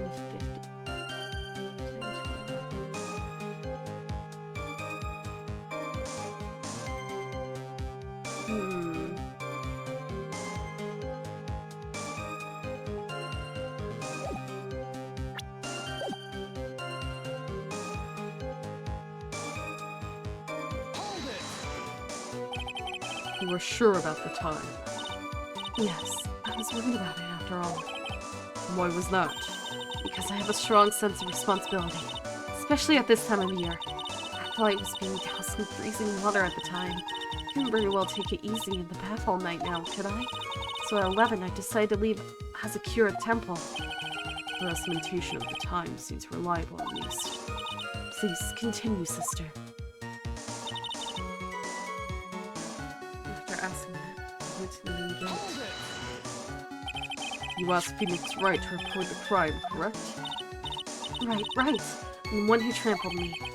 It seems she is the type to hold a grudge. There isn't a phone in the main hall, so I sent him to the bridge. Phoenix Wright. He didn't even have his cell phone on him. He had forgotten it at home, apparently. What a naive boy, as always. Not only do I always carry my phone, I always have my whip in hand too. Except for that one time you gave it to Phoenix. Anyway, I was really scared. And it was taking him a while to get back, so I had to go out by the main gate for a spell. And there, some tracks that indicate the snowmobile had been used. As I recall, there was a snowmobile outside the main gate when I visited. That's it. That's the only one we have. We'll run no matter how much snow falls. Now you're certain the snowmobile was there at the main gate when you arrived? Yes, of course. It was parked in front of the gate. So, she had already gone to discard the murder weapon and returned by that time. I'm not sure if this is really relevant. What should I do? Press further. I need answers to every possible doubt. Snowmobile in question. Was it still warm at that time? What do you mean? What do you mean? What do you mean, eh? What do you mean, Miles Edgeworth? I'm playing to a slow crowd here. It goes without saying that using a snowmobile will heat its engine. If it is still warm, then it means it was recently used. Ah, I see. Never thought of that. That's right. I overlooked that too. Of course you did. You overlooked it too! Then answer the question, please, witness. I don't often go around touching hot engines. However, now that you mention it, there wasn't any snow on it. Snow. Yes, for some reason, only the snowmobile wasn't covered in snow. There wasn't any snow on it. Curses! Seems highly likely that the killer did use the snowmobile then, eh? How long does it take to get to Dusty Bridge by snowmobile? It takes 15 minutes to walk to Dusky Bridge, but less than 5 using one of those.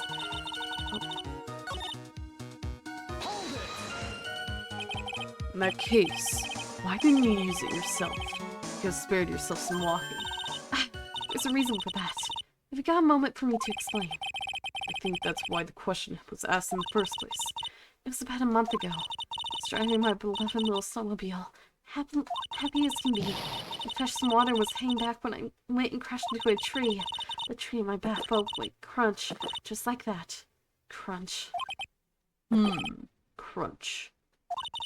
I haven't been able to find the courage to write anything since then. Anyway, the killer must have used it. Maybe they threw the weapon into the Eagle River and came back when I was knocked out? Refresh our memory. How long were you knocked out for? Like I said, somewhere between 10 to 20 minutes. It's possible to get to the bridge in back in 10 minutes using the snowmobile. It's conceivable. That is more than enough time. Is that all you wish to concede, Miles Edward? Iris could have done that. She can drive a snowmobile after all. While it wouldn't have been possible time-wise, what element remains out of place here? Oh, and what would this mystery element be? The killer's reasoning, Your Honor. Why did the killer do all of this? Why do you go to Eagle River to dispose of the murder weapon? When there are other methods? Too many unanswered questions. Response, Miss Von Karma? What? Turning to me for help over the slightest thing. Why don't you think for yourself once in a while, Your Honor? What? She's as over the top as always.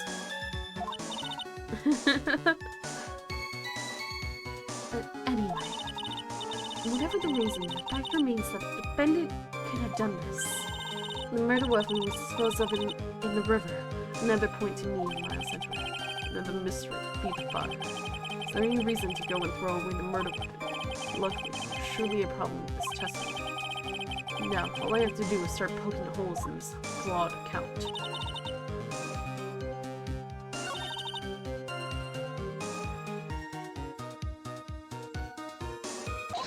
There we go. Okay.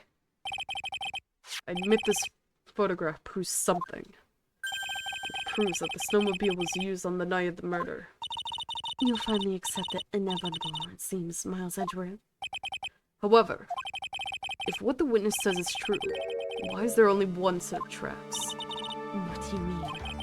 Iris left Hazakura Temple, threw the weapon into the river, and then returned. If that was the case, then naturally there would be two sets of tracks in the snow.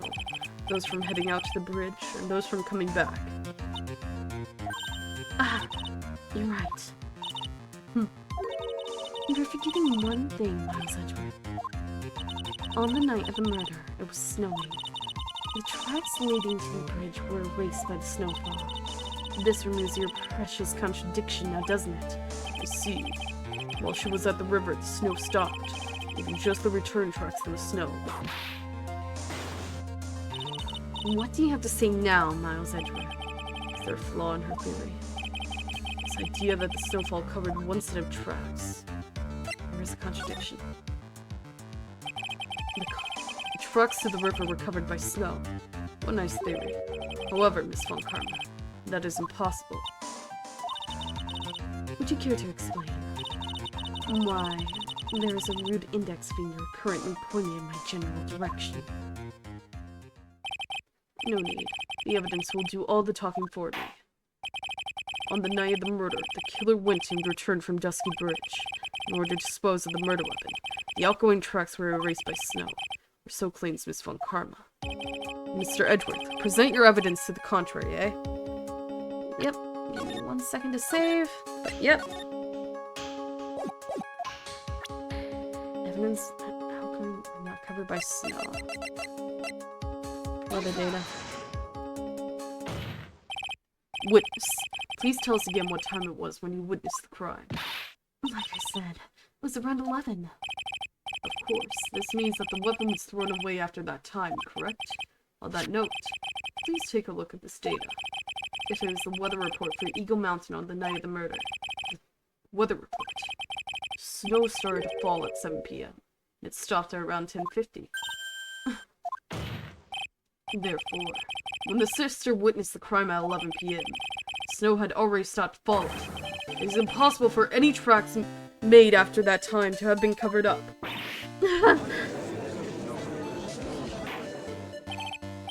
Order! Order! Very well then. It looks like Miss Von Carmack's claim has been snowed in. What? It's too soon to be closing this trial due to snow. Miles Edward, how pathetic of you to rely on the weather of all things. But how pathetic of you disregarding the weather that actually happened. Answer me this then. When is the weather report ever correct? Oh, no. You got it all wrong. This isn't a forecast. This is actual data. Ah! Forecast data. All weather reports have some inaccuracies. It may have still been snowing in the vicinity well past 11 p.m. It's true. You cannot be totally sure, right? What? How did she pull that off? It had stopped snowing at Hazakura Temple when the murder took place. You need to provide conclusive evidence of this. Come this far. There's no turning back now. Very well. I, too, cannot allow any doubt to remain concerning this testimony. You can't back down, can you? Such a perfectionist, Miles Edgeworth. Says you! Very well then, Mr. Edgeworth. Where's your evidence that it had already stopped snowing when the victim was killed? Considering that the victim is not covered in snow?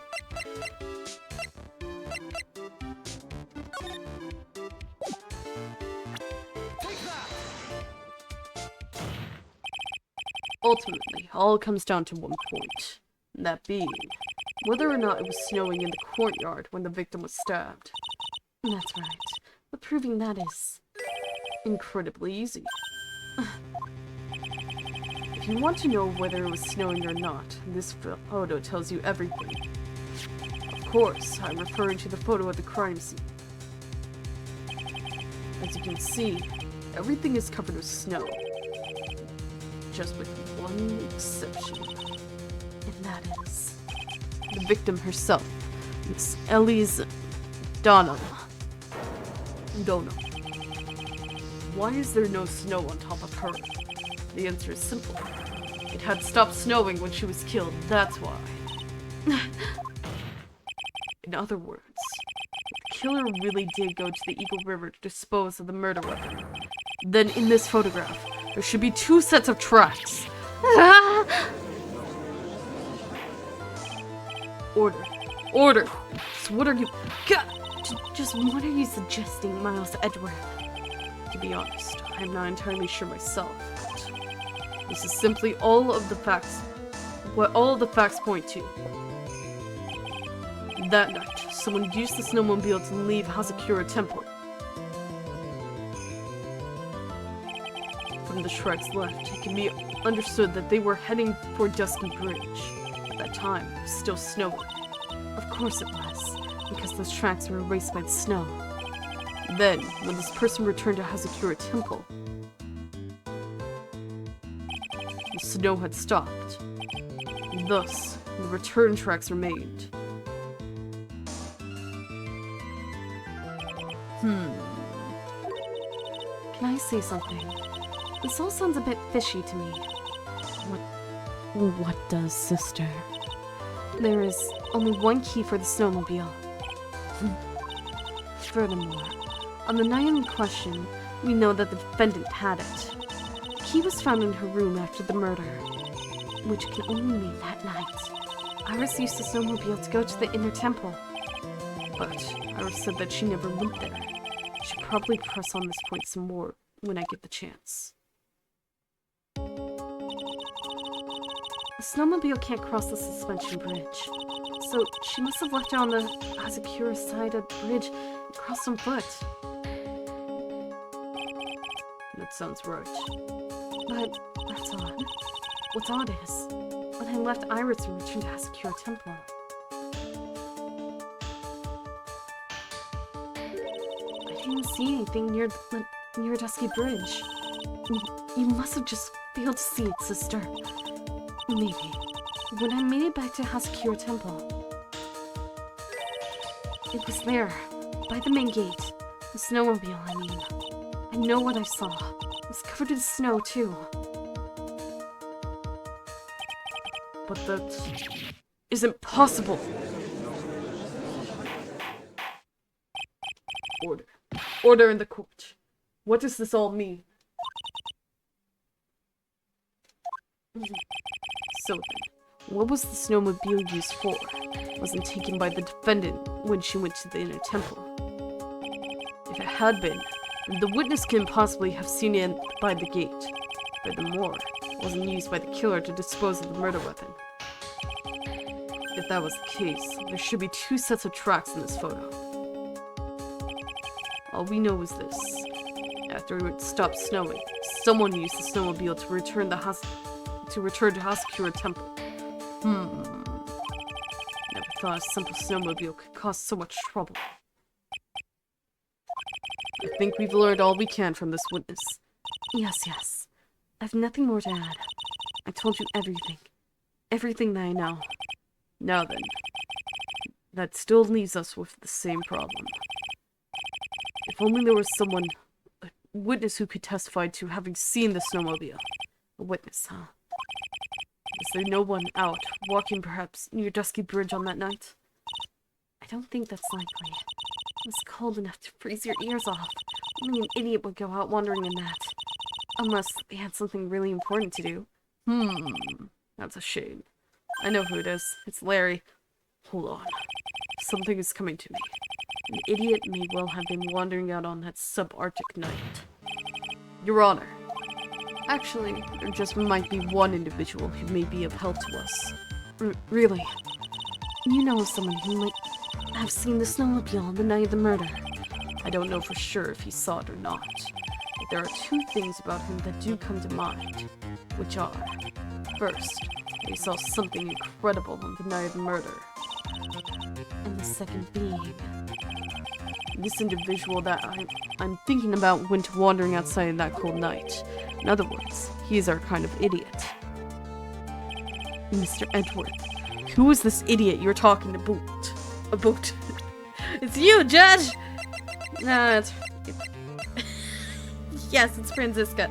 It's Larry. This guy must be the product of Juan Luc, Dean Dudek's Guide to Obnoxious French Painting. This is Larry Butts, a disciple of the victim Elise Donna, a student. Interesting. And why was he wandering about outside on the night of the murder? That's... I could tell them all about his design for Iris. It may cost us his credibility as witness, before even calling. He is, after all, an artist. He was, perhaps, searching for something in the snowy scenery that would move him, although I cannot guarantee that this is the reason. And so, this unfortunate, unreliable-looking man, what exactly was it that he saw? I intend to extract that from him, right here in this courtroom. Summon this youth as a witness immediately. I have no choice, do I? I believe he is in the gallery for this trial. It will not take long to summon him. Very well. Larry. You may have escaped me yesterday, but today I'm going to get everything out of you.